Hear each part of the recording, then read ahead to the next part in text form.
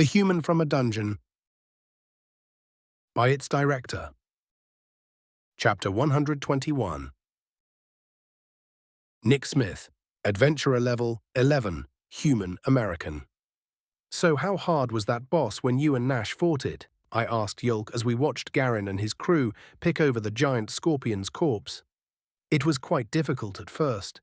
Neither my spells nor his weapons were all that good at penetrating armor, Yulk replied with a chuckle.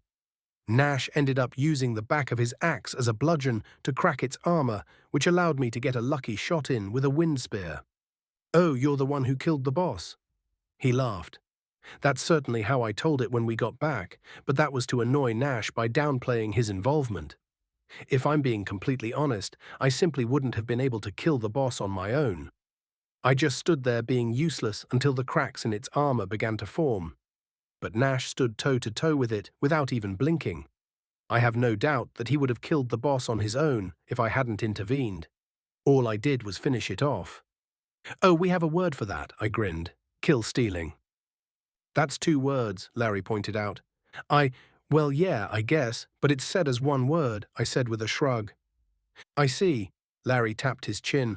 Also, I mean no offense, but it's somewhat concerning that it's a common enough occurrence for your people to be worthy of a shorthand phrase. You must be at war pretty frequently. Well, I trailed off. Remember a stat about how it was easier to count the years that my country had been at peace. The cause for the phrase is actually because of an invention called video games. I quickly explained to Yulk and Larry the concept of electronic video games and how popular they were. Larry pointed out that their popularity could be a sign of humanity's violent tendencies, but Yulk argued that using them might actually lessen violent tendencies. I did my best to avoid being dragged into the debate that I'd grown up hearing as I watched the adventurers finish their looting. All right, we're ready to move on, Garin said. What you talking about? Nothing much, I said quickly, desperately wanting the conversation to end. Let's get moving. Yulk and Larry gave me a curious look as we began to walk, but then they must have remembered what they had been talking about. Despite his lack of features, it was easy to tell how embarrassed Larry was. Yulk was equally embarrassed at his social faux pas, though it took him a bit longer to get there. The corridor after the boss chamber was much nicer than the previous one had been. There were no signs of bugs, their homes, or any sort of plant life, but it looked the same as the dungeon's entrance. It occurred to me that asking about what we would be facing would be pointless, but then we spotted a stark difference from the rest of the dungeon. A turn. Awesome, Garin said with a smile. What is it? I asked. Goblins, Yulk answered. Yep, the only part of the dungeon that has any sort of turns in it belongs to the goblins, Garin said. They aren't all that strong, and they aren't nearly as numerous as the bugs. They are somewhat intelligent, though, so we need to keep an eye out for traps. The boss is just a big goblin with some little goblins as backup, Nifth said. Just a big goblin, I asked. Wait, so can't I just… I trailed off as the implications hit me. Kill it with 1 spell? Yulk asked with a laugh. Yes, most mages can. The goblins are usually the 2nd or 3rd portion of the dungeon. Oh, I said, feeling dumb. The only real danger they pose is the traps, Nifth added. Most of them aren't hard to spot because you can see them pretty easily. But we'll want to be careful with the turns. Those can hide a variety of nasty and lethal surprises. They also coat their weapons with toxins, Doston said. The traps, too. Yep, so you just gotta avoid getting slashed or stabbed by the little fuckers, Garin laughed. They aren't that fast, strong, or skilled, so it's pretty easy. A nice vacation after the bots and bugs. Is it just me, or do terrible things happen once someone says things will be easy? Ten asked. You're only just noticing, I replied silently. As I internally hoped that Ten was wrong, we approached the turn and spotted a thin wire. Garin triggered the trap with his hammer, and a wooden board came flying around the corner with a sharp snapping noise. Rusted arrowheads and spear tips had been shoved through the board, turning it into a sort of spiked wall. See, Nifth said with an air of smugness. This one's the hardest to spot, and I'd bet it's the sole reason for any injuries or deaths in this part of the dungeon. You'd lose your coin, Yulk replied. The boss may not do well against ranged attacks, but it isn't weak to melee. It's killed many a careless adventurer. So we won't engage it in melee, I said. We'll use the same tactic as with the robot boss, except I won't have to go running in. Before anyone could voice their agreement with me, we heard the pattering of bare feet on stone floor. I drew my sword with a sigh, wishing we had taken the opportunity to grab a little more rest. It felt like I could sleep for a whole week. Oh, and the traps usually alert nearby squads, Nifth chuckled, readying his bow. You don't say, I said as I slid past the board, carefully avoiding the sharp bits. Garin and the rest followed suit, and we began walking toward the noise in our familiar formation, ready for a fight. The goblins came into view, and an arrow whizzed past me. The lead goblin's nose was replaced with a shaft, and the rest screamed in rage and began to sprint toward us. I leapt forward and slashed the neck of one goblin, then kicked another in the gut hard enough to make it drop its dagger. A spear jabbed at my face, but slowly enough that I was able to simply tilt my head to avoid it. I grabbed the spear, stabbed the doubled-over goblin, then pulled the spear, forcing its user into my sword. 3 goblins lay dead or dying at my feet as I took a look around. Garin had 2 extremely deceased goblins around him, in a condition which viscerally reminded me of the bugs. The 4 remaining goblins took a step back and prepared to throw their spears, but were instantly annihilated by 1 arrow, 2 wind spears, and a bolt of lightning. Is that all of them? Garin asked. Yep, I answered. I pulled a very soiled cloth out of my pocket and tried to wipe the blood off of my sword. It was too dirty to get the blade clean, but I noticed that one of the goblins had a somewhat clean cloth tied around its mottled brown arm. I replaced my soiled cloth with the clean one and finished wiping down my sword. Looks like the first few groups are pretty much lootless. Same as if this area had appeared near the entrance, Doston said, rubbing his chin. What kind of loot do they have? I asked. The goblins further in have better equipment, and sometimes they even have clothes. Clothes with pockets, in which they keep shiny objects. Coins and gems, Garin said with a stretch. Nothing worth more than a silver, though. What did you loot from the scorpion? I asked. Some blood and venom. If we weren't going deeper, we'd have tried to take its stinger, claws, or even just some of its armor with us. As we continued on, Garin explained the various intricacies of looting the dungeon. Some monsters had valuable body parts or byproducts, others carried valuables with them. There were also treasures that appeared in the form of chests, but those were rare and went pretty fast. Parties didn't usually go much further than one boss, because getting weighed down with valuables was easy, and having to leave stuff behind to grab something more valuable was hard. It either meant letting someone else profit off of your work, or having the stuff disappear with the corpses. So the monster corpses just disappear? I asked. Yeah, and if you don't have their stuff on you when it happens, the stuff disappears as well, Garin said. What happens when you take off your pack for the night?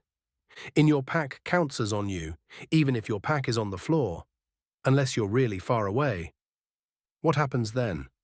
The items in the packs will disappear along with the monster corpses, and the packs will disappear along with the next teleportation, Yulk said. So will the bodies of any unfortunate adventurers, usually. Ah, I said. Memories of the remains of Nash's former party leapt to mind. A chill ran down my spine as I also recalled the condition in which we found those remains. Usually, Doston asked, when don't they disappear? There are certain areas within the dungeon that appear to be exempt from the spatial distortion, Yulk explained. Well, actually, we only know of one thus far, the area in which my brother found Nick, and in which his party was slain. Oh shit, I heard about that, Nifth said sympathetically, then turned to me. Wait, so the hidden chamber of horrors was where you were found? I didn't know it was called that, but yeah, I replied. Damn, that's gotta be rough. I heard that monster was terrifying. But you were asleep. Oh, hold on, look. Nifth stopped and pointed at the ceiling in front of us. We came to a halt and stared at the net full of rocks, hanging loosely between the light stones. There was a less obvious tripwire rigged to it that led to the floor. Garin sighed and triggered the wire, causing the rocks to tumble to the ground.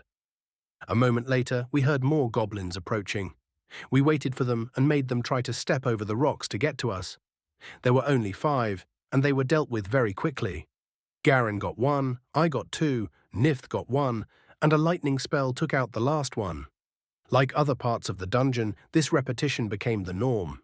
We would find a trap, trigger it, and ambush the goblins who came to check on it.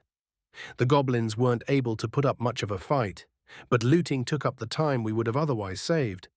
Once we noticed the corridor expanding, we took a rest and prepared to fight the boss. By then, I was tired enough to sleep like a log. We woke up, ate, and continued on to the boss. The boss really was just a big goblin. Instead of a dagger, though, he had a sword and shield and was accompanied by 10 henchmen. Once they saw us, the little goblins rushed toward us, and the big one hid behind his shield. That didn't help him, though. Telub itsdirector. A hole appeared in the boss's shield, and he tumbled to the ground as the smaller goblins reached us. A few moments later, it was all over. The adventurers picked over the corpses, and then we were ready to move on. "Let's go see what's next," I said with a satisfied grin. Chapter 121.5, Master Vampire Kirain Yeath. Adventurer level, NA. Drow Master Vampire, Balushinian. I stood upon the castle's balcony and surveyed the scene in the courtyard. Demons and thralls dragged prisoners around, whilst the brood were busy consuming the casualties. Turning my attention away from that grim sight, I marveled at how little damage we had done to the architecture. The gaping hole that the orcs had left in the wall had been patched with wood instead of stone. It had allowed us to smash our way into the capital with little to no collateral damage. From there, things had been relatively simple. The drow had been joined in battle by the orcs, but neither had been prepared to counter an invasion. As such, their will had broken quite quickly. Hergarus had let them flee, and I had not protested. "Greetings, King Kirain," his voice rumbled from behind me. "How does this evening find you?" I turned to face him, a sudden coldness gripping my heart. His greeting had reminded me that I'd finally become king of the Night Kingdom, but the victory tasted bitter. I wondered if he knew that and meant for his greeting to sting. "I am well, Hergarus," I smiled, hiding my feelings. "What brings you to me?" "I came to inform you that we will soon depart. We've confirmed the victory and ensured your ability to maintain control of the area, as agreed. The surrounding lands are still controlled by the unified chiefdoms, but Marquess Naberius made it quite clear that it's your responsibility to change that." That annoyed me, but it was technically fair. The Marquess had promised to help me take the Night Kingdom, and that he had. Or his lackeys had, I suppose. The Marquess was busy elsewhere. "I see," I said. "Do you have any recommendations on how I would go about doing that?" "Yes. The previous ruler had heavily taxed and levied the north to support the invasion and subsequent defense to the south. As such, even after the invasion, the northern territories are weak and the southern territories are fortified. If it were me, I would use the northern population to bolster my forces, then take the lands to the east and west. Finally, I would assault the south until the enemy was driven back. I don't believe that I could bolster my forces with those in the north. Drow cannot be made into vampires without sacrificial wilder. No, but they can be beaten into submission and drafted. They will make good fodder for the enemy arrows, and fighting their own people will have a psychological impact on both sides." I nodded, impressed with how thorough his tactical analysis was. Truth be told, I hadn't even given it much thought. My focus had been on whether or not I should put a dagger in the demons' backs. The higher one had claimed that becoming king was an empty pursuit. Loath as I was to admit it, the bitter taste of my supposed victory forced me to concede the point. I knew in my heart that its claims regarding the fate of my new kingdom were true as well. So too, then, would be its claim for how I could redeem myself. I would either betray the demons and die, or obey them and continue on with the bitterness of life. The higher one's warning about when I should begin my betrayal was also on my mind. I could probably think about it for a while longer, but it was unlikely that taking the rest of the Night Kingdom would lead me to redemption. Even if I were to accomplish such a feat in record time, the demons would likely become too entrenched for my betrayal to matter. So the only real thing to think about was where to stick the dagger, as it were. "Where is your next destination?" I asked casually. "We intend to take the town that we previously ignored.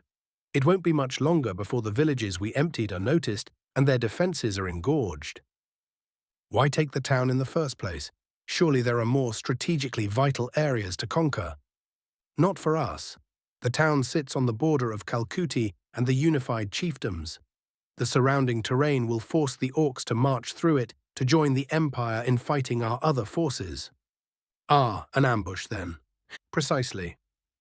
And what's to stop them from attacking my kingdom instead of marching west? I asked, moving to the map table. Since the survivors were allowed to flee, the orcs will be notified of my incursion soon enough. They've already been notified of the assaults on Bolisir and Kalkuti. They may muster a small force to send against you, but the majority of their armies will prepare to march to their neighbors' aid. I stared at Hergarus for a moment, trying not to display my disbelief. He didn't seem to know how stubborn the dwarves and elves were. They would certainly notify the unified chiefdoms of the invasion, but they would not ask for aid unless it was completely necessary, and it would be considered disrespectful if the orcs supplied that aid without being asked. The demons were formidable and had the element of surprise, but there was no chance that they had been able to inflict enough damage to force a cry for help from either Kalkuti or Bolisir. My mind settled, realizing that betrayal was now the only real course of action that I could take. If I had simply ignored the higher one and marched to the north, we'd have been caught unprepared by the full force of the unified chiefdoms to our rear. "What's the name of the town you intend to take?" I asked, trying to find it on the map. "It's here," he said, walking to the table. He pointed at the map, and my eyebrow rose despite my attempt at stoicism. The name was familiar to me. "It's called Talocum," he said. Chapter 122.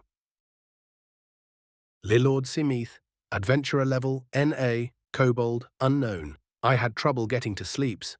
My bed was comfy in an uncomfy way, and I couldn't decide if I wanted my blanket or not.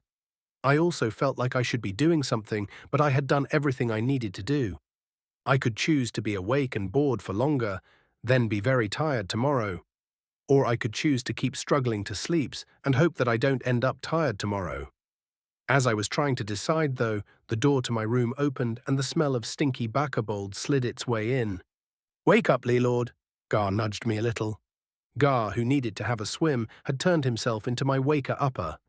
I don't even know how it happened, but every time I needed to be woke up, it would be him.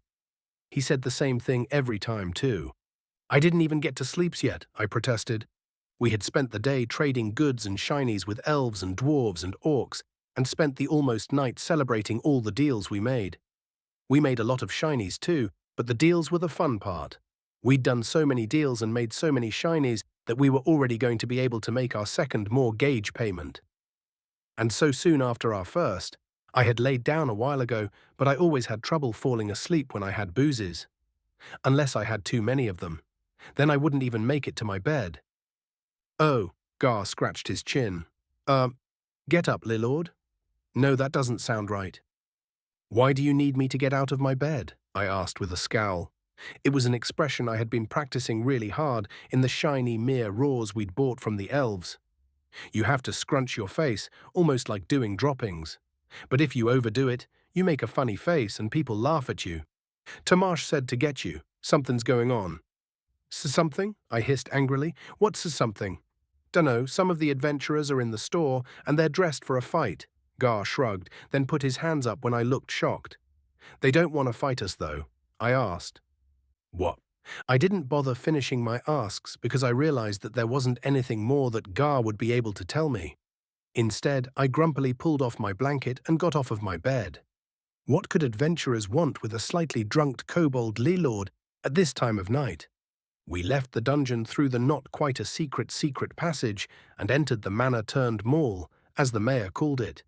He had suggested that we start serving food too, but nobody wants to eat kobold cooking. Dwarves and elves turned green when they tried the free samples. Orcs are already green, but they also didn't like it. We did sell fresh goods that people could cook on their own, though. A lot of it came from nearby fields, and we used bins with an enchantment to keep them fresh. There was also the meat that the hunters would bring in, though not much of that survived our own eatings. "This had better be important," I grumbled as Gar led the way. "Don't blame me if it isn't, Lilord," Gar replied. "Tamash is the one who made me go and get you.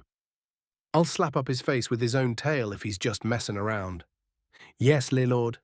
We made our way toward the manor's entrance, and I saw that there were still some kobolds and dwarves working on the renovations. I wanted to stop them and tell them to go rest, But then I saw Grinler and Marpy, who liked to sleep during the day and work at night.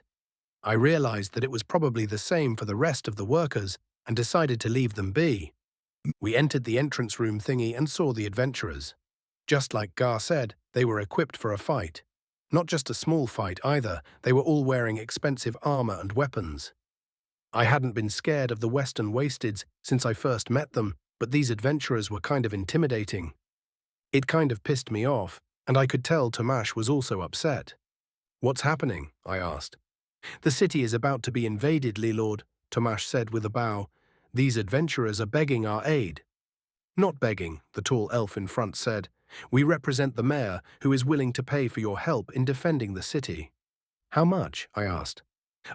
Lord," Gar scratched his neck. "Shouldn't we—" "No, shut up," I scowled at him, then turned back to the elf. "How much?" "He's willing to cover half of your remaining mortgage," the elf said with an expression of superiority. That made me even madder. "Oh, he needs our help so much that he's willing to pay without really paying, eh? Why isn't he here then? Is that part of his plan? He thinking that I won't try to negotiate if he's not here? That I'll just roll over and accept whatever offer a bunch of well-armed adventurers turned SS soldiers bring to the SS store? He expects me to ask my people to risk their lives without even giving us no shinies. Just saying that we owes his friends at the bank less shinies. Well, the elf stammered, "that doesn't sound like a really good deal if you're one of the soldiers, right? Even if they come home after the fight, they gets no shinies to show their kin. That's Lord, if they take the city, they'll take our store too," Gar interrupted, saying what he was going to say earlier. "Who's to say that they will?" I demanded. "A kobold store isn't a kobold store if it isn't run by kobolds, and they might want a kobold store. It's the only one around. Maybe even in the whole world. Plus, you don't even know who's is invading." "It's the demons," the elf said quietly. Everyone went silent. "Huh?" I asked. I could tell by the shock on everyone's faces that the elf had not mentioned this before. Tomash's face was the first to go from shock to fear, then a grim determinations. I hadn't seen that look on his face since the elf traders told us that hard candies was bad for the teeth. "I hope I am mistaken, but I believe he said demons, Lord," he said. "Demons are invading the town?" I asked, still not believing it. "It would seem so." "They will be," the elf said. "They have formed a camp outside the main walls, just out of spell and arrow range. We have maybe a day or two before they begin their assault." "Oh, good," I sighed in relief. "Good, good, good." Good, the elf asked with a horrified look. "Yes, good. I thought they were attacking right now, but it looks like we've got some preparation times." "Wait, you were trying to negotiate even when you thought we were currently under attack?" "Of course," I scowled at the elf. "Mayor was rude, you was rude. How do you expect me to be nice? Tell the mayor I'll take his offer, but in shinies, and we will decide how much of that goes to the more gauge. And I get to decide how kobolds fight demons. We'll have a plan in an hour or so." I'll tell him then. If you'll excuse me." The elf nodded, then began to leave with his party. After a few steps, he looked back over his shoulder and said, "I am sorry for my behavior, for what it's worth." I didn't really know what to say, so I just nodded in the wise-seeming way that Tomash always did. The door closed with its usual banging noise, and we stayed in silence for a moment. The silence was broken by me cracking my knuckles. "Gar," I turned to my big Baccabold guard. "Yes, Lord," he replied, snapping out of his shock.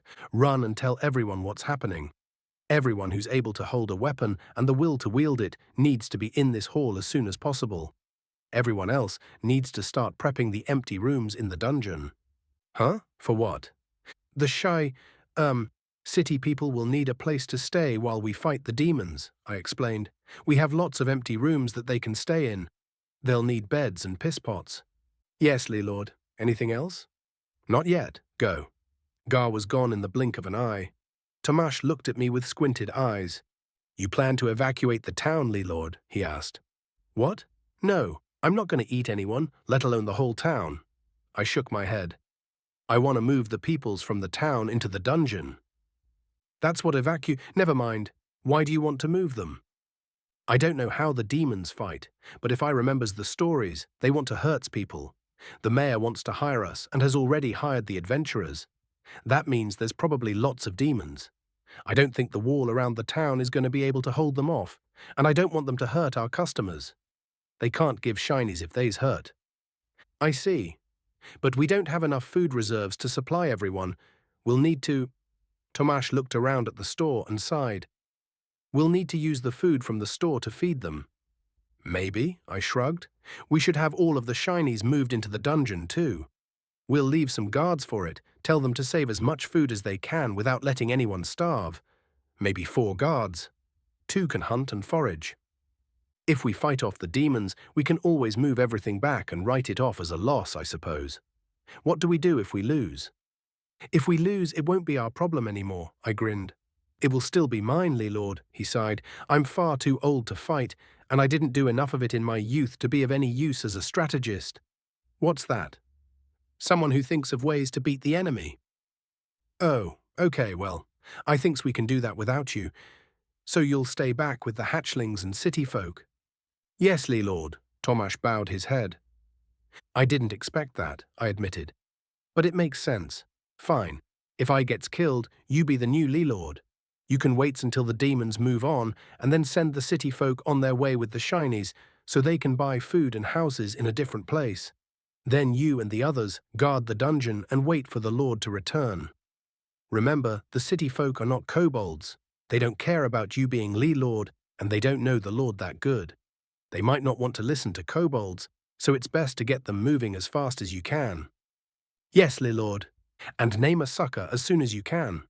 You're pretty old, and you might not make it until the Lord gets back. I think you mean a successor, Lord. I said's what I said's. Chapter 123, Gar, Adventurer Level, N.A., Kobold, Unknown. I leaned on the lip of the wall, squinting to try to see the demons in the distance. The scouts had come back with a bunch of scary stories, but it was hard to believe any of them without seeing it for myself. They said that some demons had too many arms and legs, and that others looked kind of like boogers. They also said that the demons were torturing people. Lord hadn't liked that one bit, but instead of sending us to attack the demons, he had us guard the wall. That didn't really make sense to me, but maybe he's just so smart that it's impossible for one such as I to guess what he's thinking. I sighed and looked at the wicker basket next to me. It held a bunch of throwing spears that I could use against the demons. Next to it was my normal spear, for when I ran out of the throwing ones. The throwing spears reminded me of when I would go fishing back at the marsh. I was better at hunting, but fishing with everyone was always fun. It also meant boiled fish, which was my favorite meal as a hatchling. Our home was kind of weird, though. We had 2 elders, Keen and Abby. Abby was very traditional, but Keen was a lot like Lord Simith, a talky-thinky kobold. He'd done his best to turn me into one too. Made me learn to read and write, a secret which I've managed to keep from the Lord. Reading was pretty easy, and since my hands have always been steady, my writing was better than most. When Keen first saw my writing, he got really excited and started talking about writing a book about kobolds. That caught me off guard, and at first all I could do was watch him rant in absolute terror. Thankfully, Abby pointed out that nobody would want to read a book like that, which was a really good point. Another good point was that we didn't have any blank books, because when you try to wash the ink off of a book, its pages melt. We also didn't know how to make blank books. Abby, who might have been my dad, had really saved my tail that day. Almost made up for how much of a cloaca he was every other day. Hey, your name is Gar, right? The elf to my left asked, interrupting my thoughts of home. Yep, I replied. How come you're so much bigger than the other kobolds? 'Cause I'm not a kobold. I'm a bakabold. Oh, what's the difference? I'm bigger. I knew what he meant. Unlike the Lord, though, I didn't much like hanging out and chatting with elves, dwarves, gnomes, and whatever else. I'd heard a lot of scary stories about what happens when they find kobold homes and start sending adventurers. So being around them made my scales itch. Even though we trade shinies and goodies, we'd never really be able to understand one another. My mama had wanted to be a mama since she was just a hatchling, but her and her mate couldn't get her eggs fertilized. Then he died and she got a new mate, but they had the same problem. He died too, and my mama took it really hard. When she stopped coming out of her nest, everyone got worried for her. Then she stopped eating and drinking, and everybody tried to cheer her up. All they could do, though, was get her to tell them why she was so sad. The females felt really, really bad for her, so they came up with a plan. They made a deal with her that the next time she felt the heat, every male that could mate would try to fertilize her eggs. The males didn't like the plan much, but they still agreed to it because trying to argue with a female kobold about babies is like slowly cutting off your own feet with a dull blade. My mama agreed with the plan, thinking that she could just off herself if it didn't work. Thankfully for us both, her eggs became fertilized and she had me. She was a little surprised that I was a bakabold, but she loved me all the same. To kobolds and bakabolds, the story of my mama is a story about a community coming together to support their weakest member and help her realize a lifelong dream. It can even make the strongest of us weep. When I told the members of the Western Wasters that story, though, all I got was weird looks. The one called Rebis had even laughed. Only kobolds can understand kobolds. Well, I know you're bigger. The elf gave me a perplexed look. I meant what? A loud horn interrupted the elf, then another joined it. A quick glance around me confirmed that we didn't have horns, and a grin crept onto my face. It was time for killing. Well, I guess we have to hold that thought, the elf said as he picked up his bow. It would seem that the demons are coming. You can drop the thought, I replied, my grin fading a little. Best to just think about killing the demons. Sure. I stole a quick glance behind me and lost the rest of my grin. Lord Samith was next to the mayor and glaring in my direction. He was still pretty mad at me. When the Lord and the mayor were going over the battle plans, the mayor had pointed out that the dwarves would best be left on the ground. The wall wasn't that tall for someone like me, but it was tall enough for a dwarf or gnome to get seriously injured if they fell off. He also pointed out that the fear of heights is pretty common amongst dwarves. So Lord and the mayor agreed that the elves, orcs, and bakabolds should be the ones on top of the wall. It was easier for us to see over the lip, and we could just jump off if we needed to. Once Lord mentioned bakabolds on top of the wall, though, I had demanded a spot. I quickly listed off a bunch of justifications, none of which he could really argue against. I pointed out that he wouldn't need me to guard him because he'd be in the back. I'm stronger and faster than a lot of the bakabolds, so being at the front only made sense, and that I was one of the best spear-wielding bakabolds that we'd ever had. That last justification had been his own words thrown back at him, and he really didn't like that. And "You's better not have the odd city to die in this fight, Gar," he had hissed. I knew he meant audacity, but correcting him might make him angrier. Plus, it might reveal how smart I am.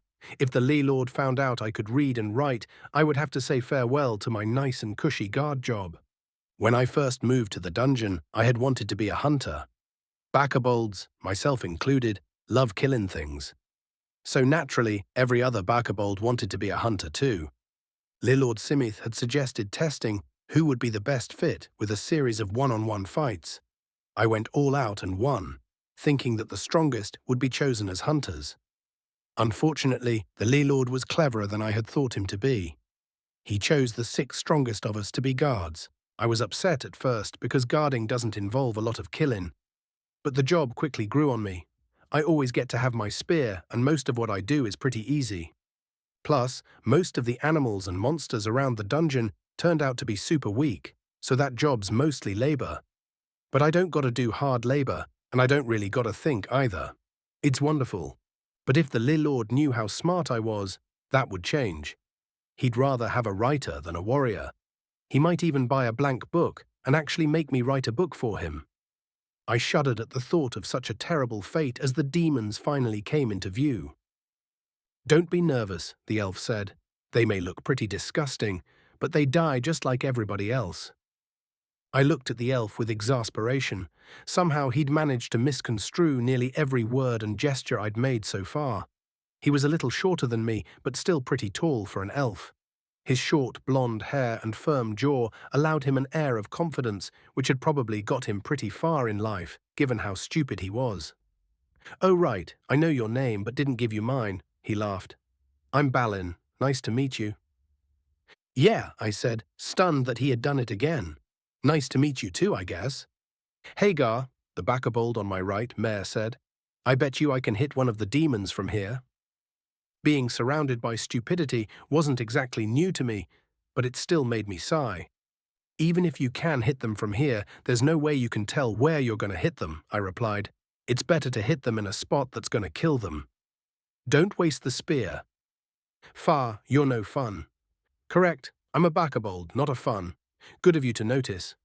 We chuckled at our little joke as the demons continued to get closer. Archers, draw, someone behind us shouted. The sound of several bows having their tension increased sent a small shiver down my spine. Loose! A volley of arrows leapt from our position and soared toward the demons. Several of the demons sprouted shafts, indicating that the arrows had found their mark. Most of those demons kept marching, though. Archers, fire at will, spears, draw. The voice was very commanding, definitely not the Lord, who didn't really like to shout. As I picked up a spear, I glanced behind me to see who was giving the orders. To my surprise, it was the little dwarven mayor. Huh, I said to myself as I readied my aim. How his little body makes such a big voice? Mayor asked. Dunno, maybe dwarves are weird.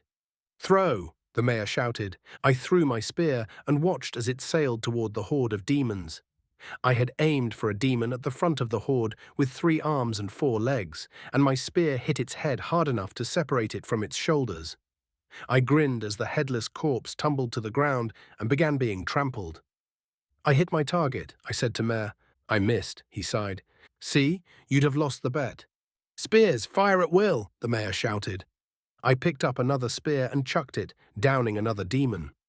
As I leaned down to pick up another spear, though, something buzzed over my head. I crouched behind the lip in the wall just as I heard something hit the ground behind us. I glanced at Balin, only to realize that he wasn't there anymore. I looked over the edge of the wall and saw him lying in a pool of blood with an arrow between his eyes. The sight of his corpse made me feel a lot of confusing emotions, but Mare's hiss kept them from overwhelming me. Fuckers have arrows, he said, yanking one out of his left shoulder. Yeah, I replied hesitantly, then shook off the shock. Well, whatever, still gotta kill 'em. Yep. I popped up and threw my spear as quickly as I could, then ducked back down.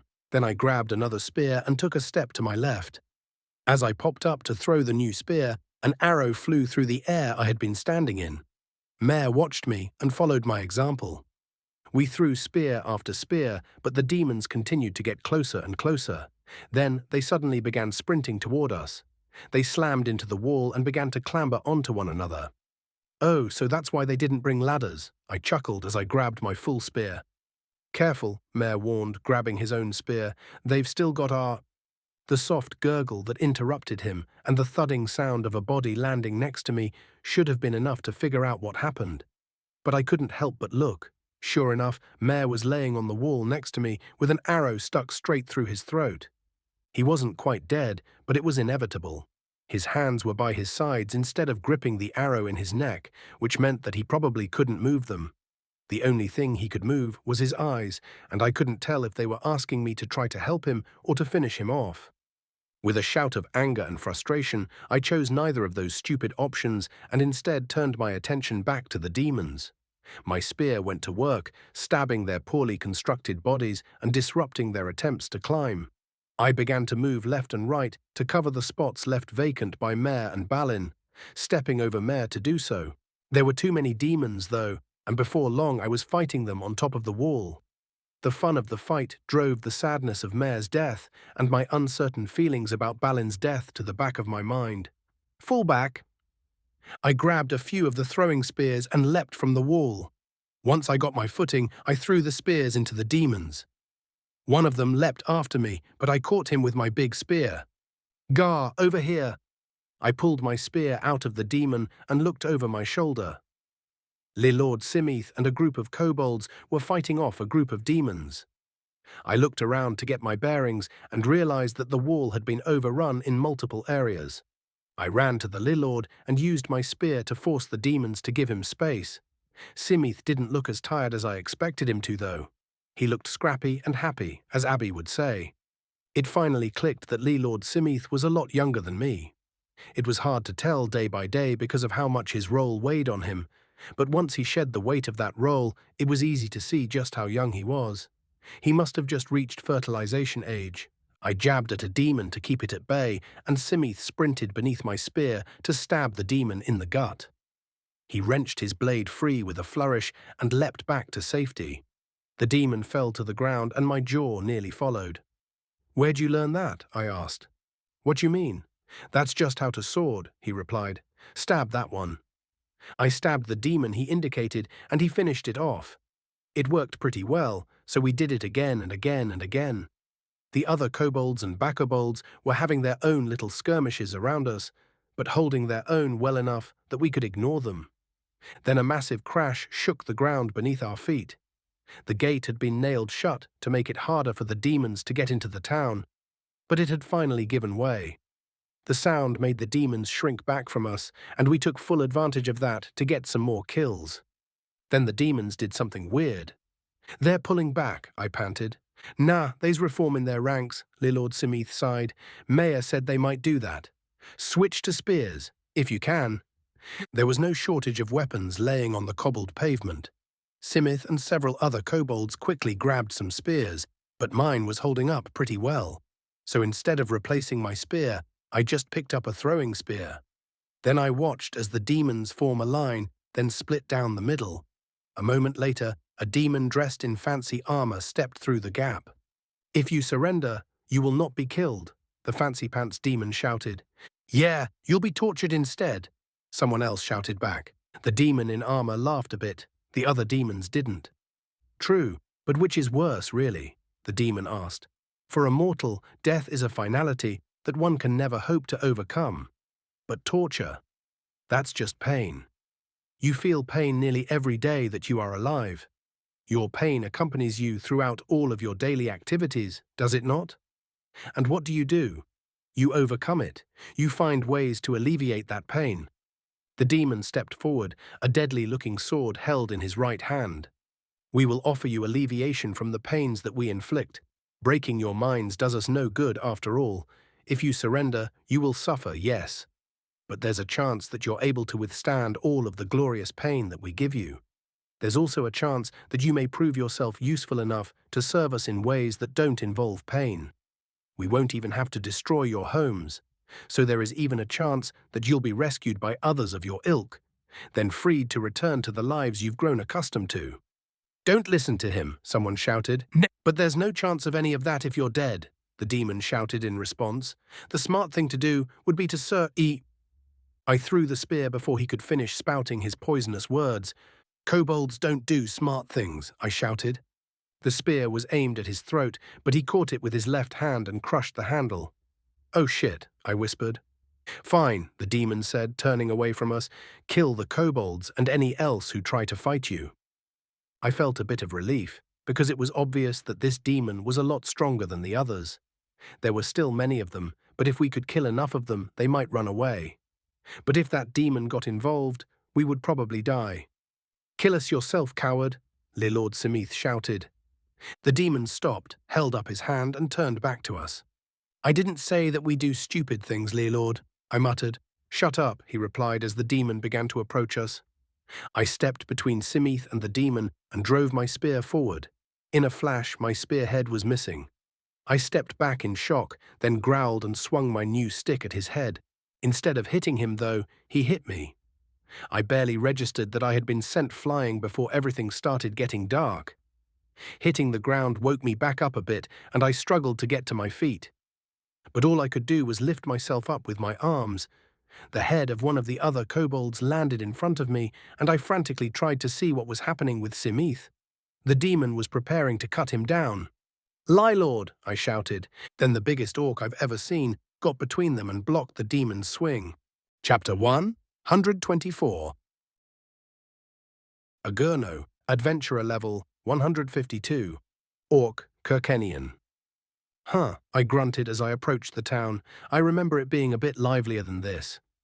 "I agree, it's far too quiet for this time of year," Graham replied. After suffering the drama during my meeting with the court in Climeta, I had decided to pay my brother a visit. There were several things weighing on me that I was not equipped to address. My brother, loath as I am to admit it, has always been much better versed in matters of guilt and redemption. Unfortunately, Climata had no drivers available to take me to Kirkener. This was an obvious lie, and I knew it, but I opted to let it be. It hadn't been the first time the court had pressured the Carters into refusing service to me, and pushing the issue would only make things harder for whomever had the misfortune of driving me. So after consulting a map, I decided to make my own shortcut straight to Talakam. It was quite the trek, but I made fairly good time and even got some hunting in. It had been fun in its own way, but I was looking forward to finding a cart in the relatively small border town. Something was wrong, though. There should have been farmers working their fields along the road I was on, but there weren't. Nor was there any foot traffic, an extreme oddity for a border town nestled between two allied nations. Finally, the town's meager gate was closed, and there wasn't a single guard in sight. Where was everyone? "Am I supposed to knock?" I said with a sardonic laugh. As we approached the gate, I heard metal striking metal and distant shouts. It was an alarming, yet all too familiar sound. "There is fighting," my sword stated plainly. "Shit," I grumbled. I did not reach the point of living legend by rushing headfirst into every fight I came across. Preparation will always be the key to victory. But I'd had no chance to prepare myself. I debated finding a way around the fight and trying to find the next nearest town, but the urge to fulfill my role as a hero won out. I walked up to the gate and pressed on it, confirming that it was barred from the inside. It wasn't exactly impressive, though, so I repositioned myself and drove my heel into it. The sound of wood shattering was completely expected, but the entire gate leaving its frame and slamming into the ground wasn't. "What the shit?" I asked. A glance at the hinges answered no questions, but then I noticed several long nails that had been ripped from their former positions. They nailed the gate shut. A drastic measure. Must be a mighty foe. Will you help them? I doubt they could afford it, but fighting a mighty foe is fairly rewarding. I chuckled as I stepped over the gate. Think it might be the vampires we heard about? Perhaps, though the air feels strange. Maybe not vampires then. Wilder? Another stray archfey? No, this is something different. Darker. Grammar's curt answers were starting to set me on edge, more so than the sounds of combat already were, so I let the conversation die out. The sword seemed more than happy to partake in silence. As the melody of battle grew louder, I hid behind a building, deciding it would be best to scout the parties involved before leaping into the fray. One side of the fight turned out to be pretty much what I expected. Mostly townsfolk who were rapidly pressed into service as soldiers. They wore armor that looked ill-fitting, used weapons that were new but hurriedly made, and handled themselves in a manner befitting someone who had never worn armor nor wielded a weapon before. There were few exceptions here and there, but those were obviously adventurers and guards. The other side of the fight turned out to be a surprise, though. Bodies made of mostly mangled meat wielded weapons that reeked of cruelty, whilst wearing little to no armor, as if their lives were of no concern. It practically screamed demonic or necromantic horde, but the presence of kobolds and bakobolds in the midst of battle threw me off. "What the fuck?" I asked under my breath. "Those are demons, are they not?" "Maybe, but what are the lizards doing?" "They appear to be fighting alongside the villagers, do they not?" "Huh. You're right, but why? Does it matter?" "I guess not." I walked out from behind the building and entered the fight. Dwarves, elves, orcs, gnomes, and even kobolds were wary of my sudden appearance on the battlefield. Some even shied away from me. The demons didn't seem to care, though, and threw themselves at me with reckless abandon. I carved through the first dozen or so with one slash each. A couple of them took two, which was a bit of a surprise considering they were unarmored. I noticed a group of adventurers guarding a dwarf in somewhat fancy armor, so I began carving my way toward them. "Whoa, you're a big one," one of them said as I approached. "Please tell me you're with us." "Nah, just having a stroll and carving up some demons," I replied with a smirk. "Agurno!" I turned toward the voice and almost had trouble recognizing its source. It was an orc by the name of Snithin Olmaxi, the regional director of the Venator's Bureau, who normally spent his days serving booze. He'd been the one who gave me the reference that I had needed to enter Climata and work for the court. Thought I'd run into you here, I laughed, though I was hoping it would be under different circumstances. Is that your armor? He nodded, raising his arms to show it off properly. It was rare to see an orc in full plate armor. Some would attribute it to bravado, and others would claim that the armor is cumbersome. The real reason was that the cost of outfitting an orc in that much metal could buy a relatively nice home in most countrysides. The blood covering the armor made it obvious that it was functional rather than fashionable. Snithin was wearing the armor not to demonstrate his wealth, but to enable himself to inflict more damage upon the enemy. I nodded in respect. "What brings you by?" he asked. "I feel that's a conversation that could be had later," the fancy, well-armored dwarf said. "Greetings, Agurno. I am Mayor Jamuk Marathi. Your fame precedes you, and I would request your aid in defending our humble township. What's your price?" 5 gold, room and board for as long as I need to recover from the battle, and your best cart to Kirkana, I replied. "A magic cart, if you have one." "Acceptable." "Excellent. So, do I just kill all of these demons, or is there one in particular that needs killing?" My question was punctuated by the sound of something heavy smashing into the ground. It was hard to tell if the dwarves were startled by the sound, or if the impact actually lifted them into the air. Probably the former, considering the weight of their armor. I watched as the demons pulled back and began to form up near the wall. As they parted, a particularly well-armored demon walked through the freshly breached gate. It started to approach some battle-weary kobolds and began to monologue. "That one, I suppose," I said. "Agurno, the kobold it's walking towards, is an important figure to this town." The mayor said softly, "It would be bad if he's killed." "Got it."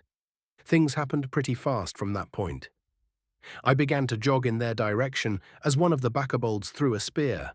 I broke into a full run when the demon turned away for a moment, then turned back and sent the bakobold flying. Finally, I used dash to interrupt the demon's attempt to kill one of the kobolds. The demon and I locked eyes for a moment. A spark of amusement flashed within a coldness that had likely taken centuries to form. The demon leapt back and began to study me. "Whoa, you's really big," the kobold I just saved said. I ignored it, keeping my attention carefully trained on the demon. I had successfully blocked it, but its strike had been powerful enough to make my hand and forearm numb. Had it been trying to make an example of the kobold, or was that just its normal swing? "It would appear that I have found a worthy challenge," the demon said with a smirk. "I am known as Hergerus the Decimator. And you?" The demon's name was familiar to me, but I couldn't recall where I'd heard it, nor did I have time to dwell on the matter. "I am Agurno, an orc of many titles," I replied. "You trespass upon lands that are under my protection." Agurno, I recognize that name. Brother to High Chief Ulamak of the Unified Chiefdoms.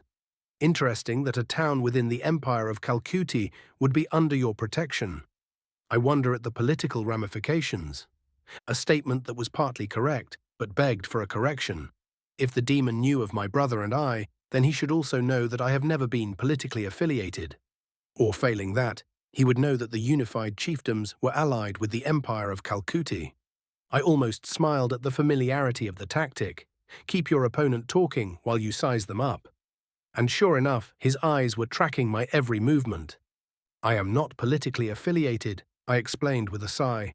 "As an adventurer, I am free to come and go as I please in any nation that has not expressly forbidden such rights. Furthermore, the Unified Chiefdoms are allied with the MP." My casual demeanor suddenly dissipated as I sprang forward with a surprise attack. The demon recovered from the shock quickly, but not quite fast enough to avoid my strike. His free hand fell to the ground with a soft thud. His blade blocked my next strike and attempted to parry, but I spun and slashed him across the chest. He leapt back in an attempt to gain enough distance to re-evaluate the situation, but I pressed my attack. He twisted out of the way of one slash, but the backslash caught him and opened the armor on his shoulder, bleeding the flesh beneath. He hissed at me and went on the offensive, but I was prepared. The blow was strong, but I caught it with Grammar's crossguard and safely angled it away from me. Then I landed a bone-shattering kick to the demon's knee, forcing him to the ground. I grabbed his sword hand and forced his blade toward the ground, then raised my sword for the finishing blow. A mad, bloodthirsty grin spread over my face at my impending victory.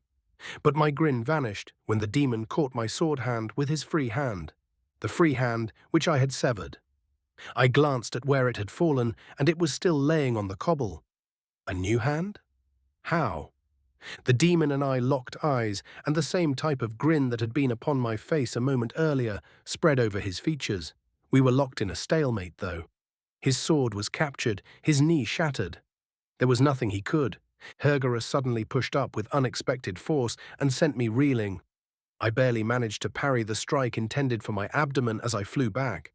He tried to advance, but I leapt backward the moment my feet touched the ground and began to analyze the situation.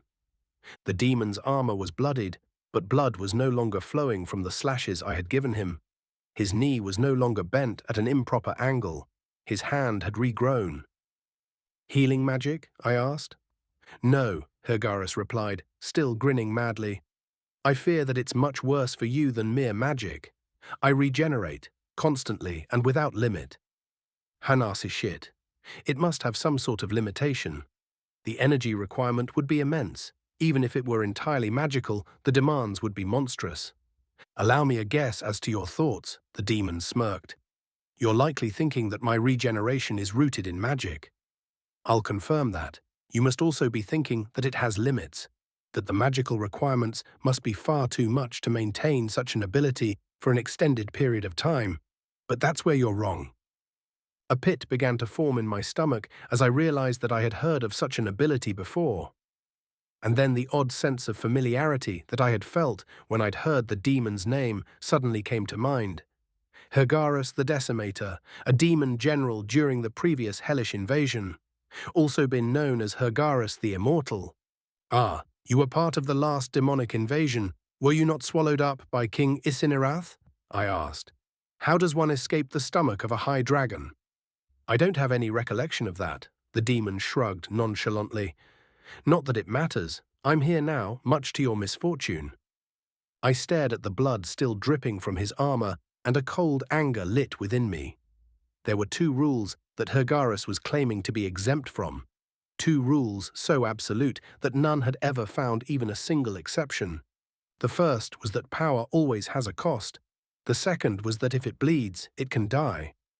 I felt a duty to bring these rules to bear on the smug demon general.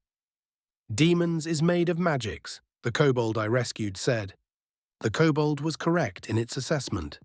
Demons were known to be creatures of magical essence, made flesh by the very magics with which they are comprised. A powerful enough demon could, in theory, create a body that could regenerate almost indefinitely. Almost. The mad grin began to form upon my mouth once more. Things weren't quite as hopeless as they had initially seemed. There were two things that the demon didn't yet realize. Have you rested enough to continue our contest? The demon asked with a smirk. Certainly, I replied. We lunged for each other, our blades slamming into one another with enough force to shatter any normal sword. The numbness returned to my arm, but the demon staggered back a step. It was the briefest of opportunities, but it was all I needed. Grammar moved at a speed which would make a race Hanas jealous, parting first the air and then the demon's neck. Before the head finished toppling from his shoulders, I raised my offhand. On Refnit Sak, I shouted. The flames enveloped Hergarus, who fell to his knees. His flesh sizzled and carbonized, falling from the demon's bones and leaving behind a sizzling skeleton wearing freshly scorched armor. It took a moment for the regeneration to regrow his head and body, confirming my ability to gain enough time for a breather. I looked at the other demons, who were watching the fight with fear upon their mangled features. Hergarus was had, but thankfully he didn't know it yet. Still, it was possible that he would demand help from his army. Like the demons, the townsfolk were nervously watching the fight. They knew that their victory was tied to my own. If I couldn't beat Hergarus, they had no chance of doing so. And if I were able to defeat the immortal Hergarus, what chance would normal demons have against me? They were well aware that even if they were able to subdue the rest of the populace, I would carve through them until there was nothing left. The entire battle rested on the shoulders of two champion fighters. This is going to take some time, I called over my shoulder. I need you to keep the rabble off of me. Got it, Snithin shouted back. Will helps too. the kobold I rescued said, helping a backabold off of the ground. Or Will tries to. Time? Hergarus asked as his head finished regenerating. You think time is going to benefit you? Yes, I said, slashing at his eyes. He rolled backward and laughed. Fool, time is my boon, not yours. I am indefatigable, I am invincible. Be it minutes, hours, or days, I'll eventually outpace you in this fight and you will fall. Your essence must truly be powerful for you not to have noticed yet, I chuckled. Noticed what? Hergarus growled. Oh, you'll see. I leapt forward and slashed at him as he tried to stand. He rolled to my right, narrowly avoiding my follow-up as well. We clashed blades and kneed at each other, but were evenly matched. We leapt back in unison, but the demon followed through with a lunge. I parried and replied with a riposte that drew Grammar across his belly. The armor held up just enough to keep Hergarus from being split in two. The demon howled in pain and swung wildly, grazing the back of my offhand.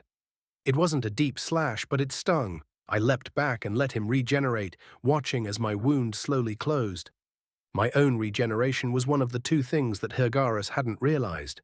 Those with royal blood like my brother and I are able to heal ridiculously fast. This healing ability was further compounded by the various enchanted trinkets I was wearing, which made me able to regenerate small wounds nearly as fast as Hergarus could. It wasn't true regeneration, though.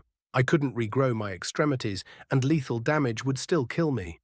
So I'd been told, at least. I'd never had the opportunity or desire to test the claim, but the real benefit of this regeneration was that it made it much harder for me to become tired. This, combined with the amulet that allowed me to use magic to nourish myself, allowed me to fight for weeks without rest. That couldn't win me the fight on its own, though. The second thing that Hergarus didn't realize was that Grammar had a Mage Bane blade.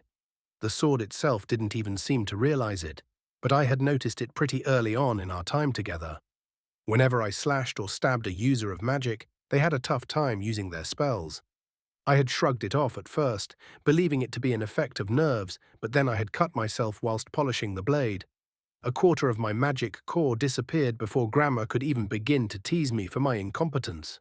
Since then, I had been testing the sword on everything that I could. The only creatures even somewhat resistant to its effects were the wilder, but even their spells became less effective once Grammar bit into them. Hergarus was using his own essence to rebuild his body and seemed to be doing so unwittingly. Each slash of Grammar took some of his magic from him and forced him to use more of that magic to regenerate. I was also the better swordsman, so the fight was all but won. The only question was how long it would take for the demon's hubris to catch up with him. Die! Hergarus screamed as he leapt at me. I parried and slashed, then ducked the demon's backswing. The slash had fully opened his chest, but it quickly began to close.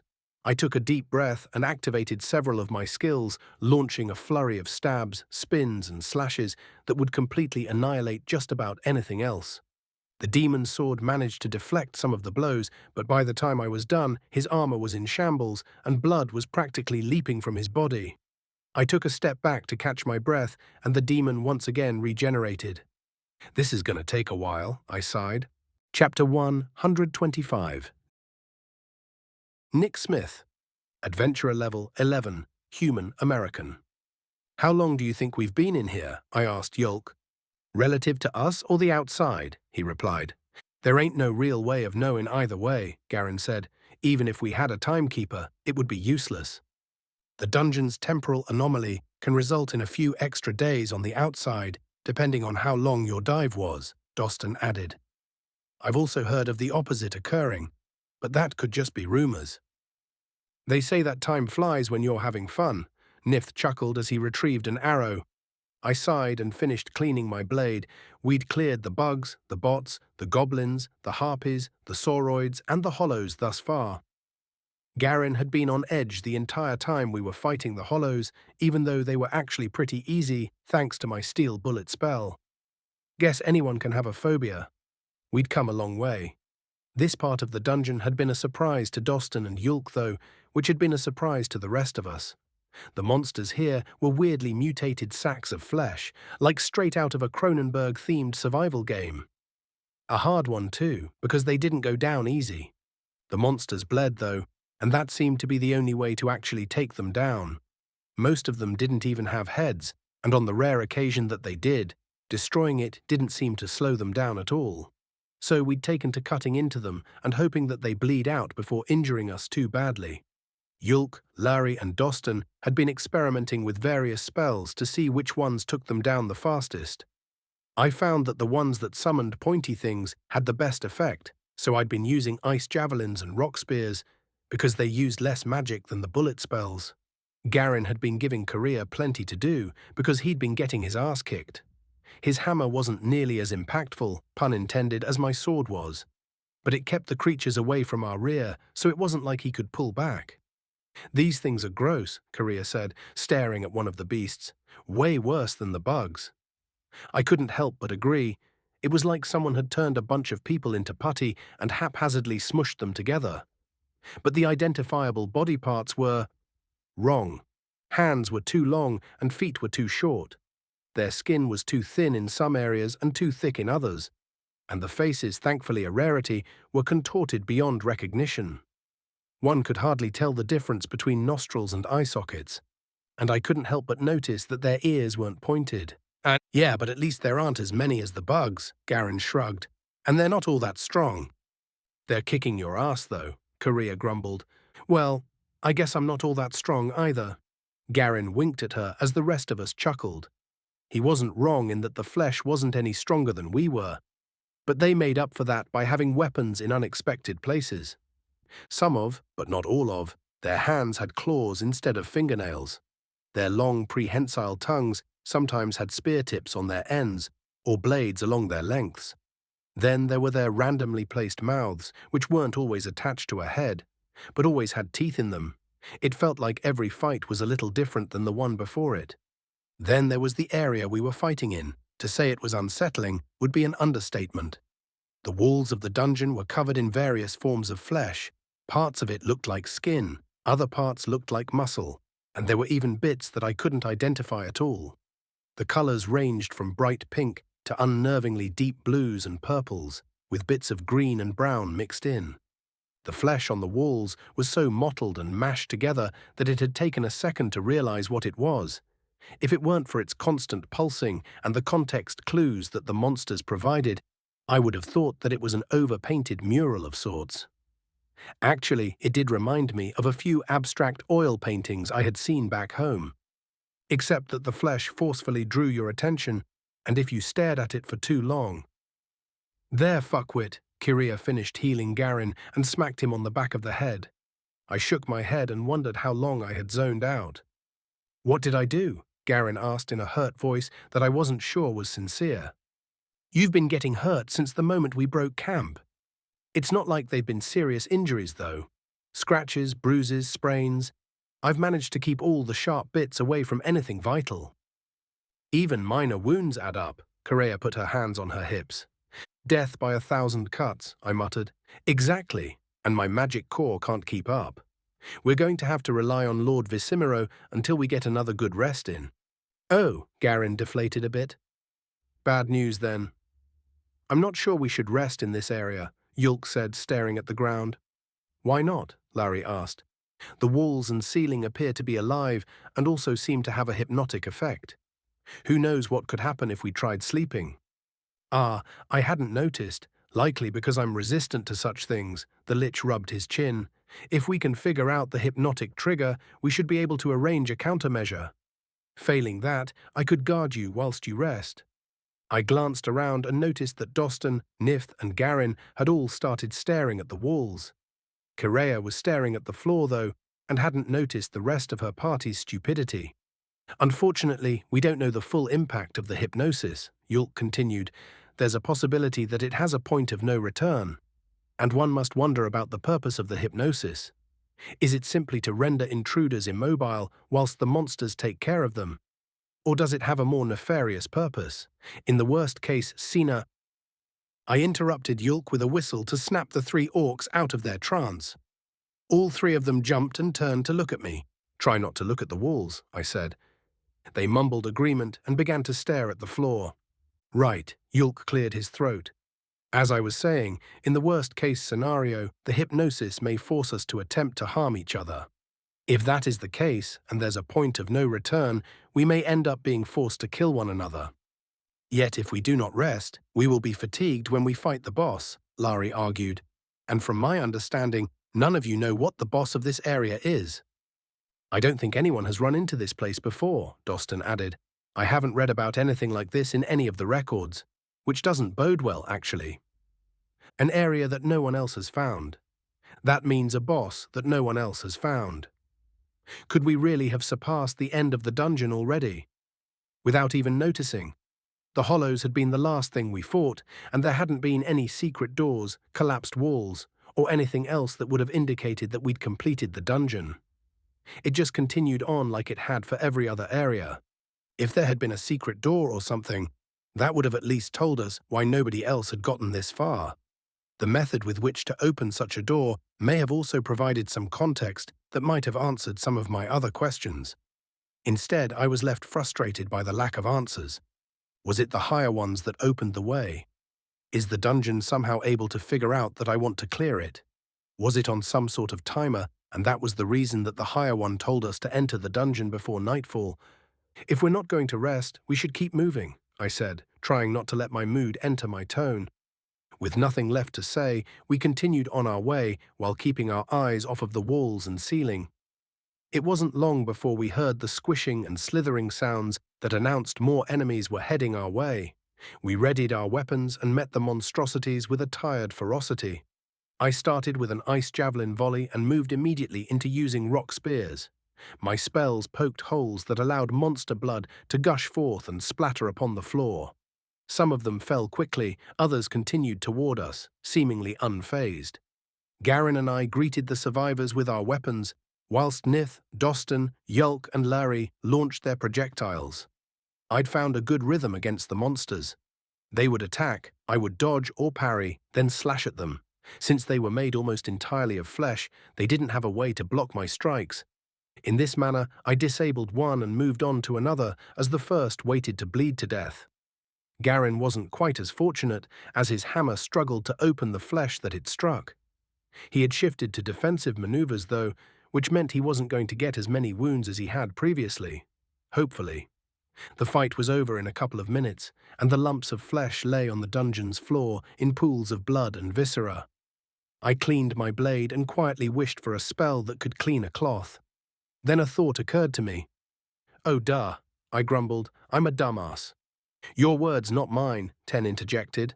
Ignoring the AI's sarcasm, I concentrated on the cloth and imagined the grime separating itself from the fibers. The mental image of several laundry detergent commercials flooded my mind.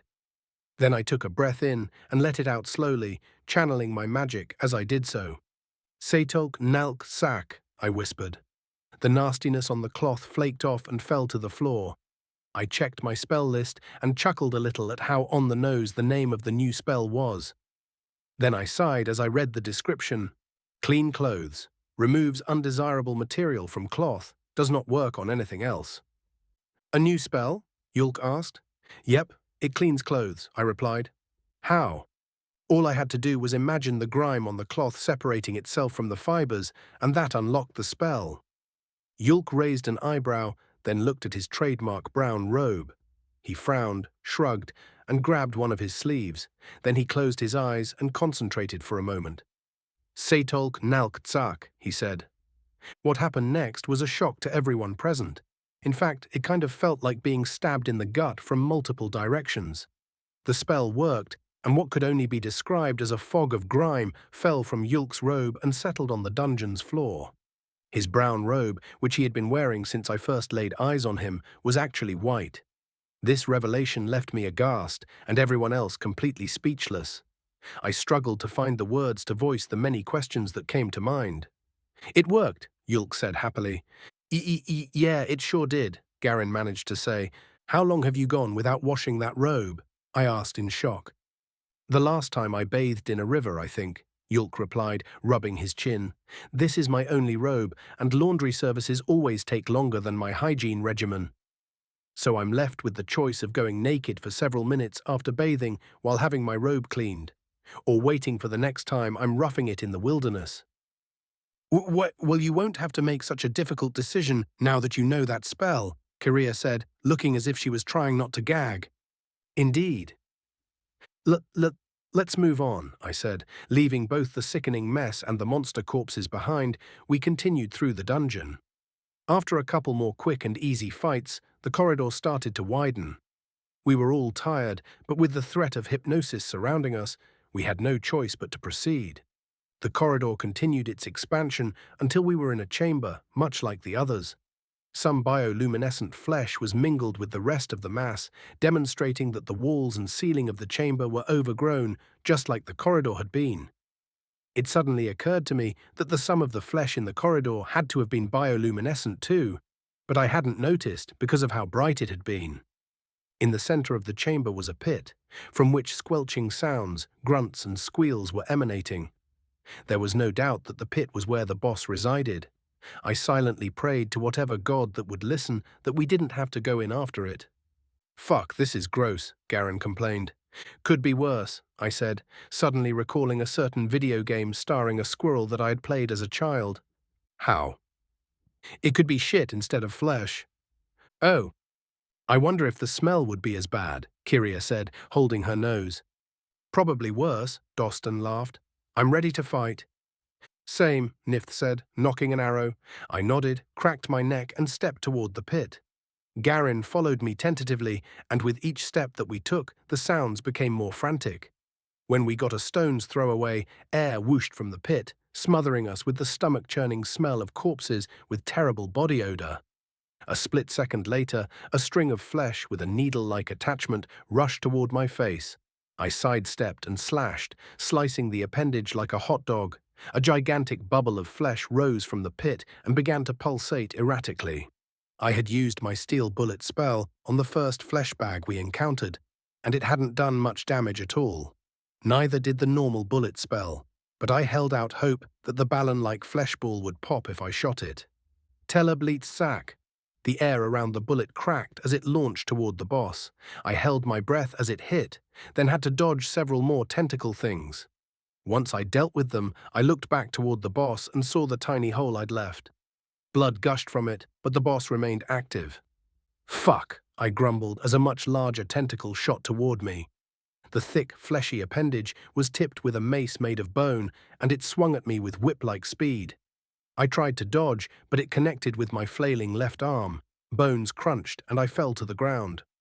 On it, Ten said sarcastically. Never mind, your elbow is dislocated. I can treat the pain, but you need to try not to wave it around. The shooting pain in my arm dulled a bit, and I managed to roll out of the way of the second strike. I got back to my feet as the mace swung at me again and leapt to the side. I slashed at the appendage and left a deep gash, but didn't quite sever it. Nevertheless, it retreated toward the blob boss. I took a moment to catch my breath and watched as spells and arrows struck the thing, leaving holes that gushed blood. Suddenly, Garen hit the floor in front of me, and I stepped toward him and slashed at the tentacle that had sent him flying. My strike connected, leaving one more hole for blood to gush from. Garen, however, was also gushing blood from a slash across his chest. Larry, I shouted. The lich came closer to us and muttered something. A moment later, I watched the slash in Garen's chest close and felt my elbow reconnect with a nauseating pop. Garen scrambled to his feet and I nodded a thank you at Larry.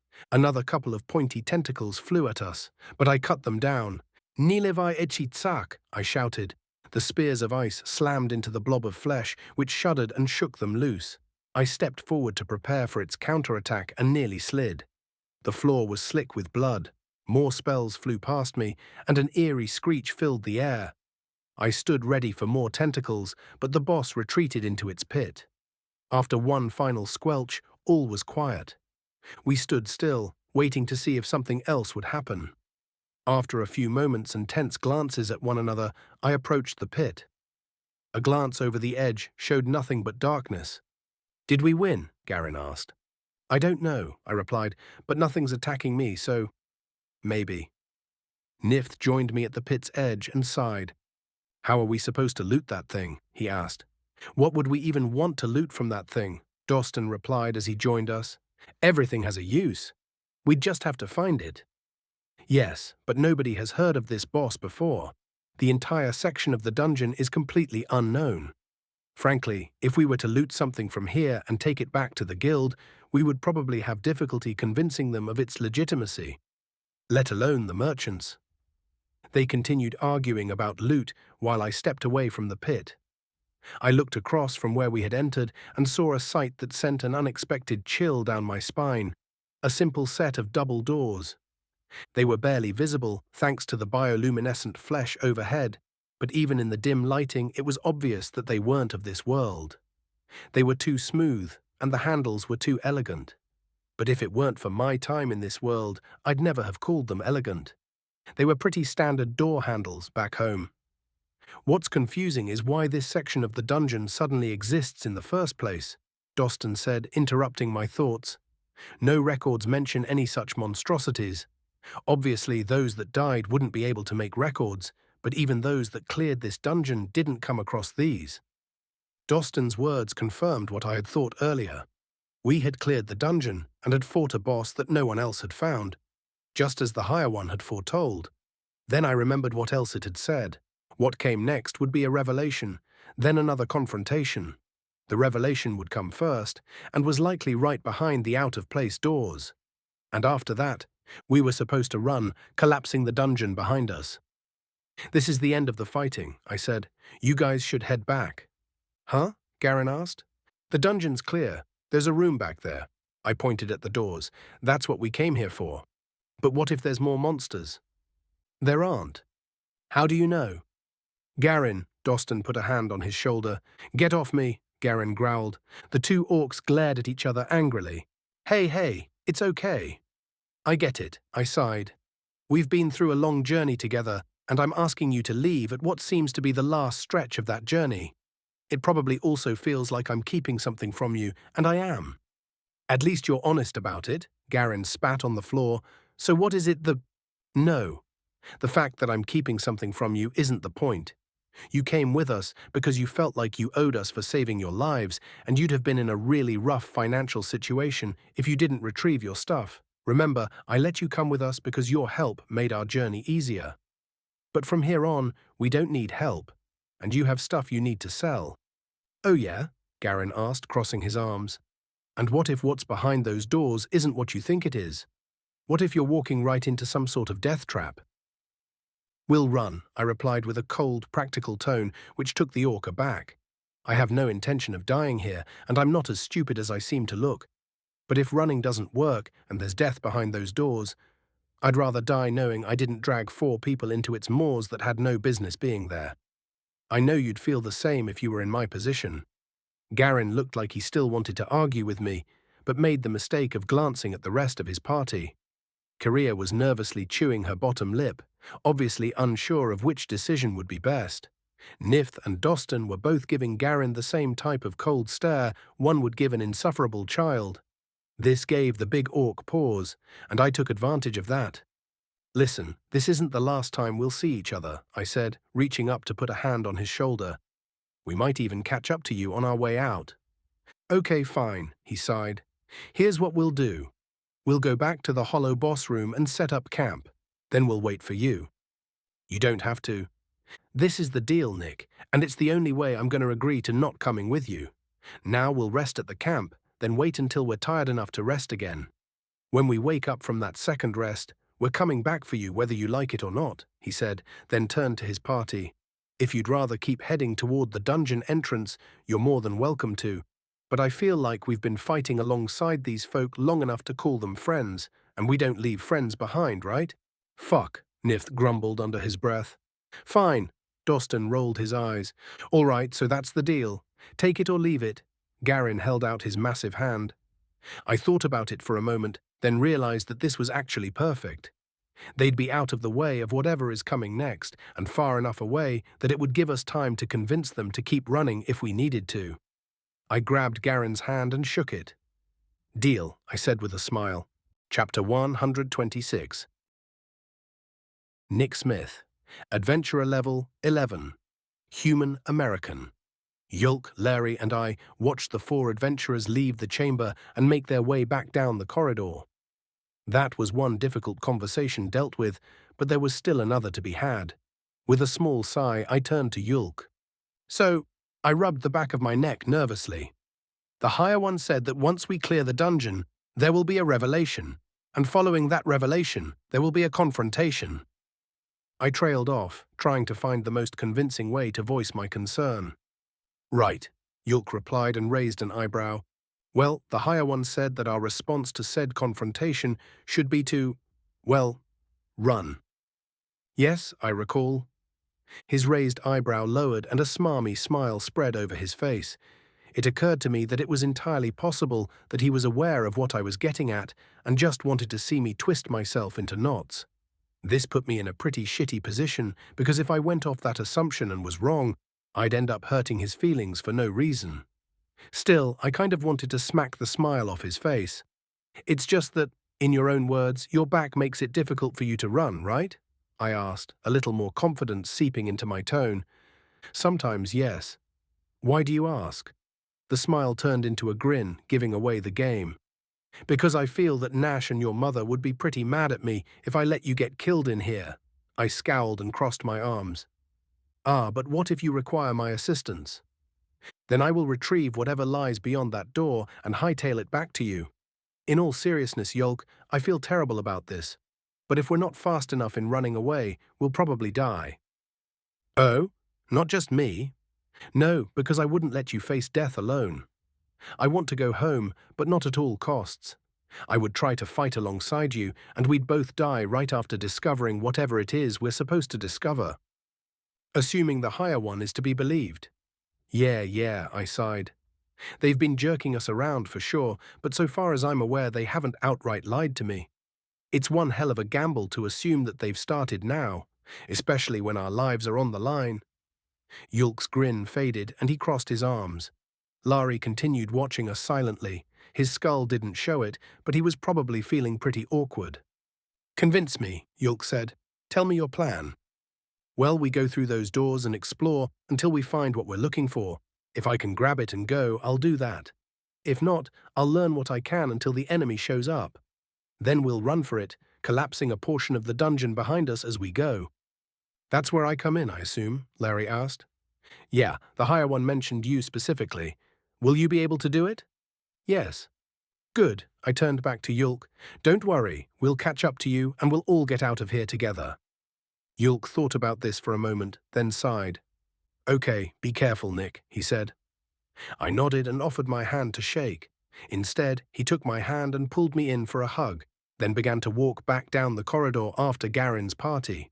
I turned to Larry and we stared at each other in silence for a moment. Then we walked over to the doors. The set of double doors were made of green-painted metal and had push handles that I hadn't seen since coming to this world. Unlike the doors in my school, they didn't have any windows to peek through. With a deep breath to calm my nerves, I pushed one of the doors open. A gust of air whooshed into my face, and my deep breath forced it into my nose and lungs. It smelled disgusting, like rotten mushrooms and decades of dust. I coughed, but that only made it worse. I held a sleeve up to my nose and mouth and tried to calm my breathing. I used my other sleeve to wipe the tears that had formed in my eyes. Larry looked concerned, but I waved him off. Once my breathing calmed down a bit, we quietly walked through the doors and entered a hallway. The construction was eerily familiar, so much so that the hairs on the back of my neck rose. There were 3 doors to choose from, one on the left, one on the right, and one at the end of the hall. All 3 of them were identical, and each had a thumb press handle. I chose the door on our left and opened it. I was prepared for the nasty air that rushed out of the room, but I still caught a whiff. It smelled absolutely foul, worse than with the double doors. As we entered the room, the reason for the disgusting odor became apparent. It had probably been a barracks or something at some point in time. There were lockers and bunk beds, and some were still lined up all nice and neat. Others had been knocked over or maybe even thrown. It took a moment for me to register everything that I was seeing, though, because I hadn't quite expected to see skeletons everywhere. Some looked as if they were resting peacefully on the beds. Others looked like they had died fighting each other. 3 of the skeletons were in the midst of the disturbed lockers and bunks. One of their skulls was facing the wrong direction. Another was still holding the handle of a military-style knife that was jabbed into the third skull. I knew it was a bar because my uncle, who served in the Marines during Vietnam, had one that looked very similar. His had a brown handle, though, and this one had a black one. Larry leaned over one of the skeletons that was laying on the bunks. He said, these are too large to be dwarves or gnomes, but they don't appear to be elves or orcs either. They're humans, I whispered. The teeth. Oh yes, that's a fairly obvious giveaway, I suppose. My attention was grabbed by the rib cage. As it turns out, your sternums are smaller than that of an orc, and your ribs are thicker than that of an elf. I see. The lich turned toward me and studied me for a moment. His emotionless skull didn't convey concern very well, but I knew that was what would be on his face if he had one. I turned away from him and returned my attention to the room. My apologies, Nick. I forget that others aren't as used to being around the dead as I am, Larry said. Are you well? I'll be fine. Just a shock is all. Not sure what I expected, though. I see. Well, these have been here for quite some time. Thoughts? I shook my head at Larry's question and walked over to the corpses. Some of these remains appear to have been placed here respectfully, Larry continued. Others seem to have succumbed to violence. I wonder about the motive. Me too. Let's check the other rooms. We exited the grim scene and moved across the hall.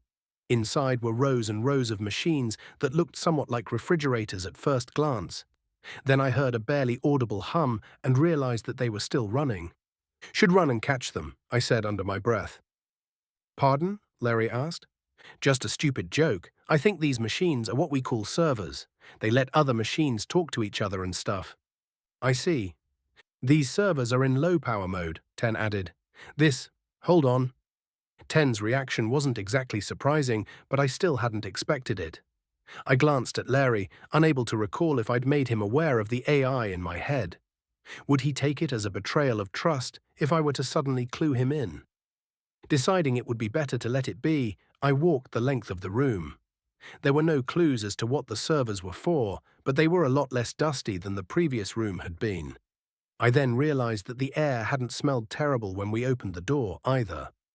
I looked around and spotted several ventilation ducts spread around the room.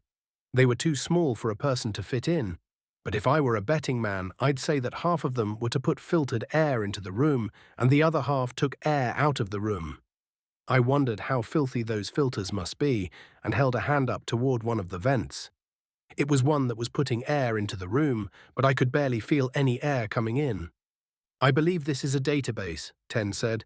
Furthermore, I believe that it is the database I tried to connect to when I first became cognizant of my activation. How do we connect? I asked. Well, your body lacks the means with which to connect to them directly. If we're going to be able to access this database, we'll have to restore communications. I'll then be able to attempt accessing them wirelessly. And how do we do that? First, we must find the control center and deduce the reason that communications have been disabled. If we're lucky, the room at the end of the corridor will be the control center. And if it isn't? If we are unable to find the control center, we will not be able to connect to this database. From the information I have, I estimate that the odds of this database being what the higher ones wanted us to find are extremely high. 10 was probably right, but I had been hoping for something that I could take with me. I sighed, and Larry titled his head at me. As quickly as I could, I came up with something to tell him. These machines let other machines talk to each other, but they're also able to store information, I explained. Like a library, except a lot more information than a library can. Truly? Larry asked, a bit of wonder seeping into his voice. Yes. This many servers can probably hold more information than every library you've ever been to or heard of, combined. What will we do with that much information? Well, just because it has the capability doesn't mean that's what it's being used for. I rubbed the back of my neck. Also, we don't know how much of its potential storage is being used. Could be a lot of empty shelves in the library, as it were. We don't have a way to find out from here either, which means there has to be a control center somewhere. Hopefully it's behind that last door. From this control center, we will be able to view the information. Maybe. How? I don't know yet, I answered truthfully, but let's go find out. We left the server room, walked down the corridor, and entered the final undisturbed door. It led to a bleak-looking break room. There wasn't a whole lot under the thick layer of dust, just a table pushed up against the wall with 3 chairs tucked under it, some open cupboards that were completely empty, a likewise empty water cooler, and an open refrigerator that we definitely wouldn't have to catch. On the opposite side of the break room from us was yet another door. Laurie and I shared a glance, walked across the break room, and entered the door into another corridor. This one stretched out to our left and right, with 3 more doors to explore, all situated across from us. "I'll take the left one, you take the right one," I whispered. "We're looking for more machines. Don't touch anything, just let me know if you find them." "Okay," Larry replied, also whispering. The sound of his whisper sent a chill down my spine. I wondered if it was an innate ability for the undead to intimidate the living, or if it was just an undiscovered phobia of mine. We nodded at each other and walked toward our respective doors. I walked into a room that had cabinets lining either side. On the far side were some shelves with small dust-covered boxes littered upon them. I took a good look at one of the open cabinets and realized that it was a weapons locker. "Oh shit," I whispered. 3 of the lockers were still closed. I tried each of their handles, but true to their name, they were locked. I looked around for something to pry them open with, but couldn't find anything. Thankfully, an idea occurred to me. Never thought I'd use this spell for this," I chuckled quietly. "Regard natre zac." A 2-edged knife made of stone formed in my hand. It felt thick enough for the job, so I shoved it between the small gap in the locker doors. After a little bit of prying, I was able to see that the lock was just a small chunk of metal covering a lip in the opposing door. I bent the door to let the latch slip over it, and the locker popped open. "Oh my," I grinned. The locker held 4 weapons. The first I recognized from various video games. It was an M4 carbine with a couple of attachments, probably a laser and flashlight. The second weapon was a SPAS-12 shotgun. The third was large, blackened handgun, and the fourth was a sheathed K-bar with the same type of black handle that I'd seen earlier.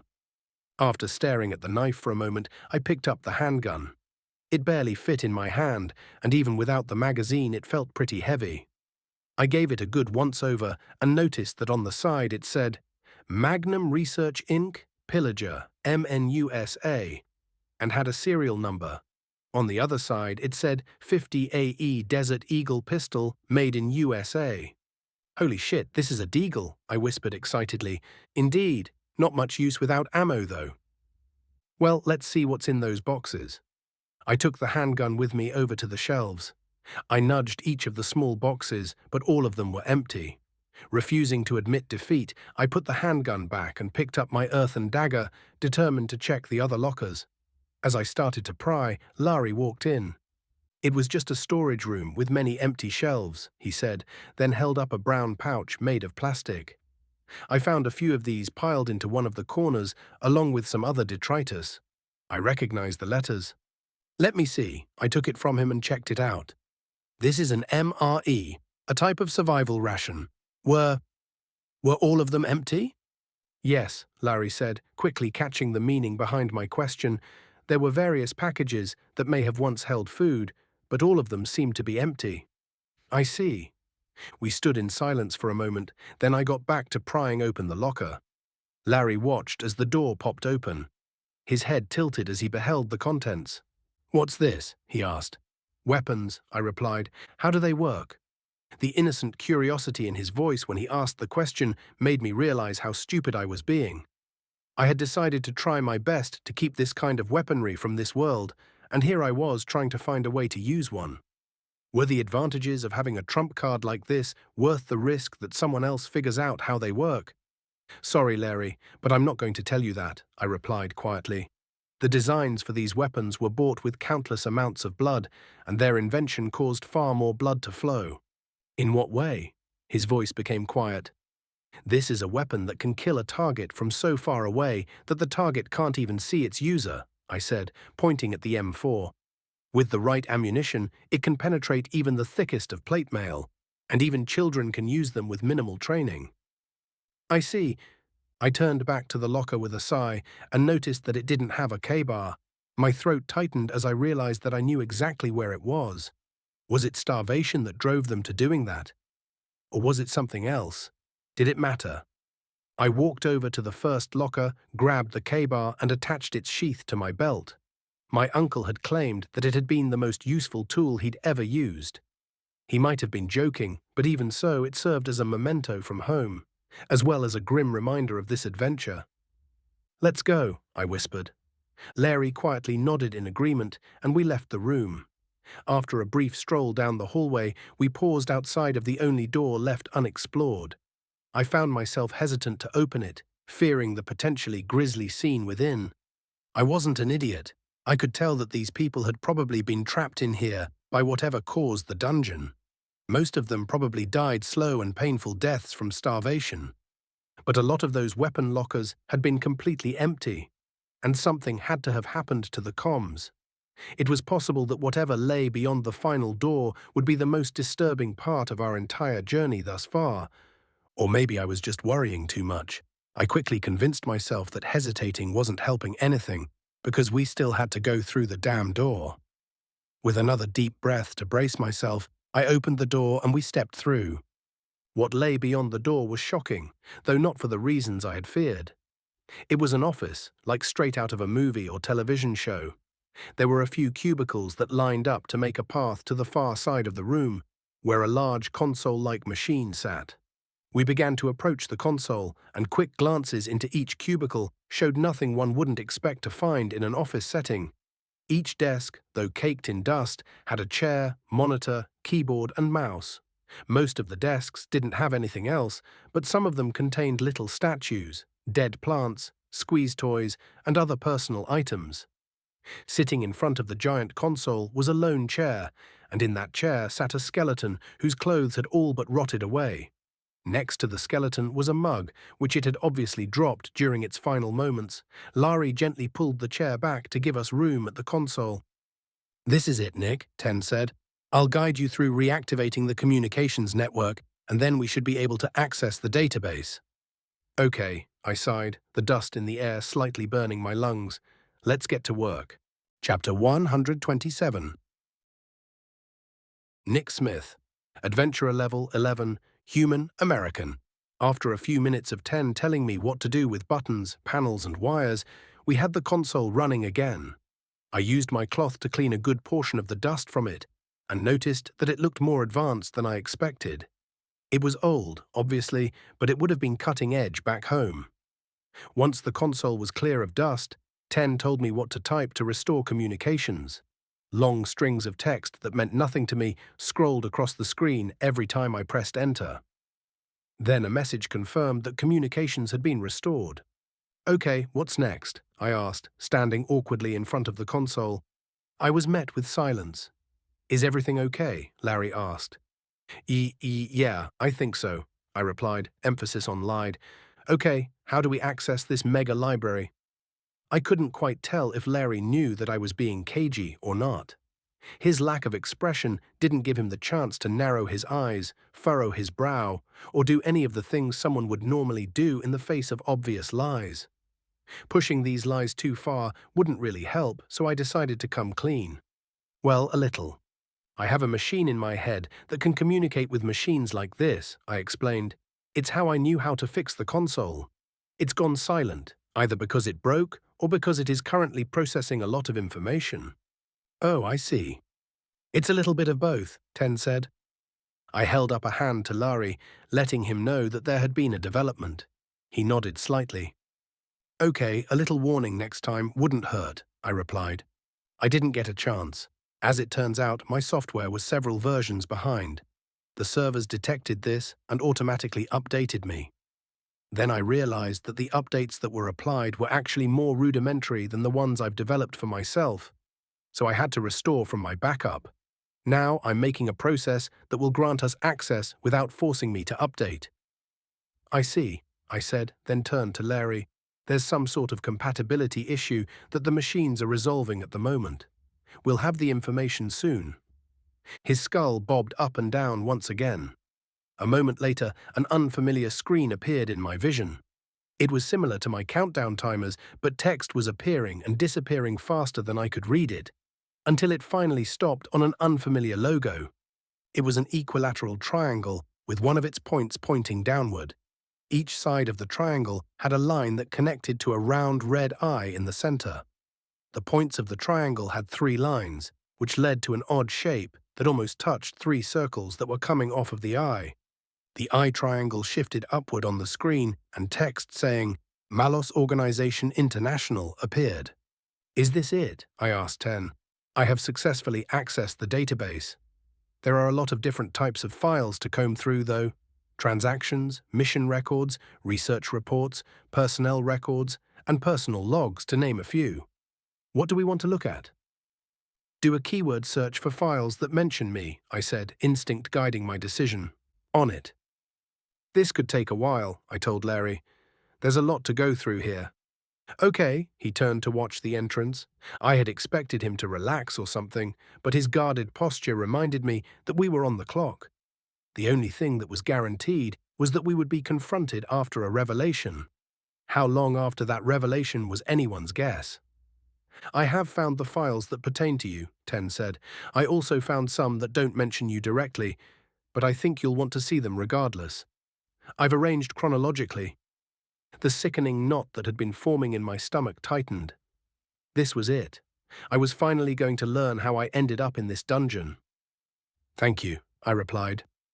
The logo for the Malos organization disappeared and was replaced with what looked like a journal entry. I took a long, soothing breath and began to read aloud. 12th of February, 2023, Dr. H. Brandt, HR/PL, SP Amalgamation. I am Dr. Heinrich Brandt, one of the head researchers of Project Ascendance for the Malos organization. This record will encompass my time at Outpost 12 as well as my direct involvement in sub-project Amalgamation. I am the 3rd researcher to become its project lead. The previous researchers were terminated for incompetence. The mission of SP Amalgamation is the creation of technologies to integrate into human physiology, as well as the methodology with which to install said technologies. This sub-project will be considered a failure unless these technologies and methodologies can both increase the combat effectiveness of soldiers as well as the longevity and productivity of civilians. I have taken over a team of 20 researchers, all of whom are reasonably qualified.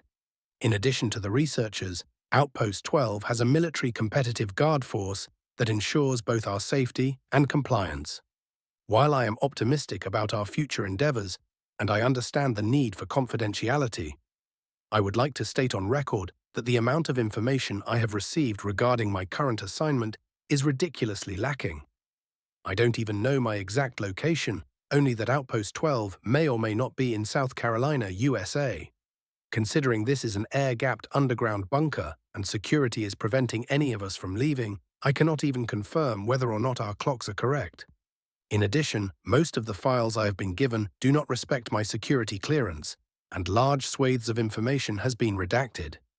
I do not know whether or not this information is relevant to SP Amalgamation, but as the project lead, and a head researcher for that matter, I should be the one deciding whether or not the redacted information is relevant. This is completely unacceptable, and it seems that my first act as project lead must be to file a formal complaint. This does not bode well. South Carolina. I crossed my arms. "What is it?" Larry asked. "Something you recognize?" "It's a place, and yeah, I've never been there, though. I'll keep reading." The 18th of February, 2023. Dr. H. Brandt, HR/PL, SP Amalgamation. My formal complaint has been reviewed, and my security access has been updated. I almost wish it hadn't, though. The previous project leads were, in a word, incompetent. If I didn't know any better, I would believe that they were agents of the Central Intelligence Agency attempting to sabotage our efforts. Instead of chasing the spark of intelligence, they were mimicking popular chatbots. These programs are simply large language models designed specifically to imitate human interaction.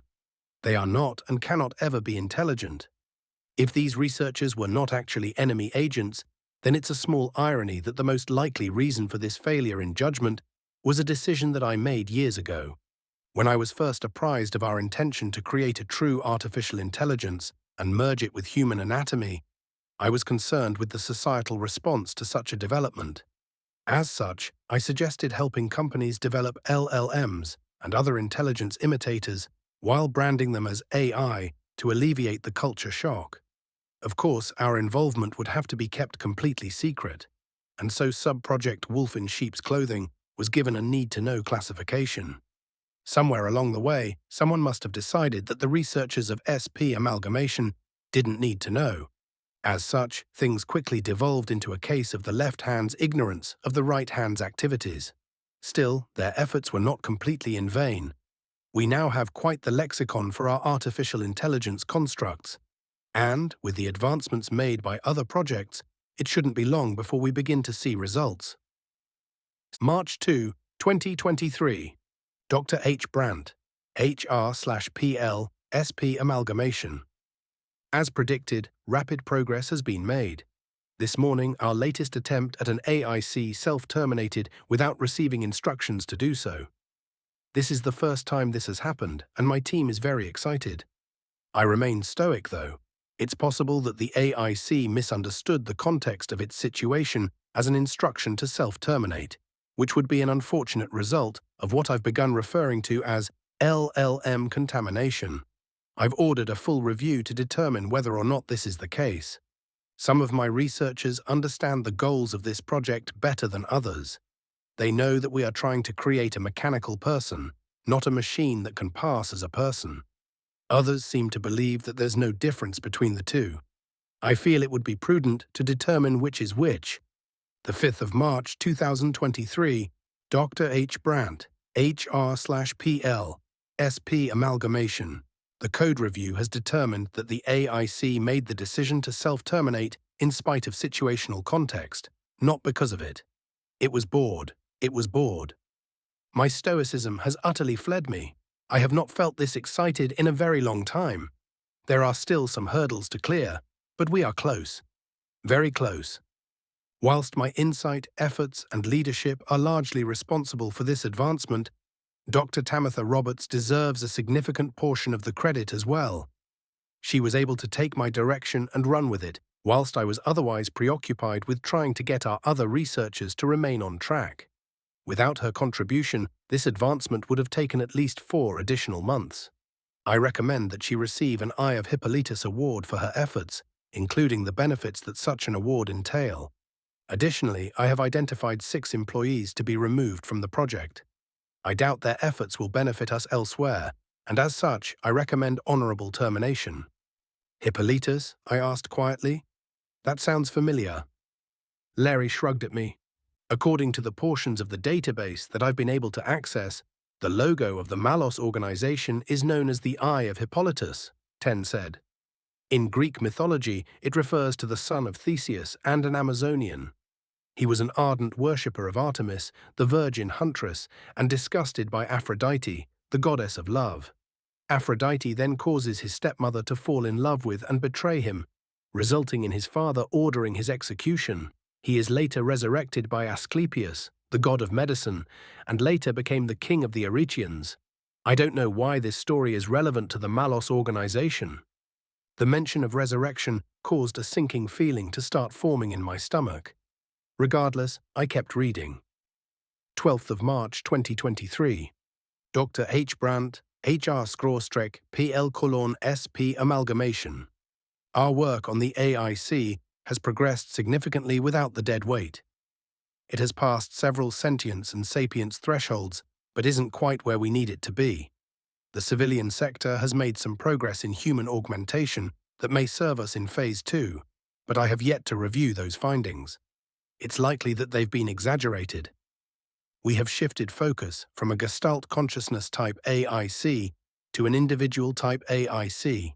The GCAIC had difficulties coming to a consensus on certain topics, and the processing delay caused by reaching any form of consensus was notable.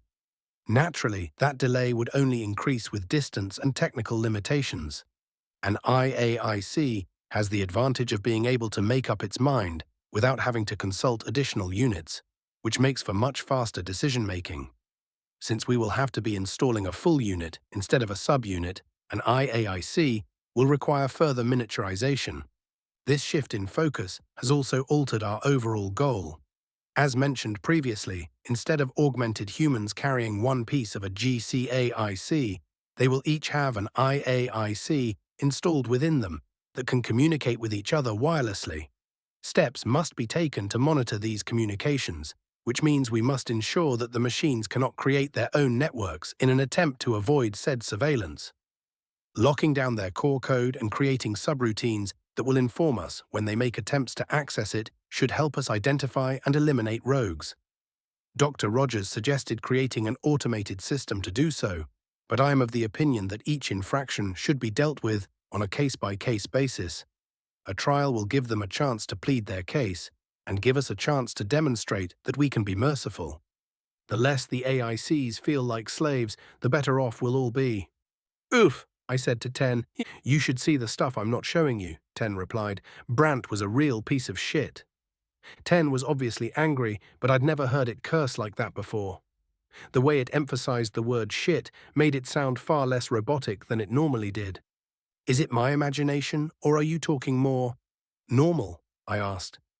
While you've been reading, I've been busy optimizing the update. Parts of it are useful, other parts aren't. What parts are you updating? Speech, obviously, and a couple of computational things. You should keep reading, though. We don't know when we're going to be interrupted, and I'm not certain we can take all of this with us. It was right, and with a small, concerned breath through my nose, I returned my attention to the screen. The 18th of March, 2023. Dr. H. Brandt, HR/PL, SP amalgamation. Humanization has been improving. The IAIC now demonstrates emotions of its own accord, which has some of the team concerned. They've seen far too much fiction in which machines are depicted as soulless killing machines. Are they soulless?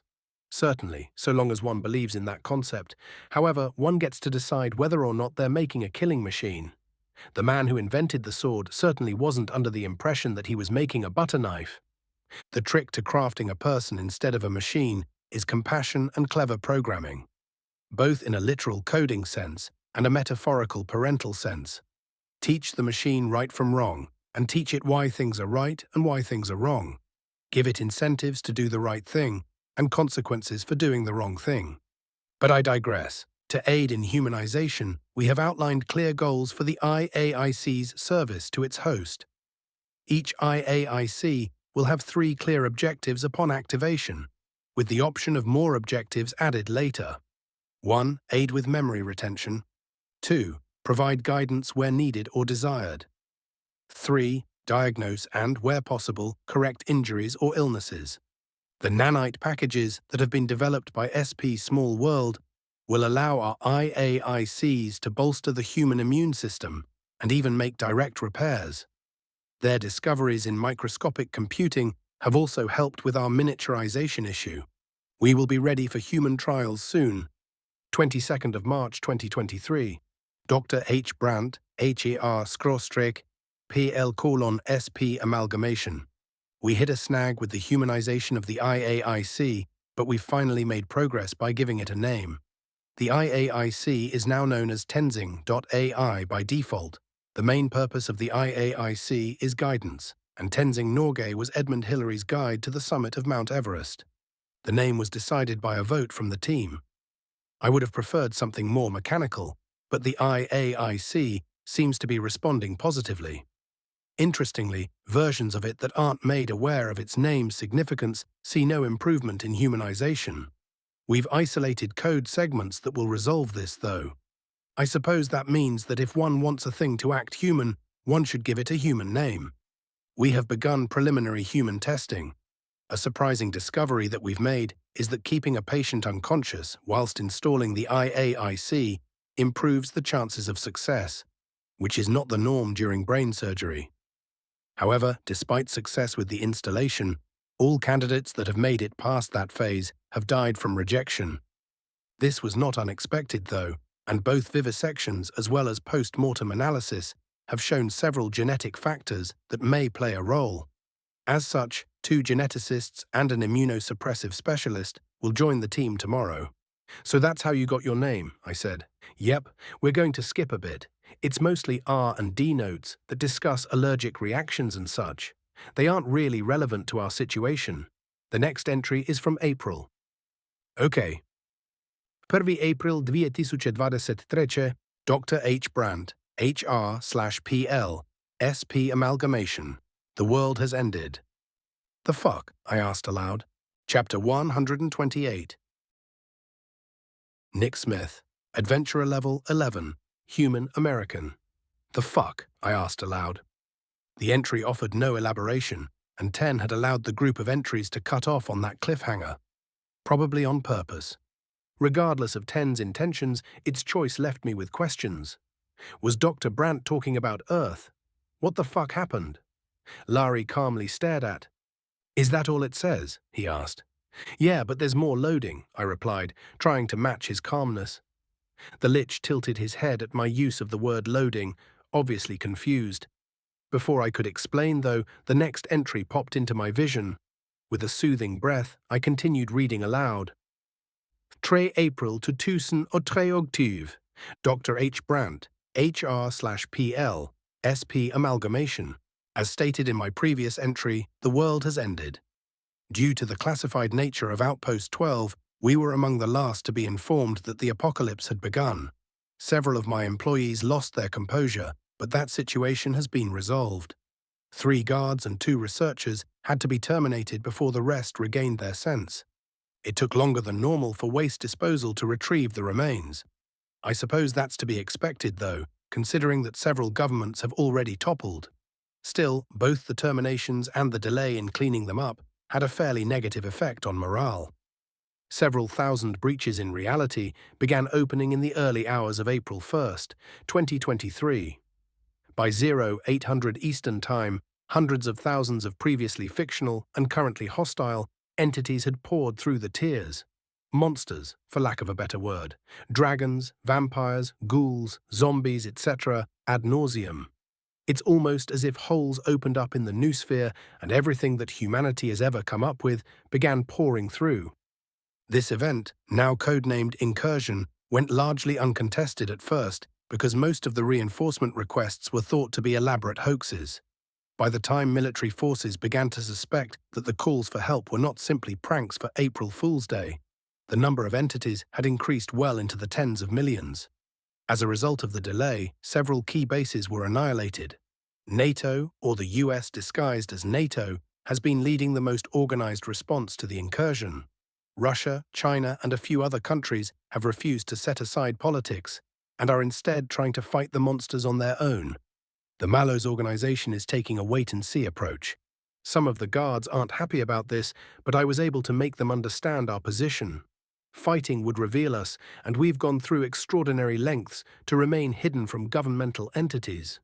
If we fought and some of those governments were left relatively intact, we would all face summary execution before the dust even settled. It is a lose-lose situation for us. No matter what, fighting the incursion would be to our detriment. On the other hand, the chaos that the incursion has brought with it presents us with amazing opportunities. For instance, finding test subjects has never been easier. Fictional creatures, I muttered. Like orcs. What do you mean? Larry asked. Orcs, elves, dwarves, and pretty much everything that exists in this world isn't real in my world. They're from fictional stories, which means... I trailed off, afraid to finish my sentence. The implications had caused a lump to form in my throat, and it took everything I had to swallow it down. Instead of elaborating and giving my feelings further thought, I turned my attention back to the text. Septini April divi tukstoshi divdesmit tries. Dr. H. Brandt, HR/PL, SP Amalgamation. We've received our first batch of test subjects. All of them have the genetic markers that we're looking for, and they are a good mixture of conscious and comatose. The retrieval team didn't make a single mistake. It would appear that the apocalypse has been good for our grunts. Outpost 12 and I have been conscripted by the rest of the board as part of a wider monitoring system. Excursions are prohibited unless specifically necessary for the continuation of critical projects, and as such, we need to get creative with our eyes and ears. It isn't something that strikes me as particularly worth my time, though, so I've assigned a few of my less gifted researchers to accomplish what the board has demanded of us. To their credit, it didn't take them long to come up with something that updates us on the goings-on above us. Unfortunately, things on the surface have gone from bad to worse. The naval forces that the US gave to NATO were apparently destroyed by Leviathan-like creatures. On top of that, both rotary and fixed-wing aircraft are having difficulties handling the monsters that fly. Dragons are the biggest threat to aircraft, and they are even being referred to as flying tanks on military comms.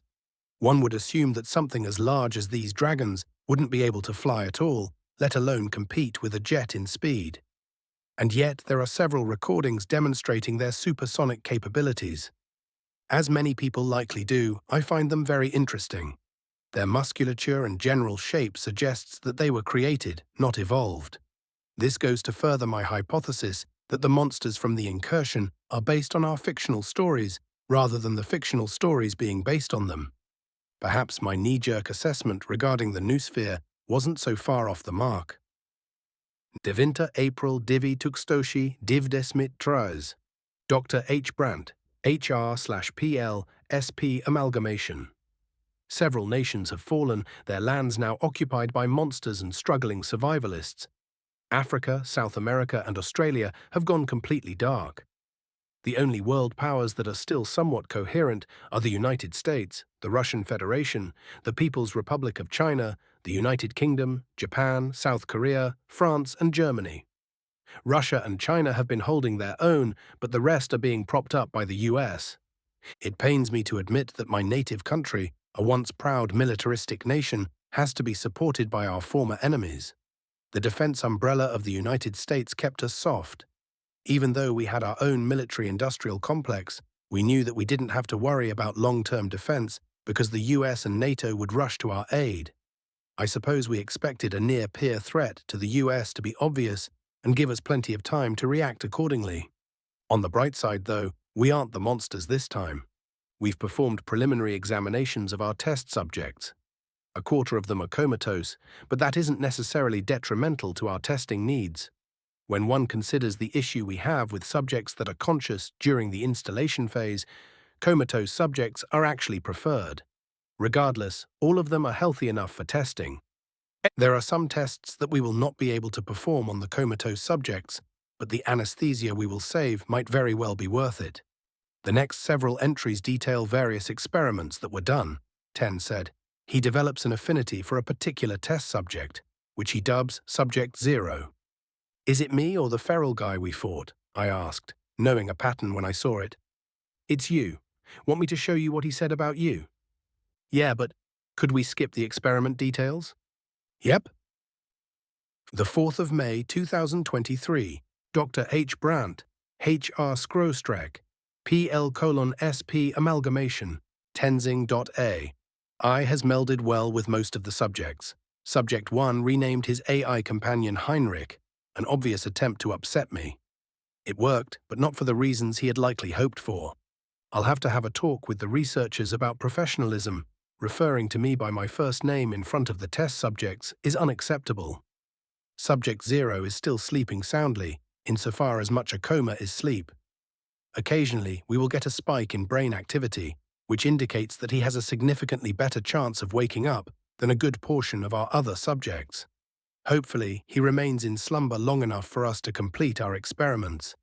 The surviving hospital records indicate that he was admitted on the 1st of April, likely a casualty of the incursion's initial ruptures. 0 was given to us still suffering severe burns, several fractures, deep tissue damage, and the after-effects of moderate to severe hydrocarbon poisoning. Given the area in which he was retrieved, an exploding oil well is unlikely, perhaps a gas station or fuel truck. Dr. Thalheimer nearly wrote him off as too damaged for testing, but I overruled him. The parts we needed were still intact, and the rest allowed us the chance to test the nanites. Obviously, I was right. Dr. Roberts has expressed confusion regarding his subject number. I explained that we are using Nicodemus as a control of sorts. He's the only subject that has shown no signs of rejection thus far, and as such, if we can do it to subject 0, we can probably do it to the other subjects. Conversely, if it doesn't work on subject 0, it likely won't on the other subjects. For instance, we installed a tensing unit into Subject 0, and he didn't require rejection medication. We installed nanpacks. He was fine. We tested whether a hibernating tensing unit could use the nanites in the nanpacks to repair critical tissue damage, which took care of several of Zero's injuries. We performed these same experiments on other subjects with less positive results. Subject 7 outright died, and her injuries were far less severe than Zero's. Most of the other subjects required anti-rejection medication at some point during the experiments. Considering the current state of the world, immunosuppressants will soon become scarce. Since our goal is the widespread adoption of technological augmentation of humans, this presents a problem. As such, we'll be using Subject 0 to figure out the ins and outs of rejection and how to counter it without relying on pharmaceuticals. He is absolutely critical to this sub-project. Do we know why I didn't have any sort of rejection or whatever? I asked. No, Ten replied. The experiments didn't get a chance to advance that far. The following entries indicate that they used me to repair most of your injuries. Then they used Subject 3 to see if they could effectively awaken a coma patient. But he suffered brain damage. Instead of disposing of him, they used him to perform some of the more dangerous experiments that they were hesitant to perform on you. Was Subject 3 the one that we… Yes, he was the feral human we encountered. Fuck, I sighed. This is a lot. We've only got a few more entries left. Do you need a break? I don't think we have time for a break. Let's see them. 28th of May 2023, Dr. H. Brandt, HR/PL, SP amalgamation. There is no longer any measure of human resistance to the incursion. To no one's surprise, the United States was the last holdout. Their last radio messages indicated that their position was being overran by undead entities that were using magic. Curiously, there are creatures from the incursion that are also fighting the monsters. Elves, orcs and such. We've identified their intelligence level to be near to our own, but further information is kept on a need-to-know basis. I've pointed out that we might be able to use them in SP amalgamations experiments, but the fall of humanity has caused the board to panic. They have decided that we should go into cryostasis and try to wait things out, and have given orders to that effect. We've created a dumbed-down version of Tenzing.ai to run the nuclear power plant in the lower levels. This replaces the automated systems that require human interaction. Now the plant will run until we tell it to stop. We will be entering stasis at the end of the week. In the meantime, we're grabbing as many potential subjects as we can. Human resources are going to be sparse by the time we wake up. For the 1st of June 2023, Dr. H. Brandt, HR/PL, SP amalgamation. Outpost 14 was discovered and destroyed. Because of this, we have been joined by members of Sub-Project Excursion. The project lead is Dr. Jasmine Hacks. Insofar as I can tell, she has no connections to the board. This means that she must be remarkably qualified and have seen success, otherwise she would have been replaced with a head researcher by now. It is a matter of concern that I don't know what SP Excursion is, though. June 2nd, 2023. Dr. H. Brandt, HR/PL, SP amalgamation. Getting Outpost 14 staff set up in Outpost 12 has been hectic. It isn't as if we are wanting for room, we have plenty, but there have been certain lapses in security which are completely unacceptable. For instance, I now know what SP Excursion is. The goal of Excursion is trans-dimensional travel. The hypothesis is that one can enter into another dimension, take a few steps, then re-enter our dimension, having traveled a significant distance. Quite useful if it pans out. Unfortunately, I didn't get a lot done today. Whilst looking into SP Excursion, I found the reason that the Malos organization has been calling the breach in the noosphere an incursion. Dr. Hacks and 2 members of the board are directly responsible for ending the world. I've been working alongside people who are responsible for billions of needless deaths. I'm no saint myself, but at least when I fuck up, it only kills 1 or 2 people at a time. What's worse is that it doesn't seem to weigh on her at all. She eats, sleeps, drinks, and laughs as if she's never taken a life before. She's the type of monster that one hears about in historical documentaries and wonders how they could do such evil things. I remember everyone I've killed, directly or indirectly. I keep a list of their names, and when I meet my maker, I fully expect to be sent directly to hell for my crimes. The only reason I've refrained from ending things early is the desire to make the deaths mean something. Tomorrow we enter cryostasis. I doubt that I will rest easy, knowing what I now know. Wow, what a shocker, I said sarcastically. Indeed, Larry replied. I suspected that this Malos organization was involved from the start. Well, this confirms that this isn't another world, I sighed. It's my world. Or was, I guess. I'm sorry, Nick. The sincerity in his voice shocked me enough to crack a shell that I didn't know I'd created. And I almost began to cry. It was a lot to take in. Too much, even. They're dead, I whispered. Cass, my parents, my friends, everyone. They're all dead. We stood silently, staring at the console, while I tried desperately to cope with everything and keep the tears out of my eyes.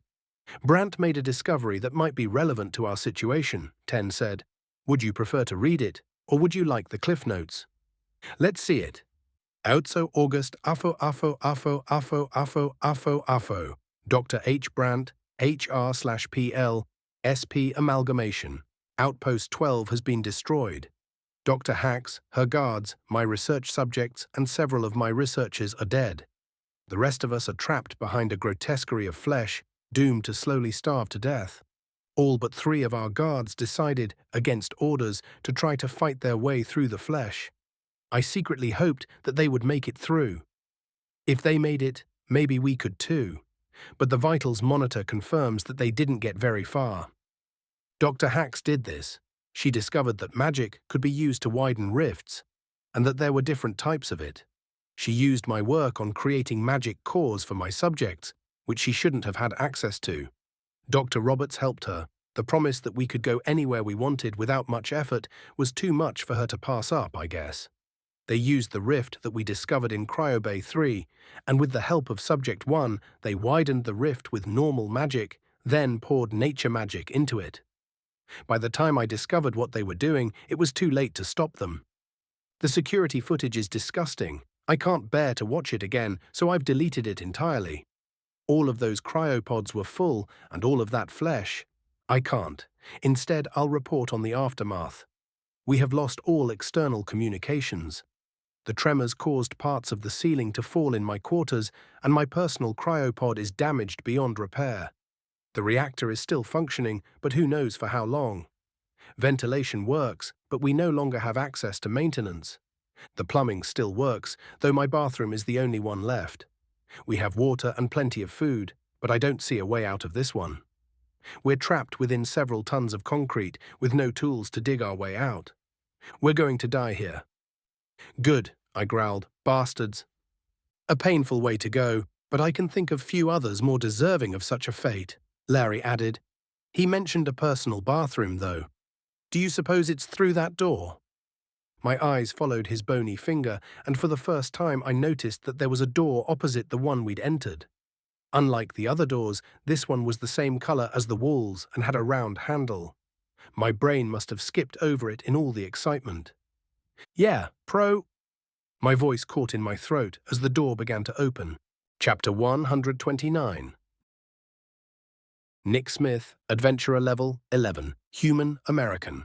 The door opened and a humanoid with blood-red skin, black horns, fang-like teeth, and pitch-black eyes creature stepped through. There was no doubt in my mind that it was a demon. It was saying something over its shoulder, laughing, but I couldn't hear it very well. My ears were filled with the heavy pumping noise of my fear-addled heart. It was a demon, the ultimate predator from tales older than the civilization I was raised in, and I wasn't a mighty crusader capable of striking down such evil. I was prey. I knew down to my bones that even with Lari's help, I would lose a fight against it. Like a child fighting an adult. Or an infant against an adult even. I glanced around to find something to use against it. Anything to level the playing field. There was nothing on the console. Only the long dry mug was on the floor, then my panic-stricken gaze rested on the corpse. Most of the flesh and clothing had long rotted away, but in the midst of the desiccation was a glimmer of hope. Around its neck was a golden chain holding a little crucifix. Another demon was directly behind it, trying to get in. I quickly snatched the crucifix, snapping the chain in the process, and held it in front of me. The first demon turned to look where he was going and paused, looking confused. "What the fuck?" it asked. "A human?" "Let me see," the second demon said excitedly, pushing the first out of the way. "Wow, it really is a living, breathing human. I thought they were all dead." "Me too. A rare treat." The first demon moved from beside the door to just beyond the console faster than I could blink. The reason it stopped, though, soon became apparent. It shrank away from us, clutching its sizzling skin. "Oh, hey, I'm pretty sure that's a protective symbol," the second demon said with a grin. "Yeah, no shit, dumbass," the first demon shouted. "I didn't fucking see it. Gah, it hurts." "In a good way?" "No," the first demon exclaimed, peeling burnt skin from his arms. "Fuck, go get the boss." "Huh, yes sir." The second demon casually performed an about-face and left through the open door. Beyond said door, I could see a portal that glowed a nefarious red, but not much else. It shrieked as the demon walked through.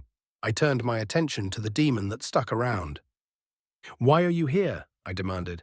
"Huh?" The demon tilted its head. "You trying to interrogate me? Why the fuck would I answer your questions?" "Because I'll get closer," I said, shaking the crucifix for emphasis. "And I'll get further away," the demon shrugged. "Push comes to shove. I'll even go through the portal back to the hells, and you'd have to be really, really dumb to follow me that far. Or, wait, I tell you what, kiddo. You've got questions, so do I. Let's trade." "Fine, you first." "Nuh-uh, humans lie all the time." The demon threw a chunk of his skin on the ground. "They can't even help it sometimes. Demons are literally known for lying." "I mean, yeah, but in ironic ways. If I promise to tell the truth and answer your questions in exchange for you truthfully answering mine, I'm bound by that," the demon said, then picked a chunk of skin off of its bare chest and ate it.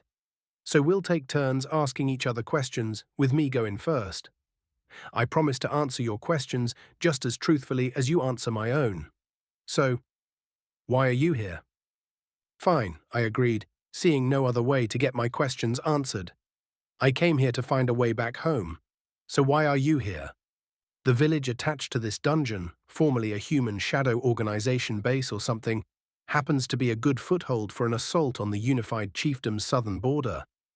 We're here to scout the dungeon in the hopes of capturing the village," the demon said, then raised an eyebrow.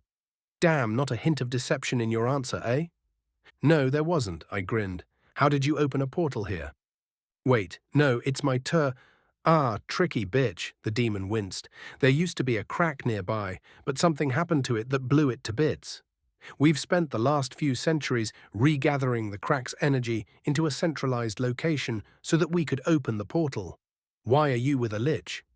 He's friendly and helping me with my goal of getting home. Can demons time travel?" "Nope, not unless we're made to by the powers that be," the demon said, performing air quotes.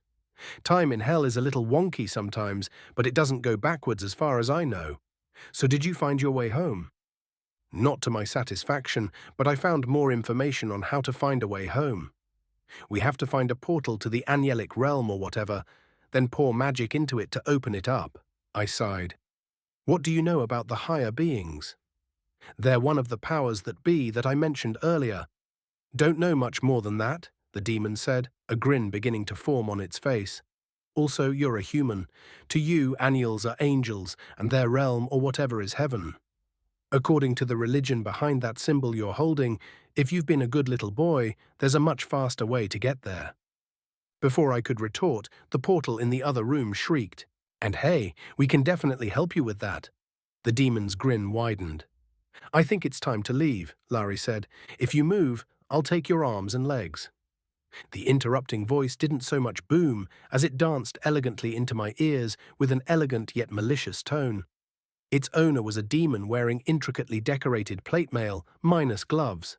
Each finger was tipped in meticulously decorated claws, which I assumed were his weapon of choice, given his lack of any other weaponry. The large demon's horns were adorned with a variety of precious metals, too. His skin was a lighter color than the other demons, and even though he was a full head taller than they were, he stepped forward with a cat-like grace. I couldn't help but wonder if he was the devil. Will wonders never cease? A human, in this day and age? The fancy demon asked. And a young one at that. How delightful. He took another step forward, and I instinctively turned the crucifix toward him. He raised an eyebrow and smirked at it, then lifted a single finger. Slowly, he pushed the finger toward me until it began to sizzle. And it has come prepared, he said, still smirking. Who are you? I asked, trying not to let me fear show. Ah, yes, how rude of me to intrude and not introduce myself. The demon withdrew his finger with a small chuckle. I am Marquis Naberius, commander of the 19 legions of the extraplanar vanguard, among other things. And you are? I'm Nick, I said. Part of me wanted to turn and run, but I was stuck in place. I hadn't even wanted to say my name, but something had compelled me to, and it had taken everything I had not to give my full name. The demon's eyes were deep green and sparkled like emeralds. I realized that it was a mistake to make eye contact and quickly shifted my gaze to his feet. I see. And what exactly are you doing here, Nicodemus Smith? Naberius asked innocently. A shiver ran down my spine. I knew instinctively that he had pulled my name from my mind. If he had wanted to, he'd have been able to answer his own question. This was dangerous, too dangerous. The higher one was right. I took a step back, but Naberius took a step forward. I wouldn't, he said. I'm much faster than you are, and your little crucifix won't save you from me. The demon leaned forward until the flesh on his face began to sizzle. I watched in terror as his skin and muscle began to melt away, revealing a horrific-looking skull where his face had been. See, his disembodied voice boomed around me, abandoning all pretenses of elegance. My flesh means nothing to me. That doesn't seem to be true for the others, though, Ten added. You know, our first invasion of this plane was nearly thwarted by your kind. Naberius stopped leaning, and his face began reforming. Actually, I could say that the reason it failed was directly because of the humans. You see, they captured some of our forward scouts and studied them. They learned our strengths and weaknesses, then took full advantage of that knowledge. We had to focus our full attention on wiping them out, which delayed things long enough for the annuals, or angels, as you know them, to act. Your first invasion, I asked. You weren't part of the incursion. If the incursion is what you call the break in reality that allowed many of your imaginary beings to become real, no. I'm not even certain that we existed before then. What do you mean? The reality breach was the point in which things changed for us. Though I couldn't tell you how, he sighed and crossed his arms. My memory is very fuzzy prior to that event, which is odd when you consider the fact that I can remember every little detail of everything I've experienced since. This leads me to two possible presumptions. The first is that the reality breach also affected Hell and changed us. The second is that whatever created the reality breach created us and gave us false memories. You're saying, yes, my second hypothesis implies that the reality breach wasn't a natural occurrence or accident, and it was directly caused by something with power over our reality. But the journal I read says that the Malos organization caused it. And? Naberius laughed and crossed his hands behind his back. It isn't as if it's unheard of for a mortal to be a puppet to something grander than itself. You should be intimately familiar with that, seeing as how you've been in direct contact with the higher ones. Mayhap the Malos organization was promised shiny baubles or eternal youth. Tell me, what have you been promised for doing their bidding? They don't want me to do their bidding. They want to watch me try to get home, I replied tersely. Ha, classic. Set the stage for the puppets, cut their strings, and see what happens. The puppets would fall over. For you, Naberius grinned. Anyway, this has been a nice little chat, but I think it's time we... The next few events unfolded very quickly. Naberius raised his left hand, revealing that he had carved a symbol into it. It was too bloody to make out, but I noticed immediately that his hand wasn't sizzling. I activated time dilation and lifted my own hand with my index finger raised. Telub Lietzak, I shouted. The demon commander's eyes widened as the bullet formed and launched toward him. A hole appeared in his left hand, and the top of his head turned into mist.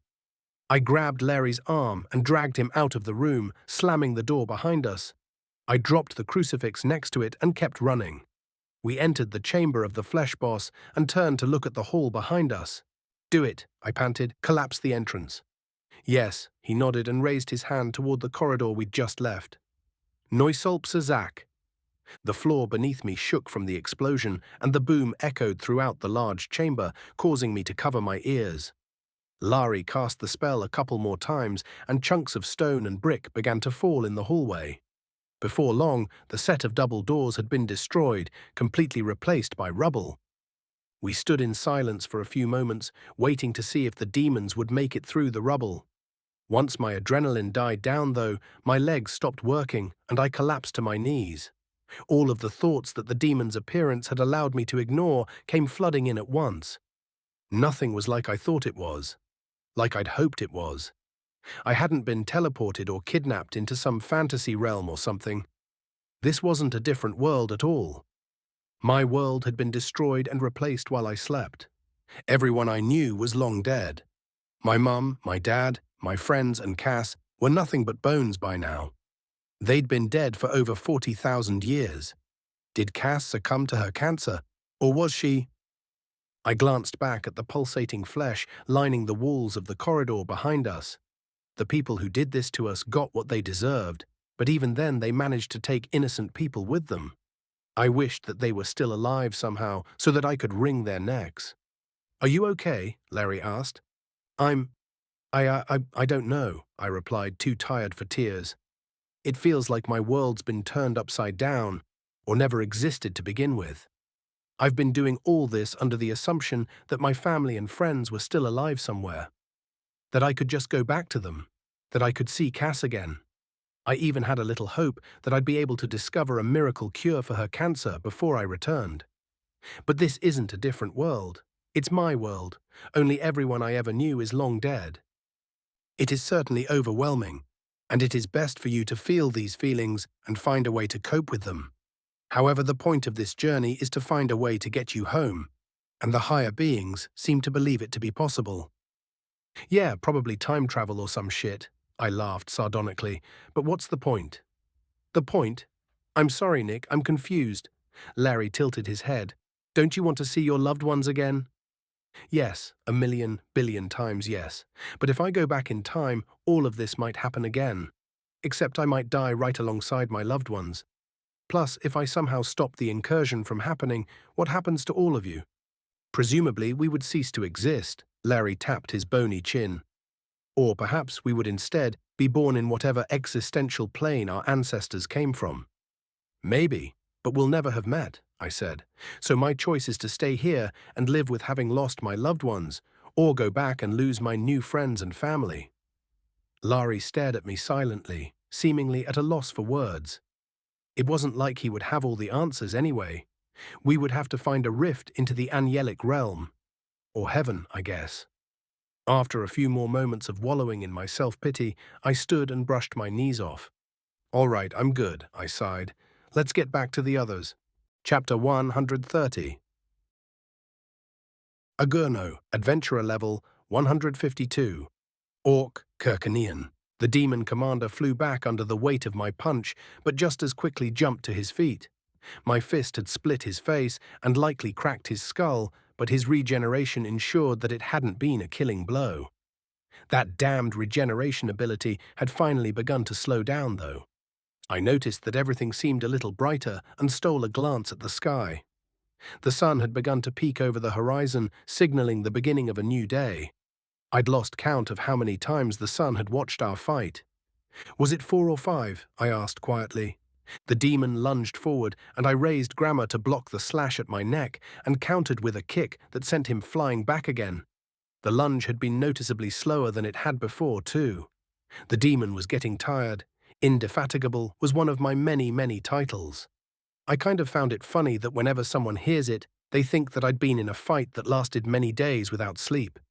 In truth, I'd earned it in Billercast by drinking most of the town under the table in one sitting. It took 8 days, as some of the more stubborn tavern-goers came back for seconds. 4 or 5 days, maybe 6, wasn't enough to make me slow down by much. I would definitely sleep for a day or two afterwards, but I could keep going for a few more days. Thankfully, though, it wasn't looking like I'd have to. "Kill the fucky," one of the kobolds cheered. Fucker, one of the other kobolds corrected in a posh tone. A fucky is one who is fucked. How would I say wrong then? I couldn't help but wonder about the kobolds, never mind where they came from or why they were helping the town fight off the demons. I'm sure there was a reasonable explanation for that. No, something else about them had grabbed my attention. Everyone else had been watching nervously, cheering me on now and again. The kobolds, though, had shed their nerves the moment that Hear What's It began to slow down. That would indicate a level of battle wisdom that one would expect from a seasoned adventurer or soldier, though. Perhaps a cultural thing. I glanced at the crowd and noticed that there were more armed people watching than there had been previously as well. It took a second to piece together that they were probably reinforcements from nearby. The mayor had done well to deploy them subtly. The demons hadn't moved since the fight started, but mortals aren't capable of that level of stoicism. Usually. As such, the villagers had taken shifts resting and watching the fight. The mayor probably had someone greeting the reinforcements and assigning them to groups that were already on rest. A wise move, because if the demons caught on that their numbers advantage was dwindling. "Where are you looking?" the demon commander screamed. I instinctively shifted to the side and felt his sword bite into the flesh of my torso. The lower left portion, to be specific. He'd thrown the sword, causing me to misjudge my dodge. Annoyingly, he'd also made a fair point regarding my attention. More tired than I'd thought then. I relaxed my abdominals and carefully pulled the sword free. My intestines and abs were damaged, but the sidestep had likely saved my spine. I clenched my muscles once again and dropped the sword at my feet. "Late, sack," I muttered, holding a hand over the injury. The healing spell didn't fix everything, but it put things back in the position they were supposed to be in and shut the skin over the wound. My skills would have to do the rest while I continued to fight. With a grin, I beckoned the demon commander forward with a goading middle finger. He took the bait with a roar and leapt at me once again, this time with balled fists instead of a sword. I stood my ground, which the demon didn't expect, and ended up face to face with him. I kneed him in the gut, which doubled him over. He used the momentum to roll, narrowly avoiding being carved in half by Grammar, and managed to grab his sword. My next swing was parried, but before he could seize the initiative, I decked him in the mouth. The sound of his jaw cracking was drowned out by the cheers from the kobolds, only his jaw this time. There was no doubt that I was getting a little tired. The demon leapt back and smiled at me with his broken mouth. A grotesque expression. "You're thy ring owl," he said. "Perhaps you should wait for your jaw to regenerate before you begin monologuing." I yawned, carefully keeping my eyes on him. He grabbed his jaw and held it in its proper place. "You are getting tired," he managed to say. Then something clicked in that tiny, muddled mind. His bemused, cocky expression was replaced with a hint of confusion. Then his eyes widened in realization. "Yes, but so are you," I grinned. Then I activated time dilation, dash, and 100 slashes simultaneously. One who is uneducated in the ways of fighting might be easily convinced that this combination of skills was meant to be a finisher. However, it's usually used as an opening salvo, causing its deployment mid-fight to be rather unexpected. His sword managed to block 12 of the slashes, his armor managed another 30 before finally cracking and giving way. I lost another 8 slashes to accuracy. Only 50 of the slashes managed to bite into his flesh. But both the arm and the sword behind those slashes were strong. The demon lost a hand, then an arm, then a leg, then another arm, and finally his head. I shook the blood off of Grammar and took a step back. The reason for my retreat is that there were two things that I needed to ensure. The first was that his voice remained silent. If he gave the command for the demons to attack, it might give him enough chaos to escape his inevitable demise. The second thing I needed to ensure was that it appeared as if he might still win to the onlookers. If the demons realized that their commander was doomed, they might try to rescue him. In either case, if he managed to escape, the demons would keep attacking the town until it finally fell. Though, they might do that anyway. I watched as the demon commander's regeneration slowly put him back together. The moment his throat closed, I slashed it again. He counterattacked and managed to slice my shoulder, but not very deep. I couldn't help but grin, though. The counterattack had been fast enough that he had to have been expecting me to cut his throat. That meant that he knew my plan, which meant he knew the predicament he was in. He knew, and he was terrified. His off hand curled around his throat, and he opened his mouth. His blade slid up defensively, but I grabbed it with my off hand and shoved Grammar through his open maw. His hands went limp as my sword pierced his spine. I kicked him off of my blade and slashed his chest as he fell, opening it once again. "At this rate, your organs are going to get a tan," I laughed. He rose to his knees and gurgled, probably trying to snarl. I could see in his eyes that we both knew that the end of the battle was drawing near, though. I had the advantage too, and I wasn't about to let it slip. We'd both been struck and opened dozens of times. He had rapid regeneration and a vast pool of magic to draw from. My regeneration was slow, but I was the better sword fighter. My wounds had been relatively superficial compared those I gave him, which would have been lethal to any mortal.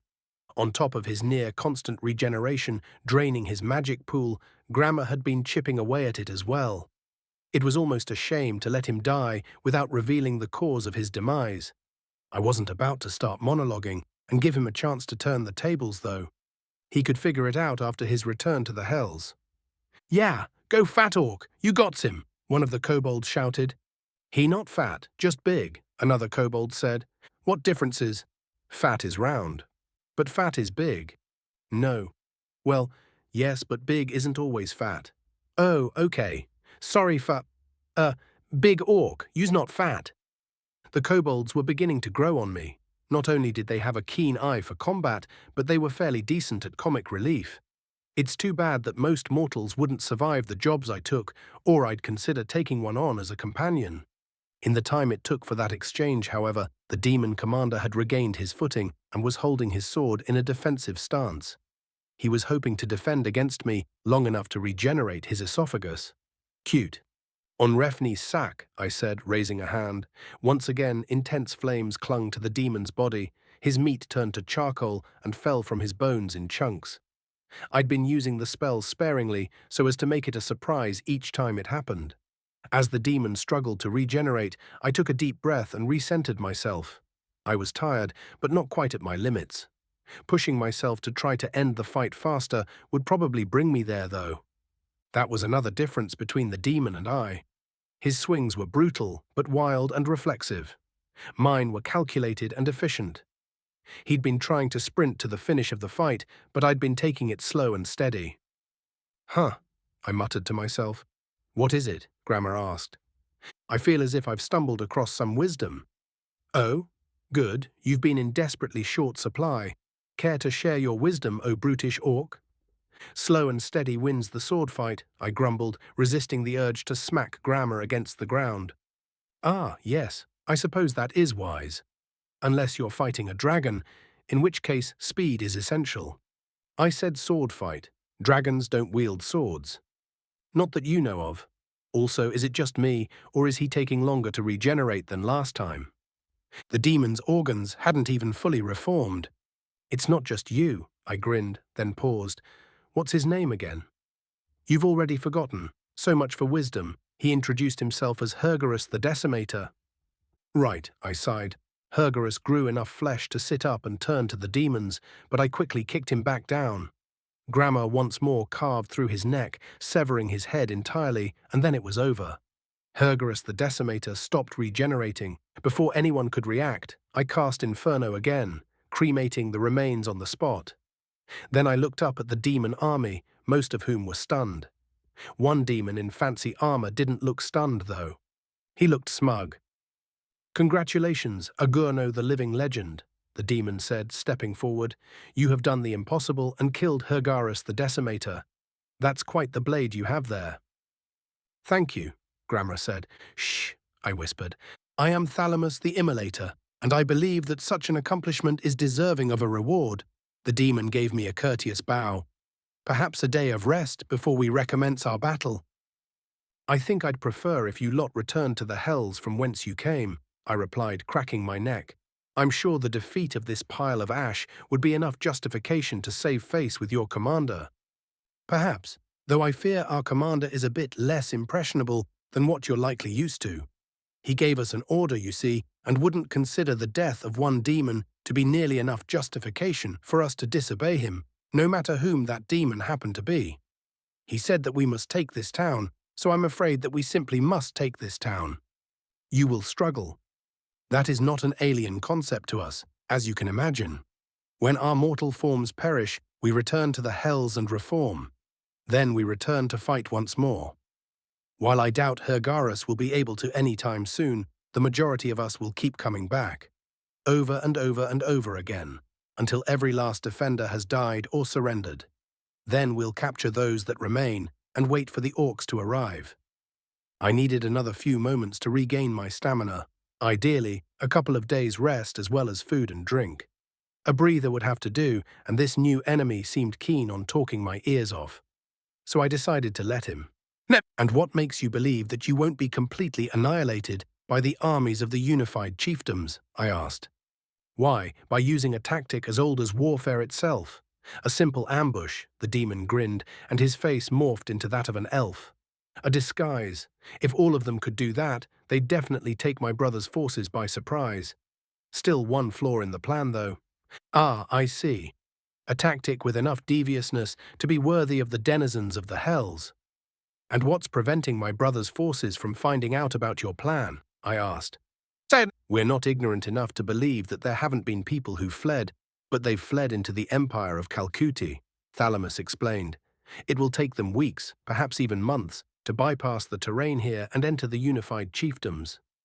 Even if they were to try other means of warning the chiefdoms, said warning would arrive too late. By then we'll have dealt a hefty blow and taken up a defensive position, delaying their reinforcement of your dwarven allies. Clever. Too clever, perhaps, for it relies heavily on timing. What if the Emperor doesn't request aid? Oh, he will. But on the off chance that he delays that request, if we don't see the orcs approaching within a certain time frame, we'll abandon our plans of ambush and simply take up defensive positions. Either way, I'm afraid we need to take this town. Oh, so it is a clever plan, I chuckled, shifting my weight subtly. It's such a shame that it didn't account for me. The moment I finished my sentence, I lunged, intending to take the demon's head. He blocked my slash and smirked, an expression which disappeared the moment my knee made contact with his groin. I grabbed his sword arm by the wrist and squeezed, crushing the bones within. This caused his sword to fall to the ground and Grammar to bite deep into his collar. Thalamus winced with pain, then his eyes widened with what could only be horror. He leapt back, holding the wound I'd inflicted. "Retreat," he commanded and ran away. I remained in place, stunned by the attitude shift. The demons were also stunned, but quickly followed their commander. I came to the realization that Thalamus must have deduced what Grammar was capable of and was deathly afraid of being struck by it again. This made me wonder what he had originally thought the sword could do, but it wasn't as if I was going to go ask him. Once the demons were out of sight, I sighed and sat on the cold, hard ground, and cheers rang out all around me. Chapter 131. Nash Alta, Adventurer Level 12, Orc, Nulavan. I'm level 12 now, I asked. Really? Yep, Nima grinned. Looks like your efforts training the new guards hasn't gone to waste. Yeah, but I bet that little pink turd's probably going to come out of that dungeon at level 13 or something. I chuckled and shook my head. Any day now. You don't have to be worried about them, darling. Her grin faded. Your brothers are very capable. She was both right about my worries and how unnecessary they were.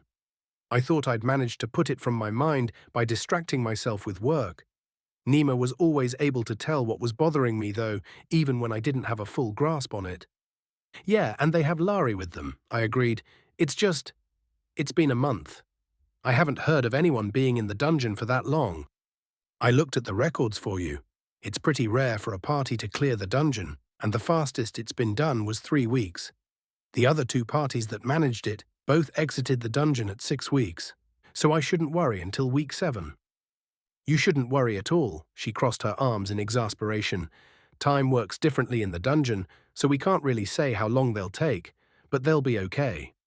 I believe you, I assured her with a laugh. Do you want to go stargazing tonight? I can't, she sighed. The entire back office is filled with draft forms that need to be filled out. Can't put them off. Not if we want to maintain our status as a village, and I've been assured by the chief that we do. It's kind of funny, in a dark way, that we see the negative side of becoming a village so soon after having it officialized. Yeah, I nodded glumly. The High Chief's taken more than half of the guards that I managed to recruit so far. I wasn't even told what war the conscription was for. Were you? No. And a lot of the adventurers aren't taking that well. Nothing is scarier than not knowing. Some of them are even thinking about fleeing. I nodded again, half-heartedly. I knew exactly how they felt. If it weren't for Chief Gluhern choosing me as guard captain, I'd likely have been conscripted as well. Having to leave Nima behind and abandon Nick and Yulk in that dungeon to go off to fight some mysterious war would have left me with a difficult decision. On the other hand, if I hadn't been promoted, I'd have been able to go into the dungeon with them. I hope they reconsider, I said. Ulamak wouldn't conscript people unless it was necessary. Yeah, you're probably right, Nima sighed again. I am, and unfortunately, I've got to get back to work, my love. I grabbed her hand and gave it a reassuring squeeze. We locked eyes for a few moments, and everything in me wanted to kiss her, but enough of me wanted to avoid getting slapped that I was able to refrain. When I released her hand, she gave me a sly grin. You know, you could always come by tonight and help me with the paperwork, she said teasingly. I had thankfully wizened up enough to know that she wasn't actually extending an invitation. She was far too serious about formal courtship for anything like that. Instead, she was poking fun at my illiteracy, and I decided to take it like a champ. Well, paperwork isn't exactly my specialty, I laughed. If you've got a stamp and can show me where the pages need it, though. Unfortunately, it's all filling out forms, but if I do need anything stamped, I'll be sure to find you. You do that, I chuckled and winked as I turned to leave. See you tomorrow, she called after me. I waved over my shoulder as I left the Adventurers Guild. The walk toward the barracks was uneventful, though I paused to contemplate our village's unfinished wall. The conscription hadn't just grabbed most of my guards, it had also nabbed our laborers. I found myself hoping that they all returned safely. With a melancholic sigh, I entered the barracks. The entry led directly into the mess, a wide room with plenty of tables to take cover behind should the need arise. I strode past the tables into the next room, which contained several bunks for the night guard and whomever needed them. Finally, I reached the duty office. The captain has returned from his long lunch, Altimos said from his desk next to mine. Must have been quite the meal. I didn't eat, I replied, staring at the paper in his hand. What's that? Just a report on a pickpocket. I'm making sure that there's no spelling mistakes, something that the captain of the guard would normally do if they were able. Why did Gluhern hire an illiterate guard captain anyway? It was charming when Nima gave me shit for my inability to read, but I found it a lot less charming when other people decided to. I walked to the side of his desk and crossed my arms, looking down at the much smaller orc. Because I didn't neglect my training, unlike most of you, I said dryly. I was the only one in the whole village qualified to train guards in combat against adventurers, should the need arise. Speaking of which, have you completed today's run? The truth was that Gluhern had completely forgotten that I couldn't read or write, and I hadn't realized that the job came with paperwork. When I figured out that I was lacking and raised the point to Gluhern, he impatiently waved me off and told me to figure it out. I did so by making the mistake of hiring the ever-abrasive Altimos.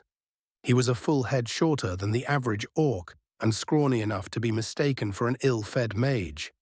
His skin was so pale from being indoors too frequently that one could mistake him for a woman, were it not for his untrimmed beard. His brothers were both adventurers and had brought home more than enough coin to allow him to sit on his laurels and read every day. When I put out word that I needed a scribe, his father had begged me to hire him. Apparently, he wanted a job to be able to buy books, but couldn't find anything else in the village and was too afraid to look for work abroad. His incessant whining regarding his circumstances was driving his poor father insane. So I agreed to hire him on the condition that he commit to a daily training routine. Point taken, sir, Altimos said warily. Actually, I think you're about ready for the next phase of your training, I interrupted with a grin. Tomorrow we'll double the workout. What? Sir, As a matter of fact, I believe that every time you point out the reason that you have this job, I'll take it as a sign of confidence in your physical capabilities and move you onto the next phase of training. I hope you'll keep your stamina in mind whilst wagging your tongue in the future. Beep beep, but... The office door burst open and Glator, one of the guards, entered the room. He snapped to attention, breathing heavily. Then he realized that he hadn't removed his helmet and quickly took it off. "What is it?" I demanded, irked by the lack of decorum. "Sir, your brothers have returned from the dungeon." "Oh, good," I said with relief, then paused. "Why are you here and they aren't?" "I tried to direct them to you, sir, but the human said they had to talk to Gluhern and Yulk pushed past me." "Yulk pushed past you?" I raised an eyebrow, like with a shove. "Yes, sir. He looked like he was in a really bad mood, sir." It was rare for Yulk to be moody, and the reasons ranged from silly to deadly serious. "Shit. Okay, I'm gonna head them off. Back to work, both of you." "Yes, sir," Glator said with a salute. "Yes, sir," Altimos said with a despairing sigh. I stepped past Glator and jogged out of the barracks. After cutting through the market, I ran up the street until I spotted Larry's skull floating above the crowd. Even at a full sprint, though, I didn't catch up to them until we were right outside of the chief's hall. "Hey!" I shouted as I approached. Nick, Yulk, Larry, and 4 orcs I'd never met turned to look at me. I raised an eyebrow at the strangers, but almost did a double take when I saw Yulk's robe. "Nash?" Nick asked. "No shit," I said sarcastically. "Why the rush to see Gluhern? And what's with the row?" "We need to seal the dungeon," Yulk replied angrily. "We don't have the time to discuss it twice. Let's go, brother." Even with Glator's warning about his bad mood, it was still a shock to see my younger brother that angry. Even more shocking was the news that the dungeon, our village's primary source of income, would have to be sealed. I stared at Yulk with my mouth agape, but managed to follow him when he turned to enter the hall. The guards that I stationed at the entrance didn't halt us, despite our lack of appointment. This irked me until I realized that I, their boss, was accompanying the group of people that they might have otherwise halted. Still, I made a mental note to ensure that the guards understood that all unexpected visitors had to be interrogated and cleared in the future. We entered the audience room and found Chief Gluhern having a lively conversation with some of the influential village elders.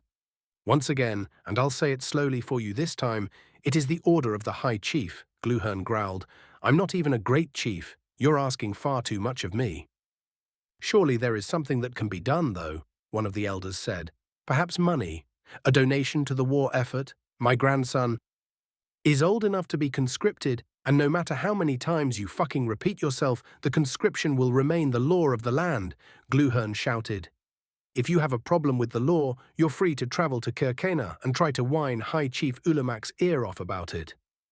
The chief glanced at us and almost winced. The elders began to speak again, but he held up his hand to interrupt them. "I've heard your complaints, and I don't believe either of us have anything beneficial to add to this discussion," he said. "I declare the matter settled. I have other business to attend to. Begone." "But Chief—" "Begone." The elders reluctantly stood and left, grumbling as they went. Chief Gluhern took a deep breath and let it out with a massive sigh before gesturing for us to approach. He eyed Yulk with a raised eyebrow, likely wondering why he was wearing a white robe. "Lord Visimiro, Nick, it's good to see you again," Gluhern said. "I'm glad you made it back from the dungeon safely. Who is it that accompanies ye—" "We do not have time for introductions, Chief," Yulk snapped. "We have to seal the dungeon." "Don't interrupt me, spellslinger," Gluhern shouted, reaching for something to throw. He paused as his hand touched a nearby goblet. "What the fuck did you just say?" "We need to seal the dungeon," Yulk repeated, "now." The chief sat back, crossed his arms, and glared at Yulk for a moment. "Explain." "Demons appeared from a rift in the dungeon," Yulk explained tersely. "They planned to invade the village and use it as a foothold to invade the rest of the unified chiefdoms. We collapsed a portion of the dungeon to stop them, but that was days ago, and there's no telling how long it will hold them off. We need to activate the main entrance seal. We should probably activate some additional barriers within the entrance corridor as well. The dungeon is our primary economic driver. We won't have an economy when we're all dead or enslaved. One of the demons was Marquess Naberius, the supreme commander of the demon forces according to historical recounts of the previous invasion. It's reasonable to assume that we're going to be hit with at least a full legion, and foolish to assume otherwise. Fuck! Gluhern slammed his fist against his armrest. Fucking fuck shit. Gods damn it all, that's what the conscription is about. Shit. Narfy. A door behind us opened and an assistant popped her head in. Yes, Chief? She asked. We need to seal the dungeon. Get 2 teams together and have one of them supplied with as many barriers as they can reasonably set up by the end of the day. The barrier team will enter the dungeon, set the barriers, and then exit the dungeon. If they are not finished by dusk, they are to be retrieved by the second team. Once both teams are out, or if neither team exits the dungeon within an hour of the retrieval team being sent in, the main entrance seal is to be activated. But... I've given the order, Gluhern interrupted. See it done, Narfi. Yes, Chief. Narfi's head quickly disappeared and the door closed. Okay, now tell me what happened, Gluhern said. Why are there demons in my dungeon? Yulk and Nick proceeded to elaborate on what happened in the dungeon. Yulk's tone softened somewhat, but it was obvious that he was still angry about something. They introduced the 4 adventurers that accompanied them, told us about their fight against the flesh monstrosities, and then the reason for Yulk's ire became apparent. Thousands of libraries worth of information stuck behind a pile of fucking rubble, Yulk growled. If it even survived. All because some demons decided that our village would be a cool spot to hang out while they tried to murder and torture everyone in the unified chiefdoms. Yulk's outburst went mostly unnoticed because everyone else had been caught up in a couple of revelations that were made during the explanation. Garin, Kiria, Nith, Dosten, and even Chief Gluhern were all looking at Nick as if he had 2 heads, which was pretty apt as far as metaphors go. Wait, hold on, Gluhern massaged his temples. Nick, how long have you had an AI in your head? Well, technically it's been there since before I woke up, Nick rubbed the back of his neck. But I didn't know about it until we went into the dungeon for the first time. And I'm just now hearing about it. I think we need to have an extensive conversation about trust, human. Need to talk to him and the AI about it. Yulk threw his hands up in frustration. All 10 bothered to collect from the servers was some diary from a mad scientist and a map that's outdated. The humans were doing research in there. They made the fucking dungeon. So much important knowledge left behind. Yulk, like I told you, 10 couldn't hold all of it, Nick sighed. And I'm sorry, Chief Gluhern. I didn't know who I could trust besides my brothers. I thought I had been teleported to a new world and... I didn't. Nick fell silent and his expression dropped.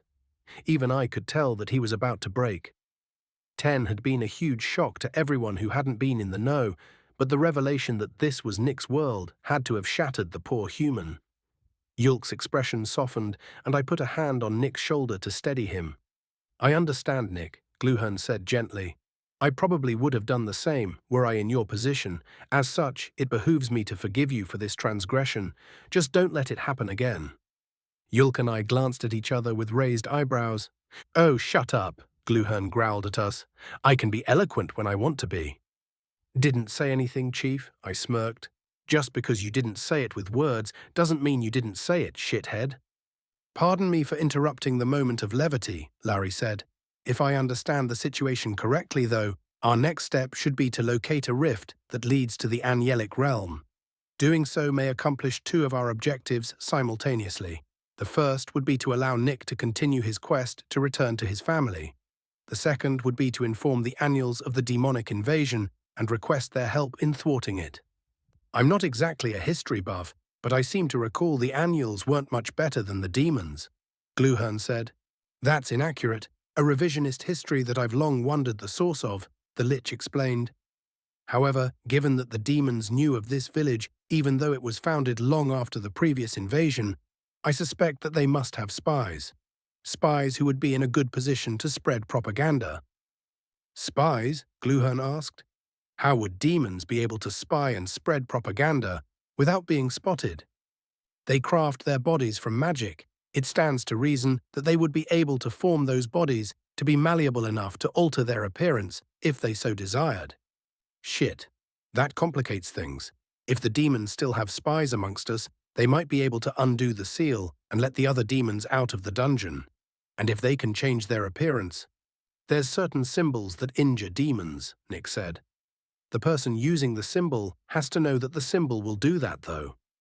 Symbols? Gluhern asked. Yeah, the easiest one to make is a cross. It's 2 lines, and it can be made out of pretty much anything. I can draw it for you. Go ahead. Gluhern grabbed a stick of charcoal and a loose leaf of paper and handed it to Nick. He drew 2 lines and handed the paper back. The chief cocked his head to the side and raised an eyebrow. That's it? He asked. Yeah. If you make a bunch of them as pendants or something and tell people that it'll protect them from demons, it'll burn the demons when they get too close to it.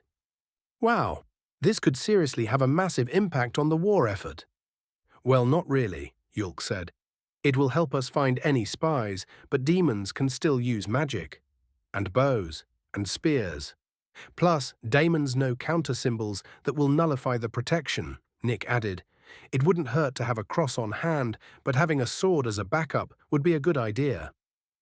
Wise words, Gluhern said with a small sigh. Damn, though, I knew it wouldn't be that easy. Okay, we'll have these made for everyone in the village as quickly as possible.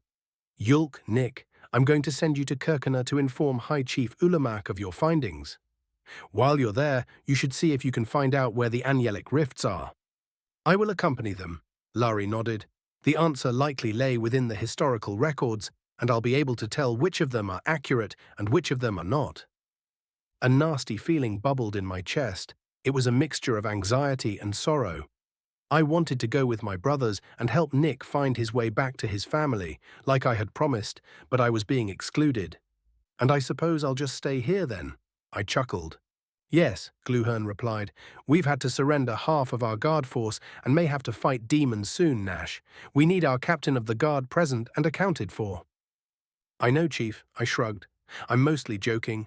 It just doesn't feel right after I pledged to help and everything. We'll be okay, brother, Yulk said, doubly so knowing that you are here keeping Mother safe. I just nodded. Knowledge of my duty to the village didn't lessen the sting of being left behind. Knowing that I might soon face a danger equal to or greater than what my brothers may face didn't lessen the worry I had for them either. Even if I went with them, though, I'd have to face the sting of abandoning my duty and worry after Mum and Nima. The matter is settled then, Gluhern said.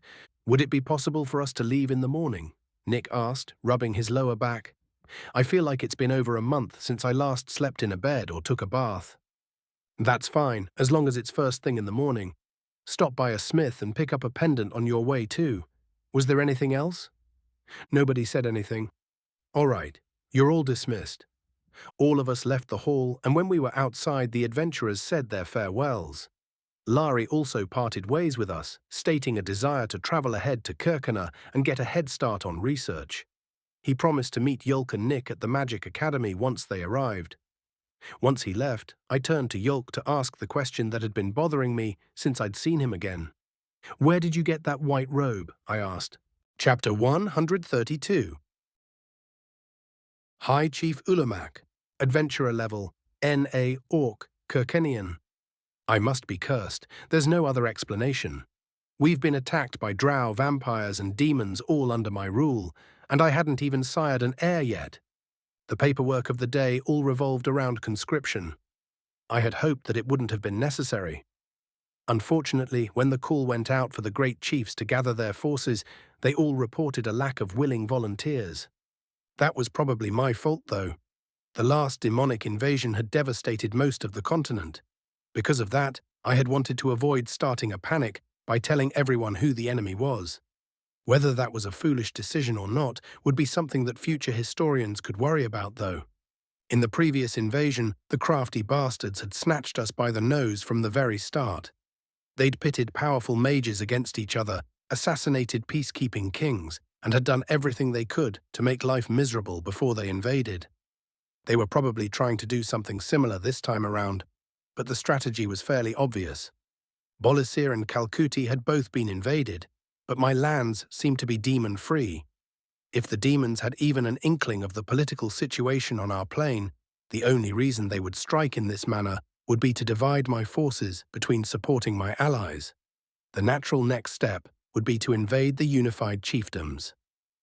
If I had to wager a guess, I'd say that the demons would try to get a foothold somewhere in the south, where we don't have nearly as many sold. Brother, a deep rumbling voice startled me. I had dimly been aware of the door opening, but had been too caught up in my thoughts and work to see who had entered. My eyes widened as I examined the burly orc who had snuck into my office. Rezun popped his head in, looking exasperated. My apologies, High Chief. I tried to stop him, but I sidestepped him like he was a street sign, Agurno grinned. And then I walked here quicker than he could run. Snuck right in, too. You should beef up your security. I held a hand up to soothe Rezun's bruised ego and then gestured a dismissal. He nodded and left, closing the door behind him. Even through the door, we heard him heave a heavy sigh of frustration. Rezun and his ilk aren't security, they're administrators, I grinned. I'm my own security. That's dangerous, though. Is it? I cracked my neck, sending small but noticeable shudders through the office. I'm of the opinion that someone who can take my head is more than worthy enough to lead this nation. They would need a ready supply of both physical strength and intellectual fortitude to do so. Okay, but what if your killer isn't a conqueror? What if it's a foreign agent trying to destabilize our nation? I've got contingencies in place to make sure that if I die without an heir, the UC will be fine. I waved my hand dismissively. What the fuck do you want anyway? Surely you didn't come here to grill me on our national security. No, I didn't, Agurno sighed. I don't really know how to put it, though. I need your advice.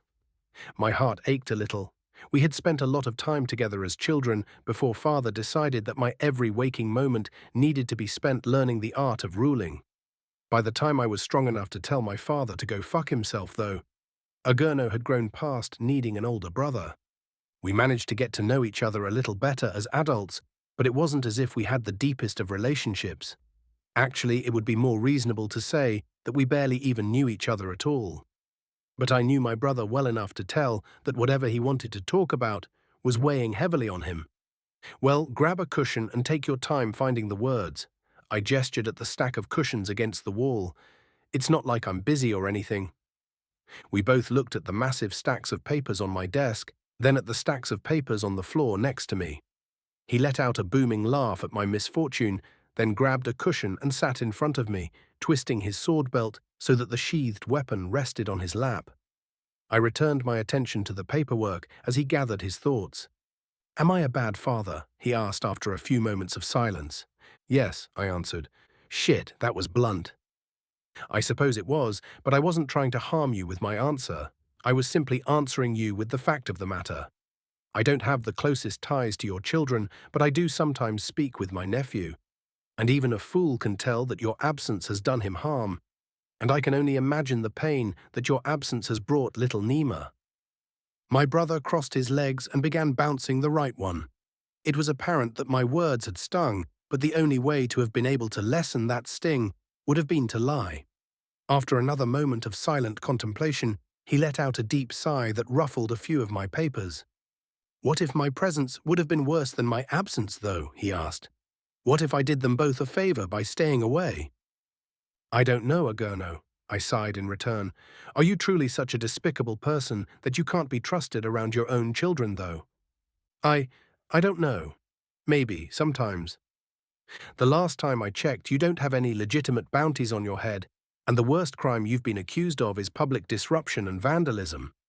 I'm sure that if we were to question people on the content of your character, most of them would review it positively as well. Hells, most villages and towns that I'm aware of consider you a hero beyond reproach. So what is it that makes you believe that your absence is best for your children? I don't know. I'm not as good of a person as I've made myself out to be. I'm selfish, cruel, and a bully. Watma with power isn't selfish, I chuckled. But I ask you, who are you cruel to? Who do you bully? If you were a bully to everyone, it would be the talk of the town, and I would have definitely heard tale of it. Those that deserve it usually, but only because I care about what people think about me. I want people to see me as a hero, so I act heroic around them. Meanwhile, I'm unnecessarily cruel to my enemies. I can kill most of them instantly, but I choose to delay their death in the hopes that they give me a challenge, even when I know that they can't. Okay, we've all got darkness in our hearts, brother. Is it a bad thing to teach your children to direct that darkness towards evil? I guess not. I don't know, my brother said, wiping his face. I've justified my departure in my head thousands of times, but now that you're actually asking me, the words seem to ring hollow. Do you regret having your children? I asked. I don't really know how to answer that. Being a father felt suffocating, like I couldn't be me anymore, like I had to mask who I was whenever I was around my kids. It came with worries that chained me, fears that threatened to paralyze me. He let out a wet sniff. But they turned out okay, right? Alern is well on his way to being a hero, and Nima has a respectable job with the Adventurers Guild. They're both pillars of the community, so I'd be lying if I said that I wished they were never born. You just wish you'd been a father for them. Not quite. I wish that I'd had the discipline to settle down for them. I see. So what advice or counsel have you come to seek from me then? I asked, leaning back in my seat. How do I… My brother paused, a flicker of dread flitting upon his features. Is it even possible for me to make amends?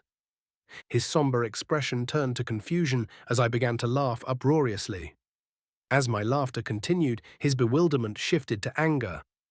I'm serious, he growled. I know, I continued laughing. That makes it more hilarious. What's funny, he demanded angrily, is my question so utterly hopeless that it's driven you to hysterics? No, it's just… I took a deep breath and wiped a tear from my eye. It's just that if you had told me yesterday that we'd be having this conversation today, I'd think you mad. We've seen each other no more than 3 times this last decade, and yet you value my wisdom so much that you'd ask me such a lofty question. What happened to the younger brother who believed himself so much smarter than me? He grew up, Agurno said flatly, crossing his arms. I've come to realize that we are both smart, in our own ways. For instance, I know more about slaying monsters, hunting and fighting than you do. However, you know more about the inner workings of the heart than I do. How so? I don't have a family of my own. That's because you're smart enough to know that your heart isn't in it yet, and have craftily avoided the very situation in which I currently find myself. Good point, I chuckled, and bonus points for the self-awareness. Fine, returning to your question, whether or not it's possible to make amends depends entirely upon the one that was wronged. Some will forgive you outright, without requiring even a hint of penance. Others will hold their grudge until their final breath, regardless of how much you suffer and sacrifice. I see. Well, I strongly suspect that I know which child will be which. No, brother, it isn't an either-or. Your children will be somewhere between the two options, and not necessarily on either extreme. The only way to find out if they can forgive you, though, is to try to make amends. He looked down. Wise words. And how do I go about making amends? What, you want me to wipe your ass for you while you're at it? I asked, annoyed. Start with an apology and work from there. Maybe apologize to their mothers first. If you can't figure out the rest, you don't deserve to be forgiven. God's damn Ulamak, he chuckled. Kick a mer while he's down, why don't you? Fine, I'll start by apologizing to my exes and see where that go. A knock at the door interrupted him. It opened and Rezun popped his head in once again. What is it? I asked. Hi, Chief. Nick Smith and Yulk Alta have returned and wish to see you. Shall I tell them you're preoccupied? That won't be necessary, Agurno stood. I've heard the answers to my most pressing questions. He turned to leave, then paused. Oh, you're aware of the demonic invasion, yes? He asked. I am, I replied. Okay, good. Thought so, but never hurts to check. I'll be off. Rezun deftly removed himself as an obstacle as my brother replaced his cushion and left my office. Where he would go next would be anyone's guess. Still, it was nice to see him again, and a balm upon my soul to know that he's finally taking accountability for his actions. Or thinking about it, at least. Send them in, I said to Rezun. He nodded and left. Before I could finish the next page of my paperwork, the door opened again. Yulk and Nick were quickly ushered in by Rezun, who cleared his throat. Hi, Chief Ulamak, may I please ye… Skip it, I interrupted wearily. Leave us, please. Yes, High Chief. Rezun bowed and left the room. Still focusing on my paperwork, I gestured to the cushions, and the boys each grabbed one. Once they were settled in, I turned my attention to Yulk. Well, what brings you by? I asked. Our purpose is twofold, High Chief, he said, adopting a grandiose tone. First, we are to make you aware of a demonic threat to the village of Nuleva. Nuleva? Yes, sir, the village around the Delver's dungeon. I see, so the demons aren't just attacking Bolasir and Kalkuti after all. They appeared from a rift within the dungeon, headed by a demon known as Marquess Naberius, Yulk explained. The name rang in my head like a bell. As a child, I'd been forced to learn the history of every major conflict that my family had ever been a part of.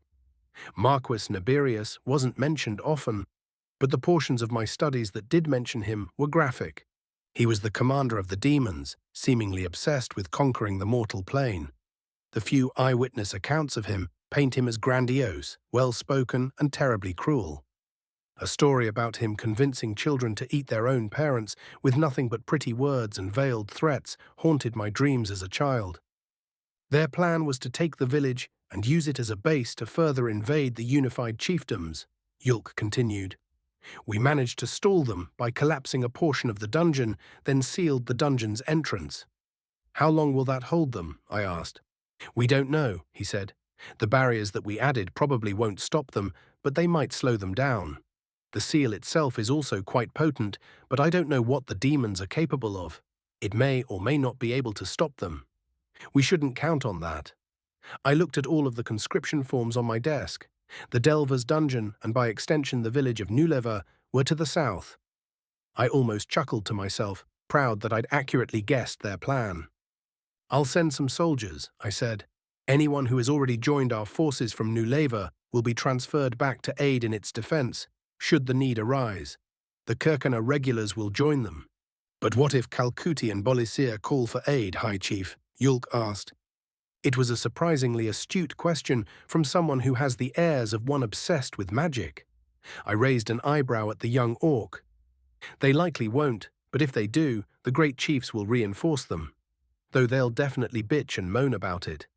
I can picture them saying that I'm sending them to die so that I can continue living in the lap of luxury. I laughed, then gestured at the paperwork. Such as it is. Fret not, young Alta. Nuleva will be defended, and our allies will be reinforced, if they require it. What was the second thing? We need to find an Anielic rift, sir, he said. To do so, we need to figure out where the Annuals entered our realm from during the last invasion. The Hall of Records should be your next stop, then. The curators frequently boast that it contains the most complete historical record in the world. If that claim isn't as dubious as I suspect it is, you should be able to find what you're looking for. Thank you, High Chief, Yulk began to stand. Oh, not so fast, I grinned. The last I heard, you were meeting with the Summer Court. You even left your post at the Academy to do so. The post I have so generously held open for you. Ah, well, yes. I do believe I'm owed a tale then, am I not? I suppose. I pushed the papers to the side and grinned widely, happy to take a break. Then why don't you tell me about your adventures, including why you need to find an Anielic rift? Chapter 133, Thalamus the Immolator, Adventurer Level NA, Demon, Unknowable. And why did you fail to intervene? Marquess Naberius demanded, barely containing his anger. My plan had been to retreat, regroup, check on Hergarus, and figure out another way to accomplish our objective whilst avoiding that damnable sword. I had not expected Marquess Naberius to be in the hells. As a matter of fact, I had done my utmost to time our return in such a way as to ensure his absence, but I hadn't even had the chance to check on Hergarus before he summoned me. The Marquess was seeking to pin blame upon me, that much was obvious. My mind raced to find a way to avoid as much of the blame as possible without falling into the trap of being defiant or outright lying. A challenge, given how full of fright I was. Damn it all. Hergarus ordered us to stand by, sire, I calmly explained for the third time. I dared not disobey the orders of my commander. And instead, you watched as your commander fought a duel for several days until he was no longer strong enough to maintain a physical form, Naberius growled. The question confirmed my suspicions. I had felt some of my magic wrested from my control when I tasted the bite of that damned blade. But Hergarus hadn't seemed to realize what was happening to him, so I hadn't been certain that he'd actually been diminished. What was happening was unclear until he stopped regenerating, Your Highness, I replied. And even then I could hardly believe that mortals had created a weapon that could diminish us. Once I felt the sting of the weapon, though, I retreated here to avoid further losses and confirm what happened to Hergarus. Oh, don't be a fool, Thalamus, he rubbed his temples. If such a weapon had been crafted by mortals, they would be much more common. No, the blade was likely crafted by the Wilder or given to them by the thrice-cursed meddlers. Likely so that they could pass it on to mortal warriors strong enough to lead a charge against us. But then, no, Naberius interrupted my objection, holding up a hand. That does not excuse your incompetence and cowardice. Regardless of how strong a mortal is, they cannot survive being constantly attacked from all sides. Behold. He snapped his fingers, and the door to the throne room opened. A low-ranking demon, barely strong enough to maintain his physical form, was shoved forward by one of the guards. He shakily approached the throne and knelt beside me. Nameless One, you served under Hergarus the Decimator and Thalamus the Immolator, yes? The Marquess asked. Yes, your Majesty, the lowly demon stammered. And I am to understand that you witnessed the fight between the mortal warrior and Higarus. Yes, sire. Excellent. In case you are not intelligent enough to have realized it, the blade that the warrior was using is able to diminish our kind. With that in mind, how would you have fought this warrior? Well, Your Highness, if I had others with me, we would surround the mortal and— Enough. Begone. Yes, Your Excellence. The demon practically scrambled to leave the throne room. Resisting the extremely compelling urge to join him, I closed my eyes and held both my fear and anger in check. The point that the Marquess had made was obvious, but I would still have to sit through his insufferable explanation. An insufferable explanation which might end in my demise. Even the common rabble has enough sense to realize that the fight had not been lost. Naberius growled. If I may object, Your Majesty, that demon overestimates the abilities of his ilk and himself, I replied, mustering a bit of bravery. The enemy army would have opposed our attempt to surround the warrior, giving the warrior ample opportunity to cut down many of our soldiers. My decision to retreat minimized our losses, sire. Losses that we do not have the ability to rapidly replenish. Fool! You believe that you make a point, but all you've done is create a bludgeon for me to strike you over the head with. Tell me, who currently has possession of the sword in question? The mortal that wielded it against us, sire. Agurno. And for what reason do you consider it unlikely that said mortal will avoid attacking us henceforth? Would it not have been worth the loss in our forces to deny them the ability to harm us in the future? Fuck, he had me. I could argue that he also failed to meet his objective, but that would probably immediately bring his wrath down upon me. I reminded myself that losing one's power is far worse than losing an argument. I do not have a satisfactory answer, sire, I said, humbly admitting defeat. The thought had not occurred to your foolish servant. I beg your pardon, Your Excellence. Naberius stared at me with a contemptuous expression. It occurred to me that he had hoped that I would continue to object. Likely so that it would give him an excuse. Well, it isn't as if I gave you command of the Legion, he sighed. And your reasoning, though I suspect that you created it with the benefit of hindsight, isn't completely foolish. Fine, you may have my pardon. Thank you, sire. Your gratitude is premature. Even if you are not entirely to blame for the failure, you still had a part to play, and if you had played it properly, the failure would have been avoided. I demand recompense, and since I don't have a readily available replacement for Hergarus, I'm forcing you to command his legion. A lump formed in my throat. Command of a legion had long been an ambition of mine, but I'd be a fool to think that I was ready for it. I was the weakest of the commanders by far, and they would likely be vocal about that fact. However, the Marquess had made it clear that I wasn't in a position to decline. You will report to the war room and await further orders, Naberius said. I'll be calling everyone else back from the mortal realm. We need to rethink our approach. You're dismissed. I nodded in gratitude, stood, and turned away from the Marquess. Then I tried my best to stop myself from sprinting away from the throne room at full speed. I managed to keep a fast but steady pace until I left the room and turned a corner where I collapsed against the wall. It had taken everything I had to avoid giving in to my emotions. Fear and anger were a potent combination when one's survival was on the line, but I had managed it somehow. It wasn't as if I was entirely clear of danger, though. The Marquess could still change his mind, or my new compatriots could decide to risk his wrath and make a snack out of me. Fuck, I sighed and stood, collecting myself. I continued toward the war room, counting my woes as I went. Hergarus the Decimator had been decimated and no longer served as a buffer between myself and the more powerful demons. On top of that, Nibirius had a failure to hold over my head, ready to drop like a guillotine at any time.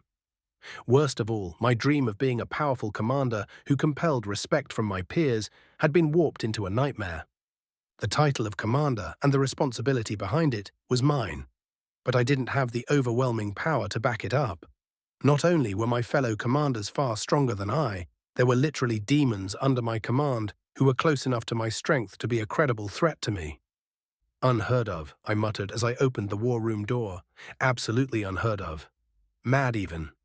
The war room was empty, so I took my seat and continued ruminating. While it was true that things weren't ideal, it wasn't as if all was lost. All I really had to do was try to keep things from getting any worse.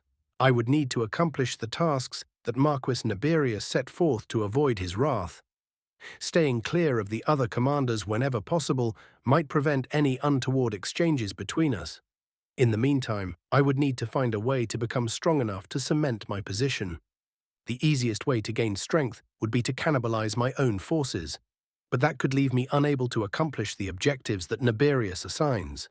Consuming the demons in the other legions would likewise bring the wrath of their commanders down upon me. As such, I would have to hope that the Annuals decide to aid the mortals again. If they were to do so, I could bolster my strength by fighting them. Only the ones weaker than myself, of course, those that were close to my strength or stronger, would take a group effort to take down.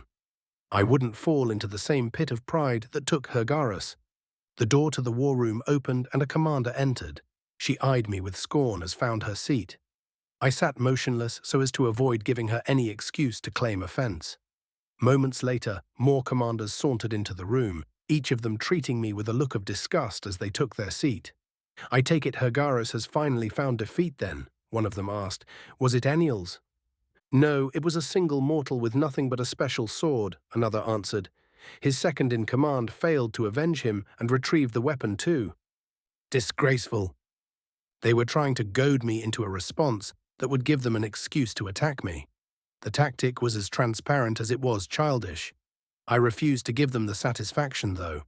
After a few more rounds of openly contemplating my competence and a variety of other insults, Marquis Nibirius entered the war room. The commanders fell silent as he took his seat at the head of the table. Sire, I beg that you forgive my impatience, but why were we recalled?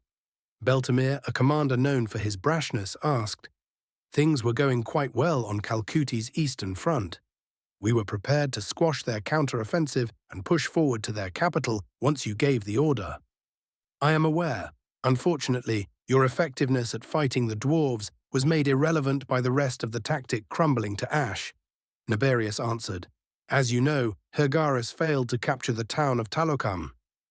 His second-in-command also failed in that regard. Minethri, a commander known for her guile, said whilst glaring at me. Indeed, the Marquess chuckled. Thalamus failed in 2 aspects, yet survived where his commander did not. And he should be rewarded for this, Your Majesty. You question me? Minethri immediately bowed her head in subservience. The question had been asked in a calm tone that only hinted at the possibility of overwhelming violence, but she was smart enough to take the hint. Nibirius stared at her for a moment before continuing. His promotion is not a reward, it is penance, he said. I have my reasons, and it is not your place to question them. If you wish to challenge my command, I'll happily consume you. I'll even reward you for your bravery by making it quick. However, if you resist my command, I'll pick you apart bit by bit for the next 20,000 years. The husk that you become as a result will never dare seek to strengthen themselves again. Is that clear? Yes, Your Majesty, we all replied. The Marquess stared at each of us for a moment, as if searching for any sign of deception. Once he was certain that we were sufficiently cowed, he gestured to an attendant. Said attendant spread a map upon the table before us. Hirgaras failed to capture Talokam, which will allow the orcs to reinforce the dwarves at their leisure, Naberius continued. It's worth noting, though, that the Empire of Calcuti didn't call for aid from the unified chiefdoms. Since the Dwarven Emperor doesn't strike me as a fool, I would assume that he was confident that his forces could push back Beltamir's. In addition, Fletham failed to make any significant headway in Bolisir, and so they also didn't call for aid from the unified chiefdoms. Fletham crossed his arms unhappily as the rest of the commanders glared at him. "Fucking dragon," he muttered. Fletham's failure, however, would not have been an issue were it not for the inability to take the village of Nuleva. Naberius jabbed his clawed finger at the village on the map. Our forces were prevented from taking the village by the intervention of a human.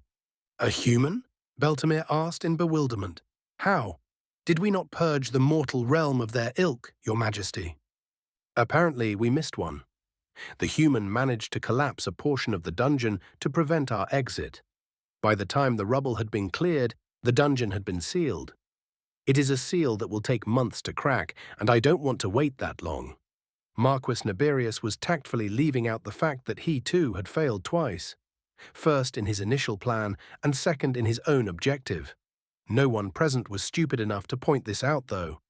Then should we try to find and exterminate the human? No, we shouldn't get sidetracked.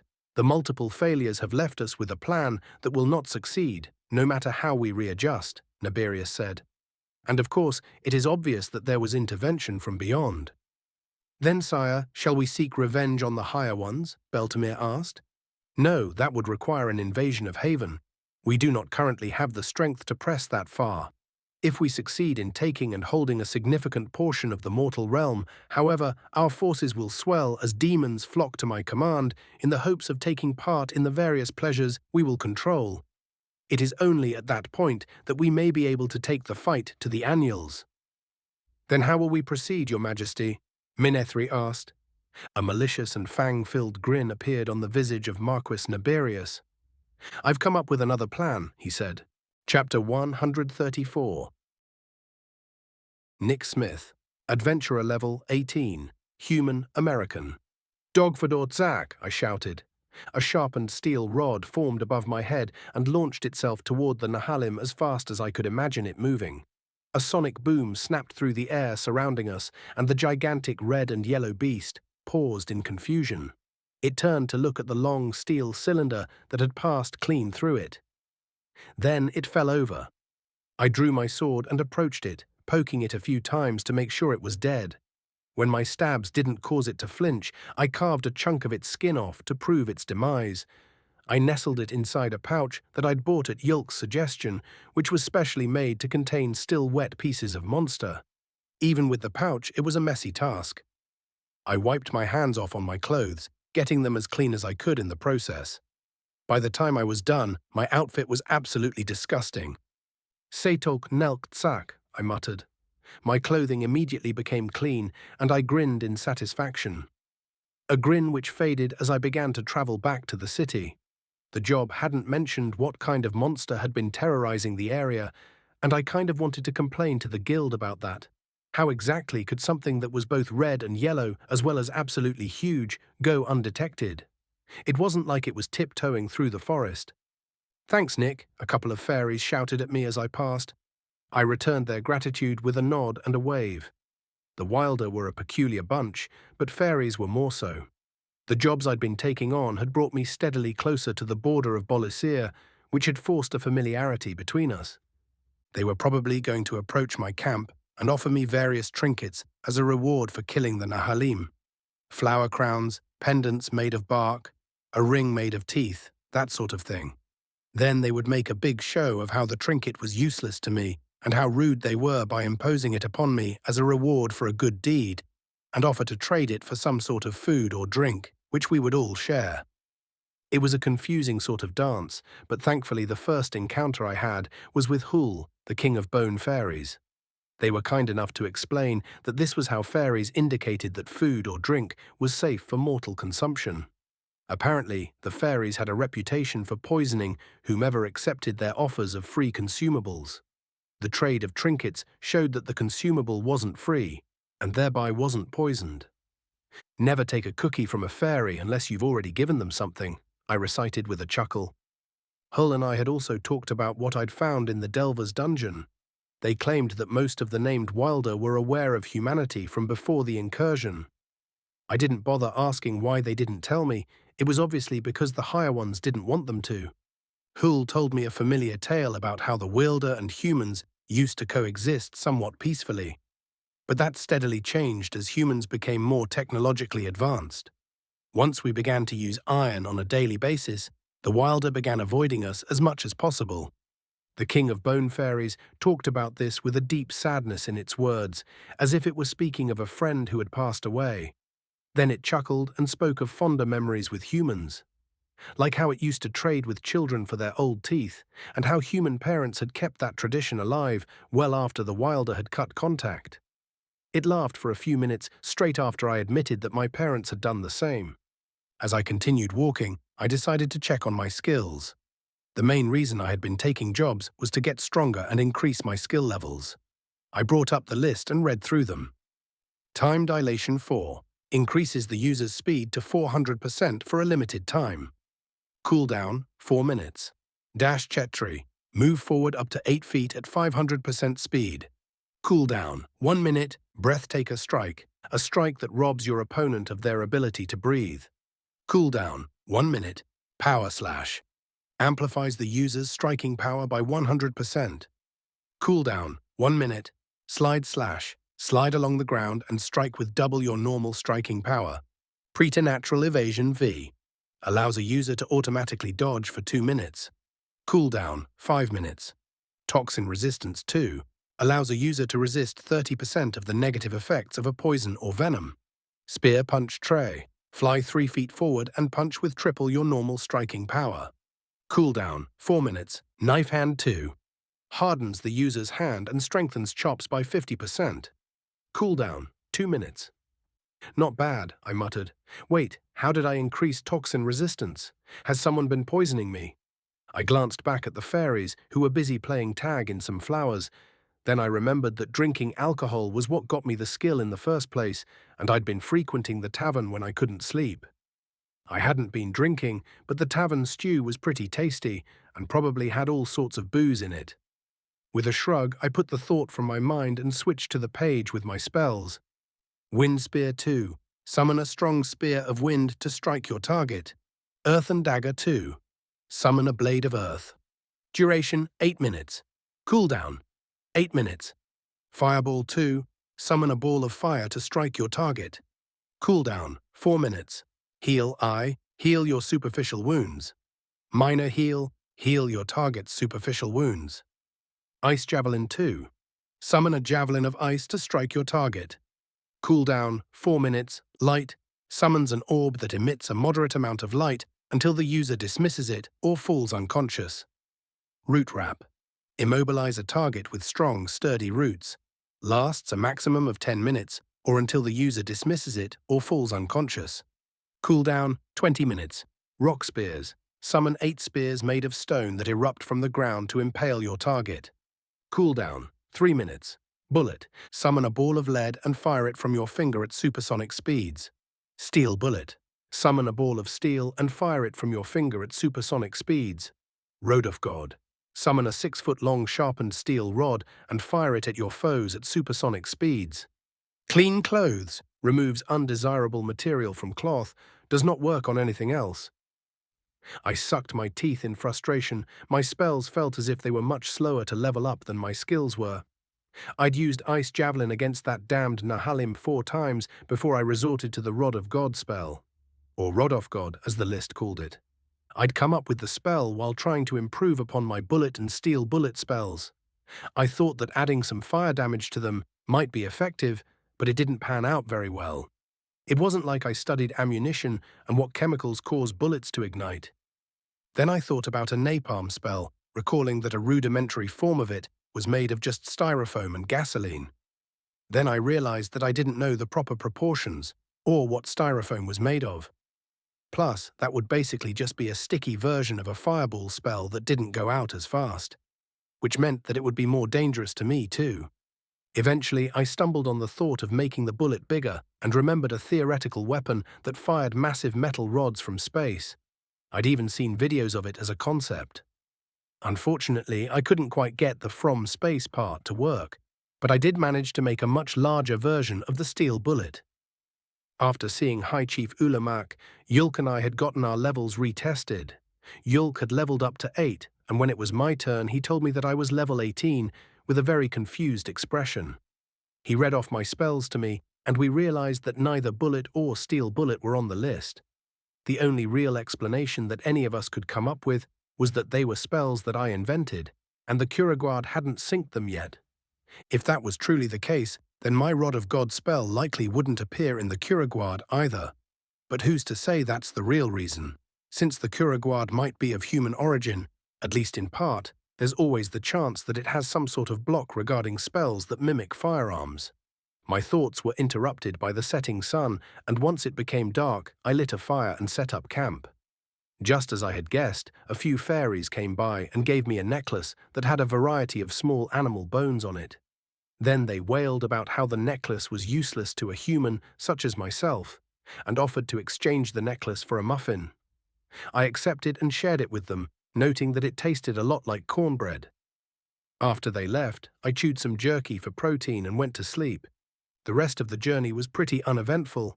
I made camp 2 more times, went to the guild to get paid, then made my way to the archives. Yulk and Larry were practically buried in tomes and scrolls. After a brief greeting, I figured out which of the reading materials they had already been through and started carting things back to the front desk. Hesma, the elderly master of records, gave me a knowing smile as I set the books down on her counter. When we first approached her with our task, she had been annoyed. Actually, that was putting it mildly. She'd been openly hostile to our intrusion. She quickly warmed up to me when she discovered that I couldn't read, though.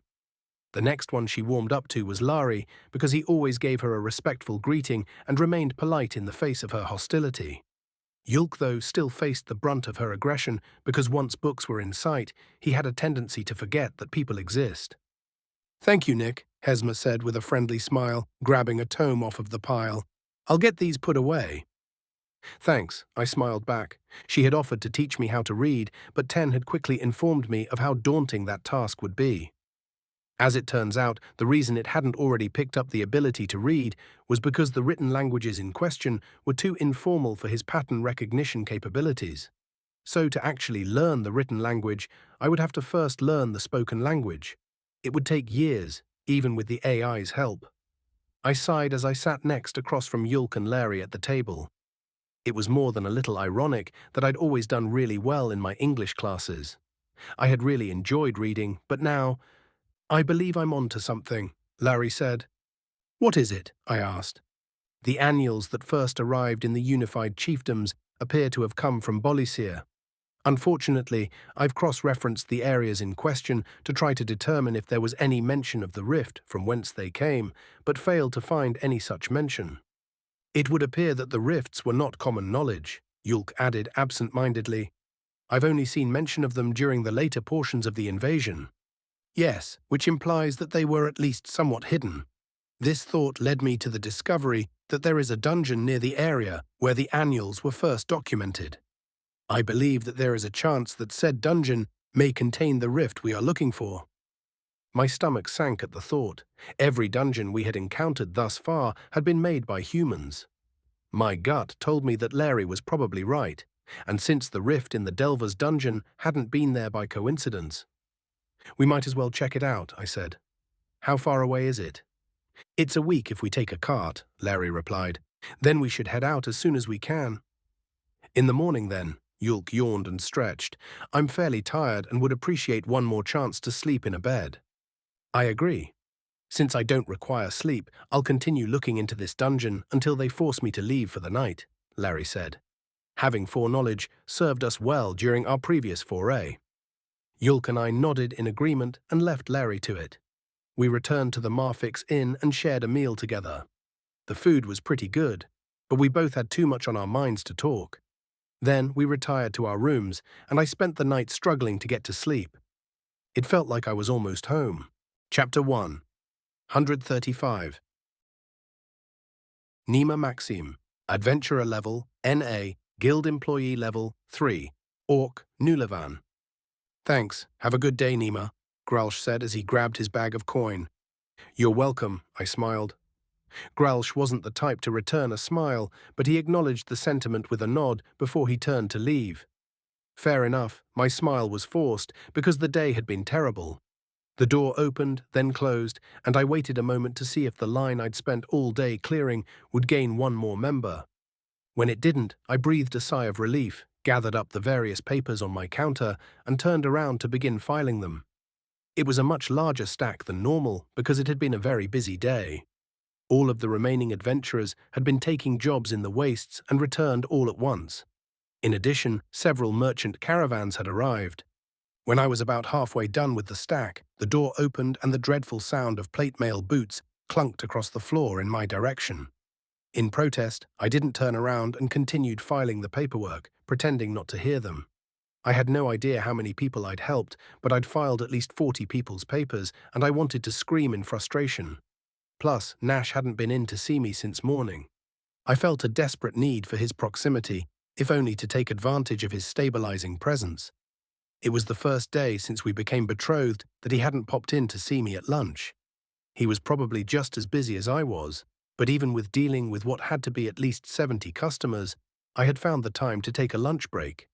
It couldn't be a bandit raid or anything else that required him to be in combat, or I'd have heard of it immediately.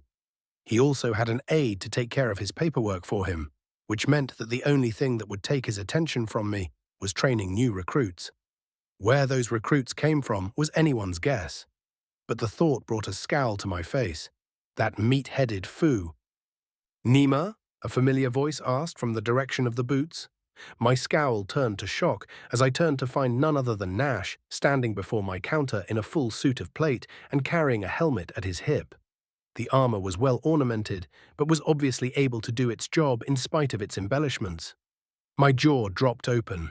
The pauldrons had etchings that were inlaid with gold and proclaimed him to be the captain of the guard.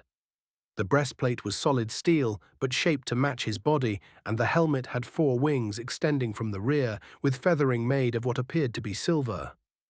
The entire ensemble was polished to a mirror-like sheen, and I blushed as I saw my reflection in one of the 8 abs. "What do you think?" he asked. It's impressive," I coughed, gathering myself. "I'm sorry for missing lunch. They've been entombing me in this since morning." "I approve of anything that will keep you safe. Does it really take that long to put on?" "For the first time, yeah. They had to adjust straps, reforge, polish. It was a nightmare. And it's so hot and heavy," he whined. I couldn't help but laugh. Nash had always hated clothing, especially when he was a boy. He had actually been nude and running from his mother and father, who were desperately trying to clothe him when we first met. His normal shirtlessness was actually a compromise between his preferences and society's demands. "It suits you," I said with a wink. "Thanks, and I see what you did there," he chuckled. "Do you think you'll be able to fight in it?" "Yeah, probably. I won't be quite as agile as I am normally, but the extra defense makes up for that. The chief would prefer that I not fight at all, though." I agree with him. I crossed my arms. "I know, my darling, but if the demons breach the seal, then we'll need every blade we can get," he sighed. "I know, but you'd better be the last blade that we use. I'm going to tell the other guards that they might as well sacrifice themselves to keep you alive, because if you die and they don't, I'll kill them myself. Slowly." "Yikes," he laughed. "How likely is it that the demons breach?" I asked, my tone softening. "The elder mages believe that if they were going to do it, they'd have done it by now. Some of the younger mages disagree, saying that the demons could just be waiting for reinforcements." "Oh." On a slightly brighter note, we did get word from Kirkana. The High Chief has decided to send us a few soldiers, as well as return everyone who was conscripted.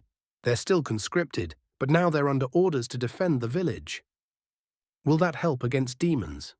It'll help. We'll have some Kirkana regulars, the Nulavan conscripts, the adventurers, and the guards. The door opened and a huge orc walked in. Nash noticed, tensing up a little at the sudden presence behind him, but continued speaking. The demons will also be bottlenecked by the entrance to the dungeon. So even though we don't exactly have a massive army, we should be able to put up one hell of a fight. The gigantic newcomer picked Nash up by his armor's collar and held him to the side, causing his helmet to fall to the ground with a clank. Everyone in the guild froze, including me. I looked at the Them in disbelief. "Apologies for the interruption and the rough handling of your guard captain," the Mountain of Muscle said. "However, I know that if I leave him on his feet, he will try to attack me, and the chief has asked that I not ruin his new armor." "Agurno?" Nash asked angrily. "You fucking piece of shit. Let me down this instant or I'll—" The big orc shook Nash a little, and Nash continued to curse. I couldn't make out what he said, though, because my ears had started ringing. Had he said Agurno? My father? I didn't want to believe it, but the more I looked at the stranger's face, the more I remembered it. A strong jaw that always softened whenever he tousled my hair. Eyes that seemed to see everything and used to wink at me whenever they caught me doing something my mum didn't want me to do. A slightly crooked nose that had probably been broken hundreds of times, which we made fun of together. There was no doubt that this was my father, the very same man who lied and left so many years ago. The first one to break my heart. Emotions flooded through me like water pouring from a carefully crafted yet broken dam. Anger, indignity, hatred, sorrow, and worst of all, hope. I didn't want to face these emotions, especially after how bad the rest of my day had been. I wanted to flee, to find a tree to hide under and cry myself to calm, or to punch my father in the face until he left, and then be held by Nash until all the bad feelings went away. But it wouldn't work. My dad would find me, and he was too stupid to leave me alone until he'd said his piece. Punching him wouldn't get him to leave either. He'd just stand there and take it until I felt foolish and had a sore hand. I was completely powerless. By simply standing in front of me, he had robbed me of any power that I had. "Fuck you," I growled, my eyes becoming tearful. Nash fell silent and looked at me with a pained expression. Oddly, that was helpful. It showed that I wasn't the only one who was powerless in this situation. "I'm sorry," Agurno said with the same tenderness he used in his voice when I was a child. "No." I shook my head and wiped my eyes. "You don't get to say you're sorry. You abandon your family, make my mother and I cry for weeks, then saunter in here like you don't have a care in the fucking world and hoist my betrothed into the air as if he's still a boy. Who the fuck do you think you are?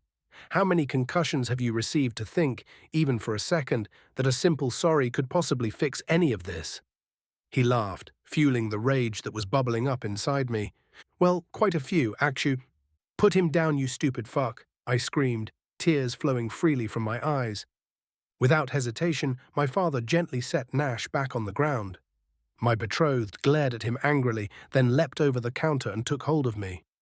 His armor was cold, and I desperately wished for his warmth, but the gesture helped. "It's okay, darling," Nash cooed. "Just breathe." I hadn't even realized that I was holding my breath. After a few calming breaths, I glanced around the guild. Everyone had tactfully taken their leave, including the merchants. Even so, I felt a burning in my cheeks. "What the fuck do you even want?" I asked Agurno. "I want to stop being a shitty person," he replied. "And humiliating Nash and I accomplishes that how, exactly?" His hand fled to the back of his neck, something he'd always done when he didn't have an answer. It drew my attention to the fact that his appearance hadn't changed much since I last saw him.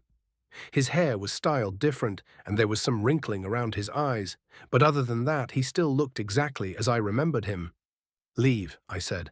"I'm not even the one you should be apologizing to. Alern, his mom, and my mom missed you a lot more than I did." It was the truth, but only because he had lied to me by saying that he'd be back, and I'd been foolish enough to believe him. True, he was back now, but the girl he'd made that promise to ceased to exist many years ago.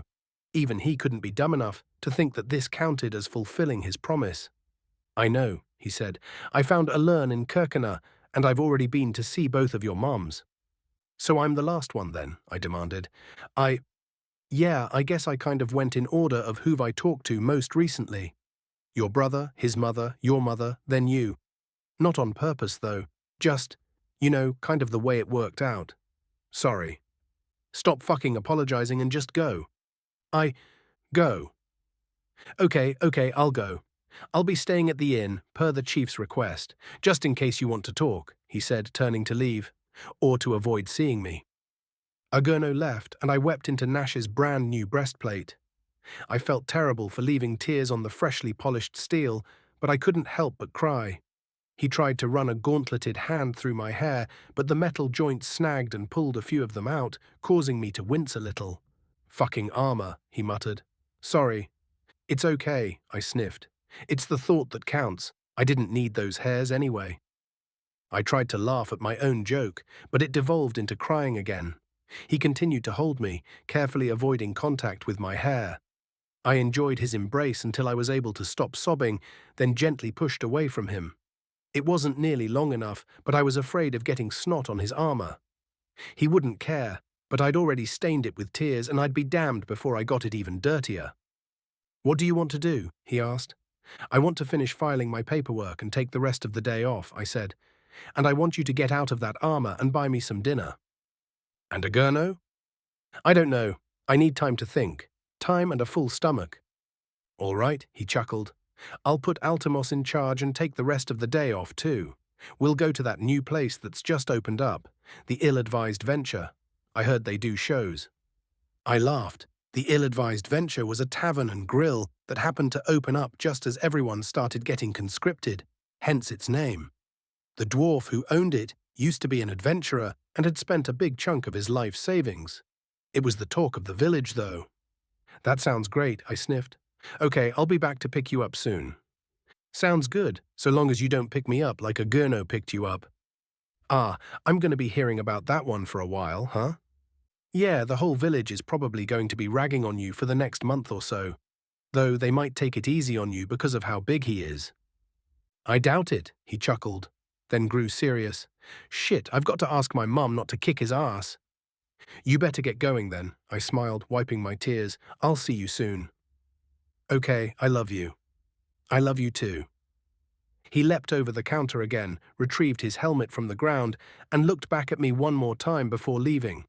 I sank to the ground and cried for a little while longer, then found a napkin to wipe my face. Once I was cleaned up, I retrieved the papers I'd dropped and finished filing them. When I was done with work, I waited for Nash in front of the guild. After a few minutes, he came running up in all his shirtless glory. I stepped forward and hugged him, trying not to notice that his armor made him an inch or so taller. My mum wasn't home, he said. Hopefully she hasn't heard about what happened. Honestly, it'd serve him right if she has, I replied. He deserves a beating. Yeah, I guess you're right. You don't have to worry about your mom. She's way stronger than Agurno. I know, it's just, what if she kills him? Oh, come on, I laughed. She's not insane. And she's a good enough fighter that she won't kill him by accident either. Sure. Quit being dramatic and let's go eat. Chapter 136. Agurno, Adventurer Level 152. Orc Kirkanian. I received plenty of stares on my way to my room. Some were people who'd never seen an orc of royal blood before. Others were people who had obviously heard of me and were shocked to see me in the flesh. Plenty, though, remembered me from the last time I'd been in Nuleva. It would be a lie to say that their judgmental glares didn't bother me. How could they not? Each pair of piercing eyes that fixed themselves in my direction had sent a shiver of white-hot rage through me, judging me as if they knew me, as if they could know how suffocating it was to be as gifted as I am, and yet be chained down by the shackles of parenthood. Like they didn't even care that I'd spent so many years fighting grotesqueries beyond their puny imaginations, trying to atone for the sin of abandoning my responsibilities. Atonement. I laughed to myself in the dark of my room. That's not what I was doing. No, my adventures were not to atone for the pain I caused my children, nor the women I professed to love. When I boiled it down, it was obvious that I was just having fun. Maybe even trying to get people to forget that part of me. Trying to get them to view me as the hero, the legend, that I'd always dreamed of being. Greater than my brother. Greater than even my father. Pretending that I wasn't completely in the wrong or that I'd done anything to make up for my wrongdoings wouldn't help me make amends. All it could do is salve my ego while the illusion lasted. It wouldn't do anything to help the feelings of those I've wronged, which was the whole point. "I see you're being quiet," I said to Grandma, who was leaning on the bed frame. It didn't reply. It hadn't said a single word since I arrived in Nulava. No snide remarks, cutting jabs, backhanded compliments, or even guidance. I could still feel the sword's presence in the back of my mind. I knew it could respond if it wanted to. Anger coursed through me once again, but I could tell that it wasn't directed at Grandma. I was upset about what happened with my daughter and was looking for someone or something to take it out on.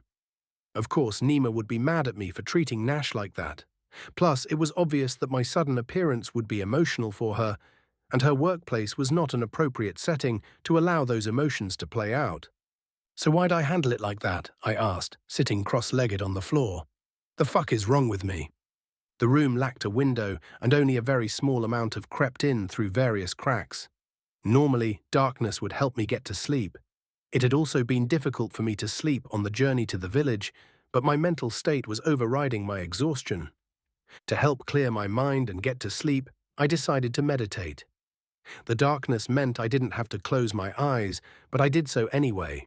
Then I focused on my extremities, my hands and feet, and slowly shifted my focus inward until my perception was filled with only my breathing. It was a technique I'd used hundreds of times. I'd used it when I had difficulty sleeping due to being poisoned or injured. I'd used it to balance myself before my most difficult fights. I'd even used it to drive away my fear before anxiety-inducing meetings with important people, like my father. But it didn't work this time. My mind and heart were still racing. They couldn't be quieted. Thoughts came rushing in unprompted, and each one made my heart hammer in my chest. Will she be able to forgive me? I thought to myself, the tears on her face fresh in my mind. Will I be able to forgive myself? I took a deep breath and let it out slowly, but that did nothing to stem the tide of thoughts bubbling within me. Should I buy her a present to apologize for showing up unannounced? How can I demonstrate my good intentions to her without pissing her off even more than I already have? Or should I just wait it out, see if she has a change of heart? "This is fucking stupid," I said aloud. "Just like you," an icy feminine voice said from behind me.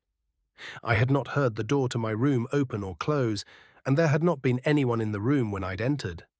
The person who spoke had not only managed to take advantage of my mental turmoil to enter the room, she had also used a very high-level stealth skill. The fact that she revealed herself meant that she was confident that she could pull off whatever she had planned for me, too. I moved faster than anyone else possibly could, but my cross-legged position put me at a disadvantage. Instead of attacking with my fists, which is what she should have expected, I went for Grandma.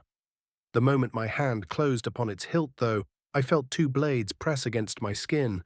The first pressed against the right side of my neck, aimed directly at my internal jugular vein. The second rested against my chest, positioned to pierce my heart at the slightest thrust. I'd been had. Even with all of my defensive and regenerative skills, I would gush blood too rapidly to stay conscious. The moment I lost consciousness, those skills would deactivate. Then I would bleed out and die. But the blades remained stationary, their wielder hidden by the inky darkness. "Who are you?" I asked quietly. "I'm sure you're smart enough to figure that out," she said, "and you're smart enough to figure out why I'm here." There weren't many people who could get the drop on me, even while distracted by my tumultuous thoughts. Even fewer of them were female. I racked my brain to think of which of them could possibly be in such a backwater village and what I could have done to piss them off. Then it hit me. "Yilda?" I asked incredulously. "Good boy, and what did you do to deserve my wrath?" Shit, that much was obvious. Yilda had always been an overprotective mother. Well, as overprotective as one can be for a pair of adventuring youths. "I'm sorry for embarrassing your son in public, Mum." "That's half of it." "Half? What do you mean?" I don't understand." "For such a smart boy, you're quite dumb sometimes," she sighed. "Who else have you harmed since you arrived?" My daughter," I admitted shamefully. "But what business—" It's my business because she's set to be my daughter-in-law, and that means she is a member of my clan. But I'm her fa— Oh, shut up. You forfeited your parental rights when you gave up on your parental responsibilities, she said scornfully, moving her blades away from my vital points. The only reason you're still alive is because she cried, which means that she still cares about you, and I couldn't do that to her. Then there's the political ramifications of killing the High Chief's brother, but I'm too old to give much of a fuck about such things. I breathed a small sigh of relief, but then winced as the darkness was replaced by a blinding white flash.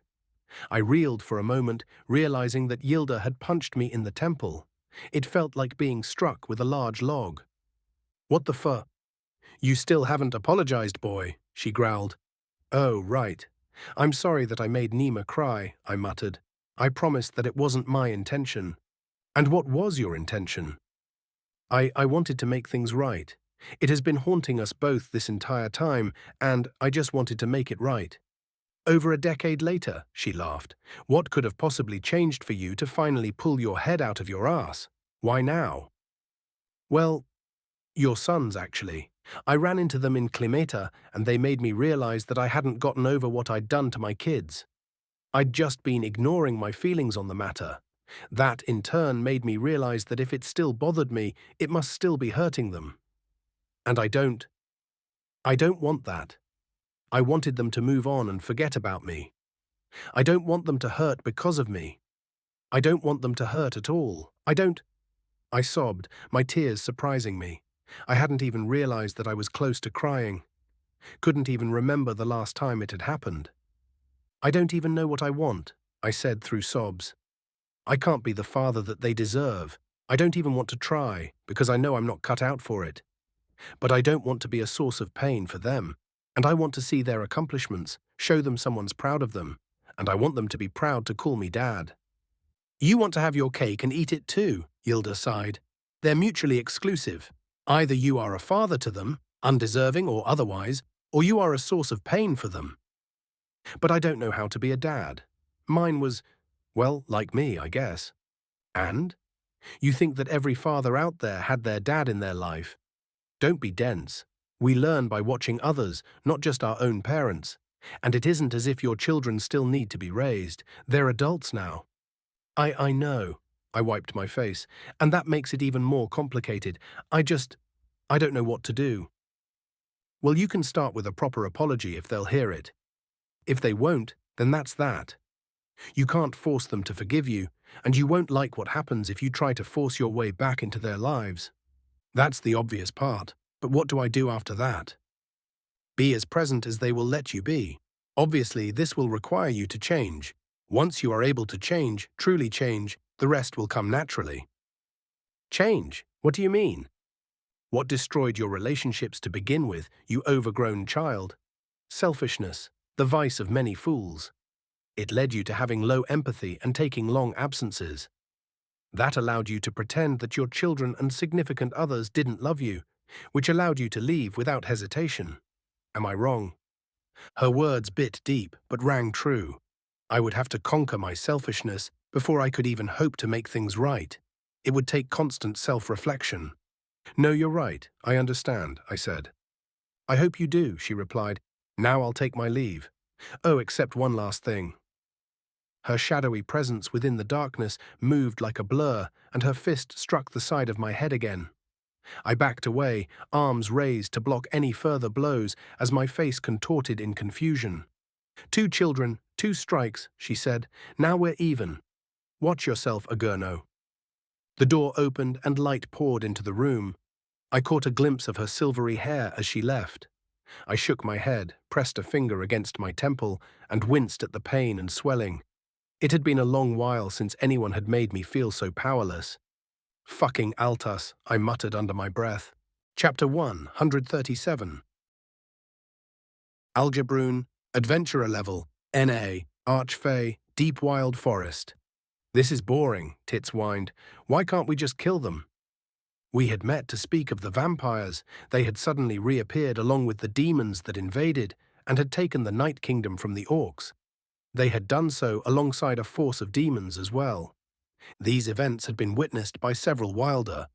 Unfortunately, a good portion of them were either quite far from us, which made informing us an afterthought for them, or aligned with the court. As such, it had taken quite some time for word to reach us. Tits knew the answer to the question that they had asked. I knew this, instinctively for lack of a better word, because we shared a little piece of each other between us. This had happened when Nick named us, but we hadn't fully realized the extent of the connection until later on. We had decided that since our ascensions were unique, it would be best to keep the connection to ourselves. Let the higher ones reveal it, if they felt the need. Mumaldobran rubbed a bulging forehead vein and sighed heavily. I couldn't help but agree with the sentiment. Despite the connection between Tits and I, it would be a lie to claim that their antics didn't wear on me.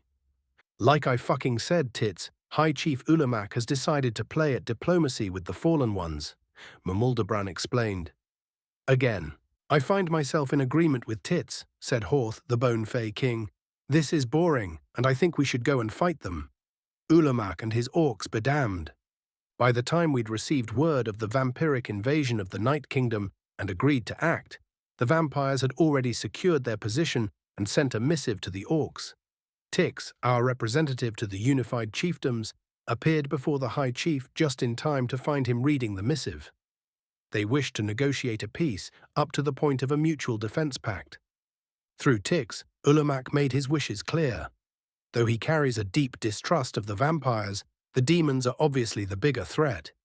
He believes that the vampires regret their dealings with the demons and wish to seek help parting from their company. If that's indeed the case, then it certainly puts the vampires at a disadvantage when it comes to negotiations. Getting them to agree to stipulations that would be necessary for their coexistence with mortals would be far easier than it had ever been. Whether the vampires would uphold their end of that bargain was a whole other matter and the crux of our current worries. Oh yes, bedamn the orcs, Mumaldobran said with a sarcastic venom, then shook its head in disgust. More brawn than brains, this one. Stupid. No, what's stupid is believing that the vampires will hold true to their word, Horth growled. It isn't as if they became vampires because they're worthy of trust. Whether the vampires stay true to their word or not isn't relevant, bonehead. Attacking the vampires would require us to leave the forest. Since doing so would weaken us, such action is foolhardy. In addition, the attack would harm relations with the unified chiefdoms. While I doubt that Ulamak would call our trust into question over this matter, it would make him all the more likely to do so in the future should we inadvertently offend. Who cares, though? Basinoth, the Blood Fae King, asked. If we dissolve relations with the unified chiefdoms, how much would we actually be impacted? We lose out on some trinkets and herbs. The occasional guest. Bah! We were holding our meeting in a grove that was centered within a clearing. There were several lesser wilder hanging around, but they were all being uncharacteristically silent. Everyone present stared at Basinoth. Some seemed to agree, others seemed horrified at the suggestion. Most of the fairies seemed confused. We made a promise, Mumaldobran replied with a grave tone. We swore that we wouldn't repeat the mistakes of our past. On our blood, bones, and being, we bound ourselves by our word that we would coexist with the mortals. History is cyclical, something you and the King of Bonefae should know all too well. Tell me, if you've a brain between the two of you, what's to stop the orcs from taking this forest? What has stopped them from using our friends to make their houses and tools? We'd kill them if they tried, Horth said. Oh yes, of course, Mumaldobran laughed sardonically, and the first few would even go down nice and easy, but we know what would happen next. They would come with iron and fire, just like in ancient times. We might be able to fight off the first wave, but they would keep coming. Over and over and over again, until all that's left of our home is logging camps. The only recourse we would have at that point would be to run, but what would be the point? Violence is cyclical, and once we start that cycle, we're doomed to partake. We'll hate the mortals for what they did, and eventually one of us will strike out at them again, and then they'll come again. This will keep happening until we're completely overrun, and will once again become bedtime stories that mortal parents tell their children. Is that what you want? Horth and Basinoth stared at Mumaldobran with open contempt, but remained silent. They knew the wisdom of his words. We all did. Whilst none of us had survived the humans, we all knew what had happened. It was one of the few memories that each of us had been born with. I thought not, Mamuldebrand scoffed. And so, we'll let the orcs and the damned vampires negotiate with each other. Let them find peace and coexist. I'm more worried about the demons anyway. Are we certain that they've truly fled from the mortal realm? As far as we can tell, I answered, their advance into Bolisir was routed, and word from Calcuti claims that their reinforcing army was met with an empty battlefield. So there's nothing to do? Tits pouted. Not necessarily, Mumuldobran said. This surprise disappearance stinks of a regroup. My guess is that their original scheme didn't go to plan, and they've decided to come up with a different strategy. We'll need to maintain our readiness for when they return. I mean for me to do. Oh. Well, I guess not. Tits huffed angrily, then looked thoughtful. This change in their demeanor immediately set everyone on edge. Even I eyed them warily. What if… I promise that if what you're about to say is as foolish as most of the things that come out of your mouth, my foot is going to become acquainted with your ass, Mamuldebrand interrupted, and not in the nice way. Tits winked and continued, what if we send a representative to attend the negotiations? We have a vested interest in whatever is agreed upon, don't we? We should make our voices heard. Everyone stared at Tits in shock. Uncharacteristically, they had made a really good point. There was only one problem with the suggestion. Who would we send? Mamuldebrand demanded. Any wielder capable of killing a vampire would practically be required to, and any wielder incapable of doing so would be at a disadvantage during the negotiations. Oh, how so? None of them would be intimidating in the slightest. Fuck's sake, imagine how you'd feel if a fairy started making demands of you. That would be pretty cute, actually. Yes, but the vampires are an enemy. Sending a cute representative would demonstrate weakness, and that could harm negotiations. If the vampires see us as weak, they might try attacking us again, and the orcs wouldn't be very happy about that. Hopefully, the end result would be similar to what would happen if we were to simply assault the vampires. Well, what if our representative wasn't a wilder? What? Who then? I gave Tits a confused look, but then I felt it. The one who named us, the last human, was nearby. Tits winked again, indicating that they'd felt the pull sooner than I had. Nick, I said, he's nearby. The human, Mamuldebrand asked. How do you… No, never mind. Why would he help us? He's a friend. You declared it yourself, buffoon, Horth chuckled. Mamuldebrand's face contorted in anger. Go fornicate with a fern, you… We would need to reward him this time, Basinoth interrupted. This is likely no small favor for such a young human, and we asked a lot of him to secure our friendship. Almost too much, honestly. The promise of a future favor wouldn't be enough to cover the debt this time. The King of Blood Fae made a good point. Nick had secured our friendship by assassinating an enemy of ours, one that he had no real quarrel with. Asking another favor without offering something in return would be tremendously rude, though knowing Nick as I do, he would probably still agree to do it. I kept that to myself, though. Fine. Mamuldebrand's hands shot into the air. Damn it, Tits. Now that you've put the idea in my head, having our voices heard during the negotiations sounds too good to pass up. I'll think of an exchange to make. I'll even hear his preferences on the matter. Fetch him. Tits grinned at me, and I suddenly had a dreadful feeling in my gut. Before I could object, though, they leapt up and disappeared into a void.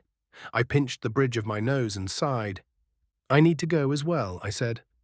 Yeah, that would be a good idea, Mamuldebrand said. We'll discuss what terms we want to present at the negotiations and the reward we'll give Nick for helping us. Go temper her flirtations, please. I nodded and opened a void. Chapter 138. Nick Smith. Adventurer level 18. Human American. I watched vacantly as the scenery passed us by while the cart continued along the road. Larry and Yulk had been discussing various academic topics for most of the trip, but I'd been mostly silent. Whenever they would bring me into their conversation, I would politely reply until I could slip out of it again, only paying enough attention to the chit-chat to be able to repeat the cycle. My mind was elsewhere, and there was a tension in my chest that made it hard for me to be social. We were getting closer and closer to the dungeon that might contain a rift into the angelic realm. Closer and closer to going home, to seeing my friends, family, and Cass again. Every time I thought about it, my heart raced. There were too many unknowns. What would happen once I got back? Would the past change, preventing the incursion? Could I even do anything if it doesn't? And what if the past does change? What does that mean for Yulk, Nash, Larry, and everyone else? Will they never have existed? Or will I be sent to an alternate timeline? These questions, thoughts, and anxieties kept me company, which was why I wasn't feeling very sociable. Thankfully, Yulk and Larry seemed to pick up on this and began to avoid dragging me into their conversations. And so I sat, watching the bushes, trees, and boulders drift by. I was beginning to enjoy the sun on my skin when the hairs on my arms and the back of my neck rose. It felt like I was being watched or stalked by a hungry predator. Instinctively, I began to look around and noticed that Larry was staring over my shoulder, his jaw hanging open in what could only be shock. I ducked and rolled to the other side of the cart, using my preternatural evasion skill to barely avoid the arms that had trapped me so many times previously. Floating beside the cart was an annoying archfey that I had inadvertently promoted. It grinned and completed the motion of its arms by squeezing together its massive tits. Yulk asked, "What brings you by?" "Oh, I just dropped by to nab Nick," Tits replied with an exaggerated sensual tone. "Maybe nibble a little too." "Absolutely not," I growled. "I'm getting tired of your harassment." "Ah, 'tis unfortunate then that being upset makes you even more adorable." Tits winked at me, and I contemplated whether or not I should bring up the fact that I now had 2 spells that were lethal to Wilder. The fact that I could use those spells along with the element of surprise also crossed my mind. I decided against rectifying my mistake as the cart slowed to a stop. "We need your help, Nick," a voice from behind me said. I turned to see Algebron and thanked my lucky stars. My hope was that they would be able to rein Tits in, keeping me at least somewhat free of harassment. This hope was dashed when I felt Tits' arms wrap around me, their namesake pressing into the back of my neck and shoulders. "Knock it off," I said, pushing away. "Oh, come on, Nick. It's just a hurt." "Please respect his wishes," Algebron interrupted. "It's unwise to upset someone when you're asking them for aid." "Bah, dour and dowrer," Tits pouted.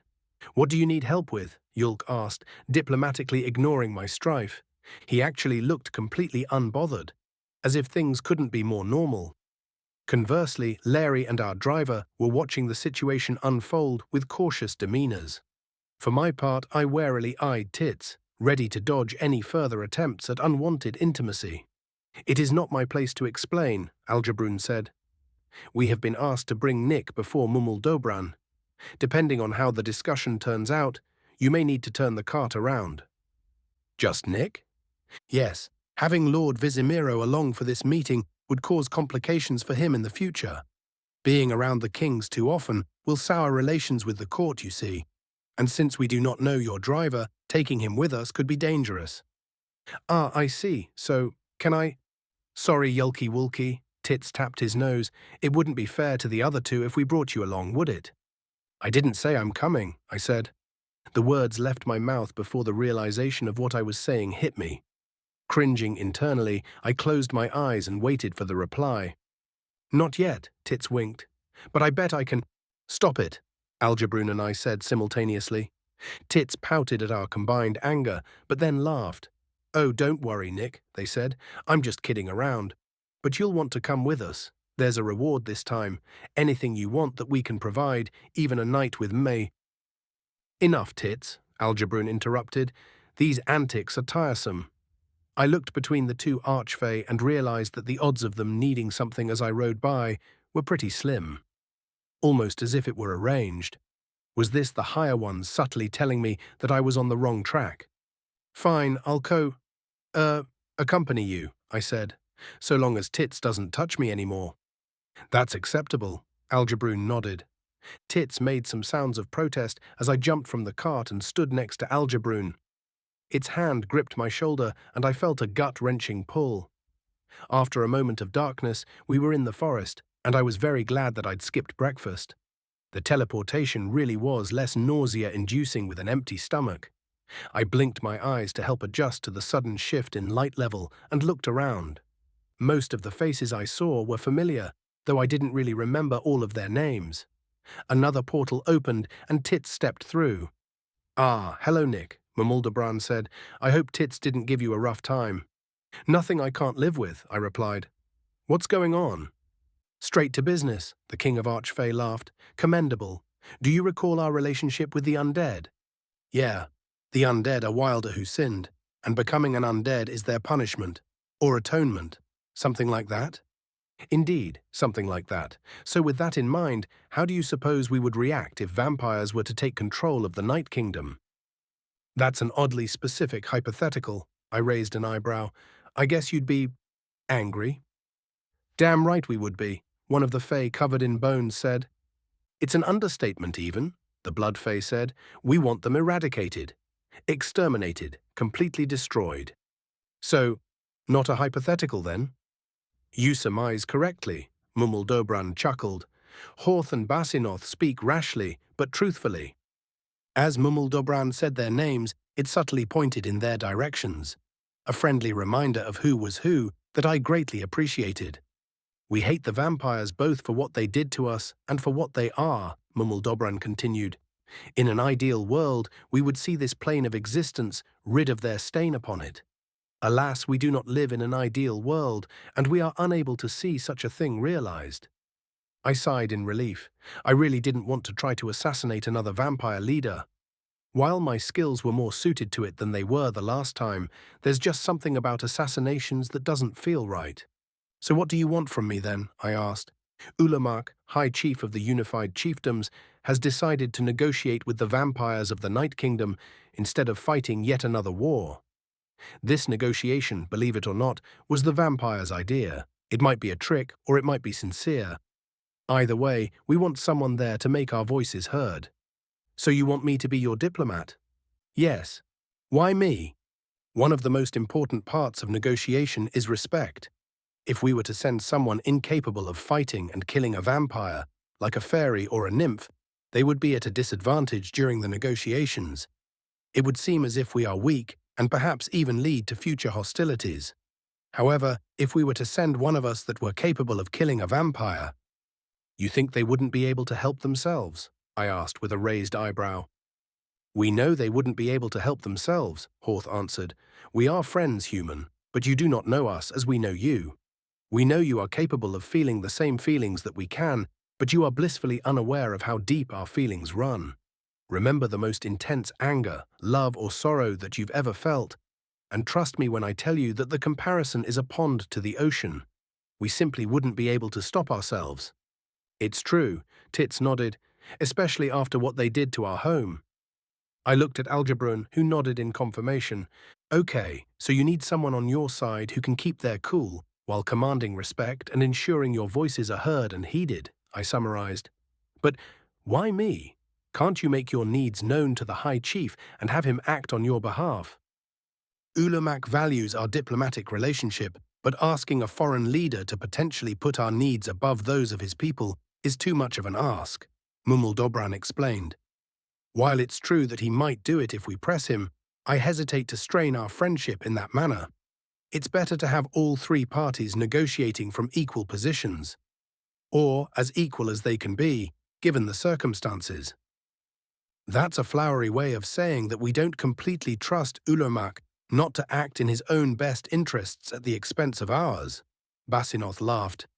"It would be an understandable slight, given that he's both a mortal and a ruler." "I don't really see how Ulamak could do that, but I think I see where you're coming from," I said. "We are also willing to offer you a reward for this service." Mumaldobran stood. "We have a few things we're willing to offer, but something tells me that you may already have something in mind." Yeah, maybe." With a deep breath, I explained that I'd discovered a way to enter the realm of the Higher Ones by going through Haven. Then I told them why I was headed to Bolisir. "I'd like to know if I'm on the right track, and maybe ask for your help with opening the rift once we find it," I said. "A reasonable request." Mumaldobran rubbed his chin. "Deal. Algebrun will accompany you back to your transport and tell your driver where to go." You will arrive in the Night Kingdom alongside High Chief Ulamak, who will be informed of your purpose. Once there, a fairy by the name of Tix will act as your advisor and our messenger. They may attend the negotiations with you, if you so choose, but our words must come from your mouth. Understood. Okay, safe journeys, Nick. May we see each other again soon. Mumul Dobran nodded at Algebroon, who returned the gesture and put a hand on my shoulder. An instant later, I was once again pulled into the void. Chapter 139. Thalamus the Immolator. Adventurer level, NA, Demon, Unknowable. Charge, I shouted. The fiends under my command pounced upon the meager defenders of the village like starving animals. The peasants' defensive line broke immediately, and those that weren't promptly torn to shreds began to run. They couldn't get far, though, because I had held some forces in reserve and they had the village completely surrounded. It was a total victory, but I didn't let it get to my head. I knew what Naberius and my peers would say if I did. It was a mere village without seasoned combatants. Executing a perfect operation was the expectation. Suffering no casualties and ensuring no survivors when ordered was the norm, not an accomplishment worth celebrating. My fellow commanders would also point out that it had taken multiple days to properly reconnoiter the area. Even if I argued that it had been at the insistence of Marquess Naberius, they would simply scoff and claim to have been able to do it faster. They would say that the reason that the Marquess had made me take it slow was because I was new to commanding and undeserving of the role. Bastards, I muttered under my breath. I took a deep breath through my nose and savored the sweet smell of blood and death on the air. Watching as the villagers were cut down soothed me a little. Even if I could not celebrate the victory, it was a job well done, and I could allow myself a moment of pleasure for it. After said moment of pleasure, I turned to Balthrax, my second in command. Maintain a tight perimeter and begin searching the houses, I ordered.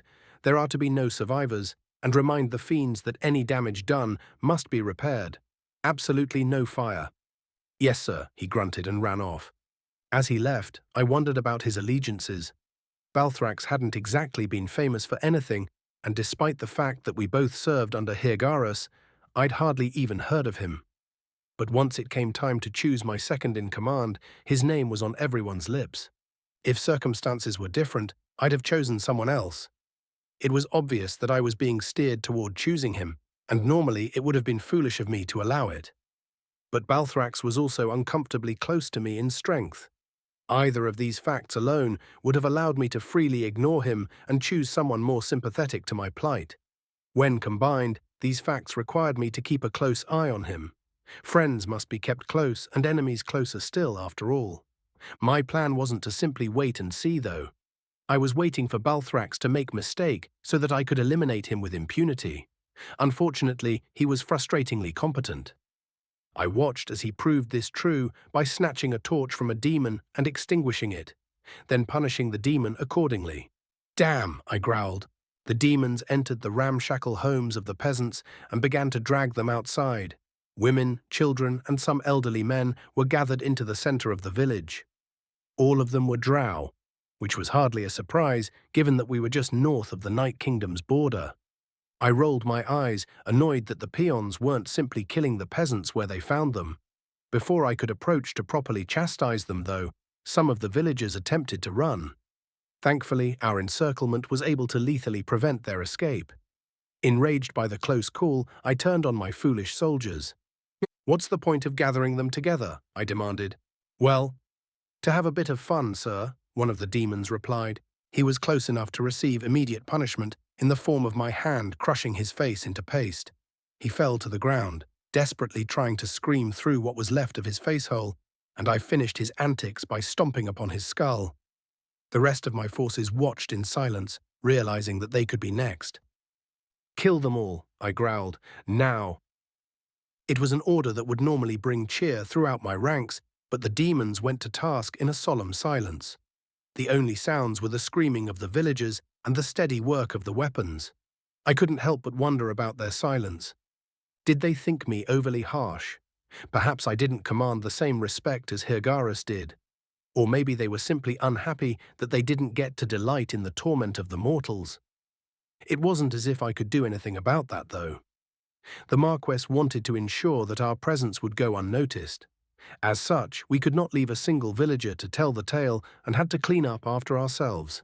Keeping toys allows the risk of escape, and that cannot be allowed under any circumstances. I glared at Balthrax. What had just happened was a mistake, but from a certain point of view, it could be seen as my mistake. I had not been specific with my orders. He should have known better, though. Perhaps he did. It's possible that he had known full well what our orders were and orchestrated this fuck-up as a way to undermine me. If I punish him, word will spread that I can't even control my own second-in-command, or worse, that I punish others for my own failings. The demons under my command would hesitate to heed me, and my peers would mock me even more furiously than they already were. Fucking prick. I want you to personally ensure that every villager is dead, I said to him. Even one escape will result in the Marquis being quite displeased. I'm sure that's an understatement, sir, he replied calmly. Correct. If we fail our mission here, his wrath will be like none you've ever seen. And I'll ensure that some of it is directed at you as well. Balthrax stiffened, as if the thought hadn't occurred to him. That single moment of doubt and fear brought a small smile to my face. Perhaps I wasn't as cornered as I had thought. Even a fool knows that if you plan on sinking the ship you're on, you should at least make sure you have a life raft. I'll open the rift, I continued. Do not fail me. I won't, sir. I scoffed and made my way to the village elder's home. It was obvious which building it was. The village didn't have a very good carpenter, if the other homes were anything to judge by. But the elder's house was made of expertly carved stone bricks, and much larger than the other buildings. The reason for this is because we had created the structure during our last invasion. Dwarven slaves and demon engineers had toiled for weeks to enshrine the rift in a proper barracks. The rift had long since closed, but it hadn't dispersed. I entered the building and looked around in disgust. Baskets, clothing, and meager wooden furniture was strewn about messily, hardly the grandiose welcome mat that the other commanders would expect. I was tempted to order the building cleaned, but my contempt for my peers won out. Perhaps it would goad some of them into being insulted, and I could make them seem overly pretentious. It would certainly harm some egos whilst boosting my own standing. After all, we're here on a mission, not a vacation. What use is luxury and pomp? With a grin, I gathered magic and began to pour it into the rift.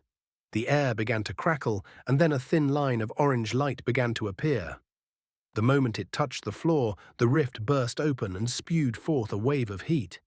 I waited patiently for those waiting on the other side to realize that the rift had opened. They could have opened it, but Niberius had ordered me to do it myself, likely to ensure that the rift didn't tip off the villagers to what was happening, giving them time to try to escape. The plan that the Marquess had developed was just as cunning and convoluted as one would expect from him. The first step involved sneaking a small force back onto the mortal plane. The next part was simple. Take a village that contains a rift and eliminate all the villagers before they could warn anyone about us. The third part of the plan was to determine the status of the vampires in the Night Kingdom. We didn't know if they still ruled, nor if they were still allied to us. Personally, I had my doubts about their loyalty the moment I laid eyes on the master vampire, but Niberius had made it quite clear what he thought of my objections. Once we determined whether or not the vampires were useful, the plan got more complicated. We would either use the vampires or wrest the Night Kingdom from their grasp. The orcs, dwarves, and elves would be hesitant to aid them, and the Wilder would outright refuse to. We would then use the Night Kingdom as a foothold to strike at the mortals, slowly and methodically. Ah, so you didn't utterly fail, Beltamir said, stepping through the rift. I didn't fail at all, I replied. The village has fallen undamaged, and none have escaped. He sniffed patronizingly, as if he hadn't already detected the scent of living mortals. But not all of them are dead quite yet. I seem to recall that being part of your orders.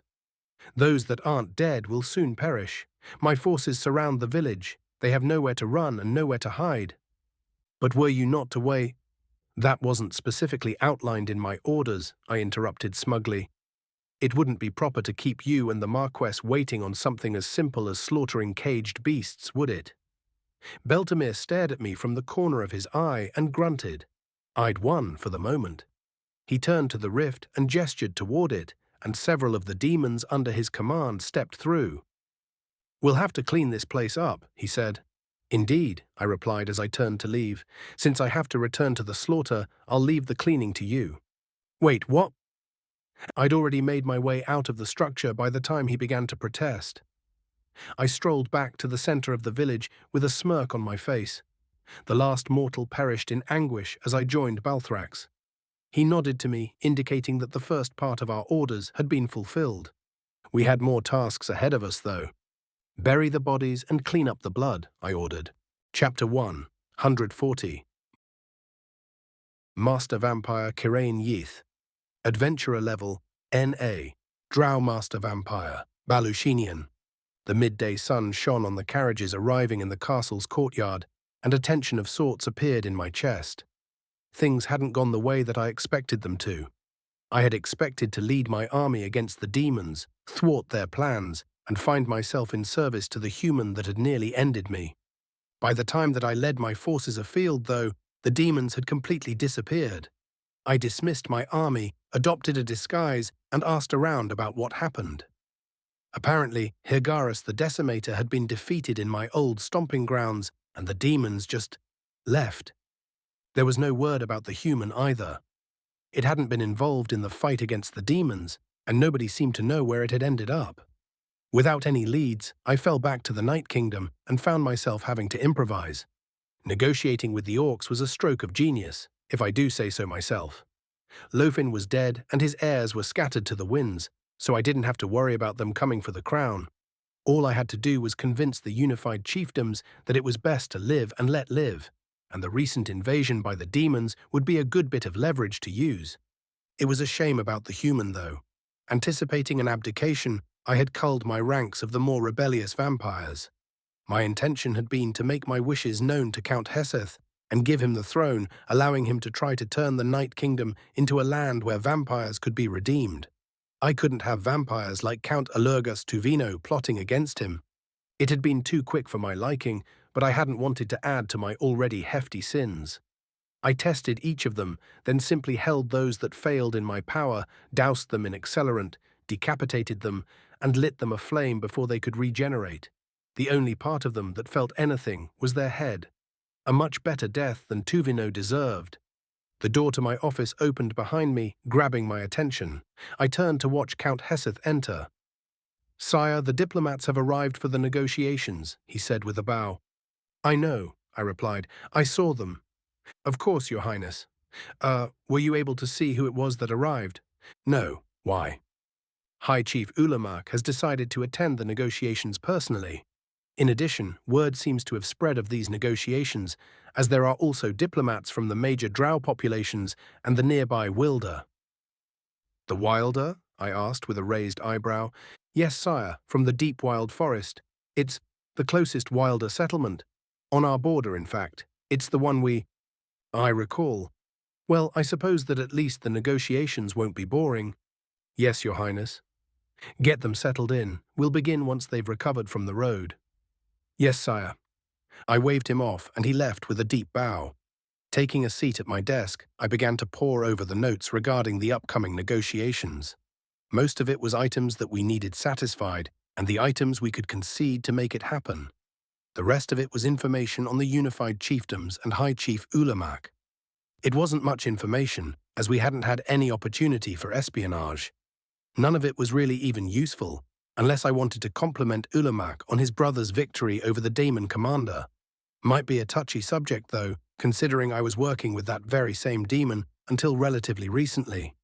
They might not know that, but the Wilder are a tricky folk, and it's impossible to tell what they can and can't know. Better to avoid the subject entirely than give them a chance to surprise me. Instead of fixating on the information I'd already memorized and the information that was useless, I began to try to play out the conversation in my head. This wouldn't be like other head of state negotiations, though. My people are an existential threat to Ulamak's people, and I had to kill some of his people to even get to this point. There were only two reasons that Ulamak would negotiate. Either he would like to avoid a war with us while the demon's intentions were still unclear, or he wants a chance to try to kill me himself. The latter option was pretty unlikely, because even if he managed it, he wouldn't make it out of here alive. Neither would his people or the Wilder. It would be better to just try his chance at war. The Wilder were an unexpected addition as well. Their demands would be both harsh and stacked against us. And on top of that, they would be rude about it, which was fair enough with all things considered. I'd have to be careful what I agreed to, and I'd have to be on guard.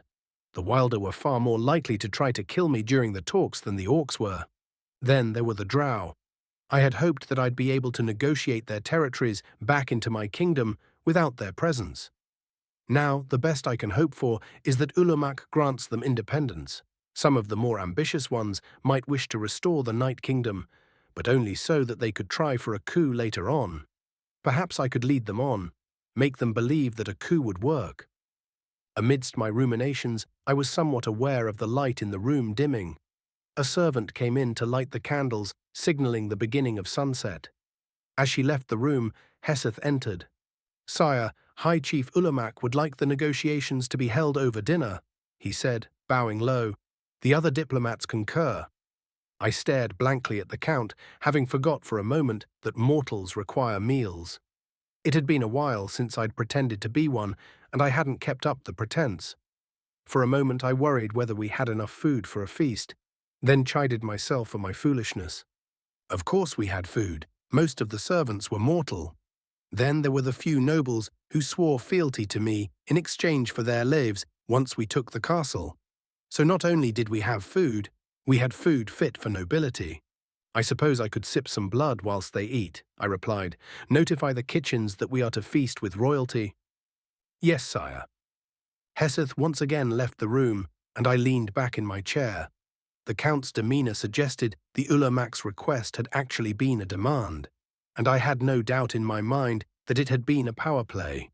Negotiating with a master vampire over dinner. What better way to remind me that we were completely different in every way, and that he couldn't possibly trust me? No, that wasn't it. He was trying to remind the other diplomats that to me, they're food. Surprising that it came from Ulamak, though. It was more like the Wilder to come up with something like that. On the other hand, Wilder don't really have to eat, do they? I asked the empty room. It was also possible that Ulamak knew what he wanted, knew he wouldn't budge, and wanted to get the negotiations over with as soon as possible. That could also be the reason he decided not to send a diplomat. It's easier to persuade an ambassador than it is to persuade a king. If one can get an ambassador to agree to something, the king is bound by said agreement, unless the king is fine with their people looking like brainless savages. I absent-mindedly tapped one of my long claws on my desk, leaving little divots in the leather covering. Normally, one would wait for the kitchen to prepare the meal before one came to the table. The seating would be important, though, so I decided to head to the dining room a little early. The stroll was uneventful, and the dining room only contained a few servants setting up clothes and candles. The drow bowed to me when they noticed my presence, and I ordered one of them to fetch Count Heseth. Then I got to work. All of the chairs were expensive, but it was obvious which one had been Lofin's. It sat at one of the narrow ends of the table, the seat a few inches higher than the others and covered in precious metals and jewels. Gaudy, but I could work with it. By the time I had formulated the seating plan, Heseth appeared. "Yes, Your Majesty?" he asked, confused by my sudden summons. "I will be sitting in this chair," I began my explanation. I pointed to the chair across from my own and identified it as Ulamak's. To his left, I sat the Wilder. To his right and in the other seats, I sat the drow. I made certain that there would be a drow between myself and the Wilder, just in case things got heated. "You will ensure that they are guided to the proper locations," I said, taking my seat. "Dismissed." "Yes, Your Highness," he bowed and left. I looked around the dining room with a somewhat bitter sense of nostalgia. It had been on extremely rare occasion that I'd found myself in this room, and both other times had been while I was young. The first had been a feast held to celebrate an accomplishment of my false father. The details eluded me, but I distinctly remembered how tall and frightening everyone had seemed. The second time had been after I killed my mother for murdering my false father. The feast was held to celebrate my loyalty to the king. The gaudy ass cushion that I sat upon had been where King Lofin had announced his intention to promote me to Master General. Everyone in attendance had eyed me jealously, even whilst applauding the inbred bastard's decision, but they weren't able to frighten me that time. I'd been far too preoccupied, wondering if I should try to murder everyone in the room, to be worried about their petty, impotent jealousy. The reason I'd decided against it was because I had been sitting where Ulamak would be, and behind that seat was a very large fireplace. The heavily armed guards and flames at my back had been more than enough to check my violent urges. I sat and waited, lost in my memories. Soon enough, servant began to trickle in, bow and place food upon the table. Then the guests began to arrive, and I stood to silently welcome them. Ulamak entered first, directed to his seat by Count Heseth.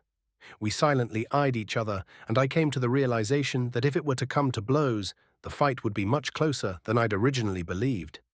Then came the drow, pathetic, spoiled nobles, each directed to their chairs by a servant. I noticed that 4 seats to Ulamak's left were empty, and wondered how many representatives the Wilder had sent. That curiosity was quickly sated as they entered, but rapidly replaced by another. The seats were filled by an orc, a lich, a fairy, and a human. All but the fairy were familiar to me. I almost laughed in disbelief. The thought that I'd never be able to find the human and redeem myself had weighed heavier on me than I cared to admit. Yet here he sat at my table, ready to participate in negotiations that couldn't possibly concern him. I'd be lying if I said that it wasn't upsetting, though. The higher ones were playing with me like a pupper with a child's rag doll. As a matter of fact, it was infuriating. "What is this?" I demanded.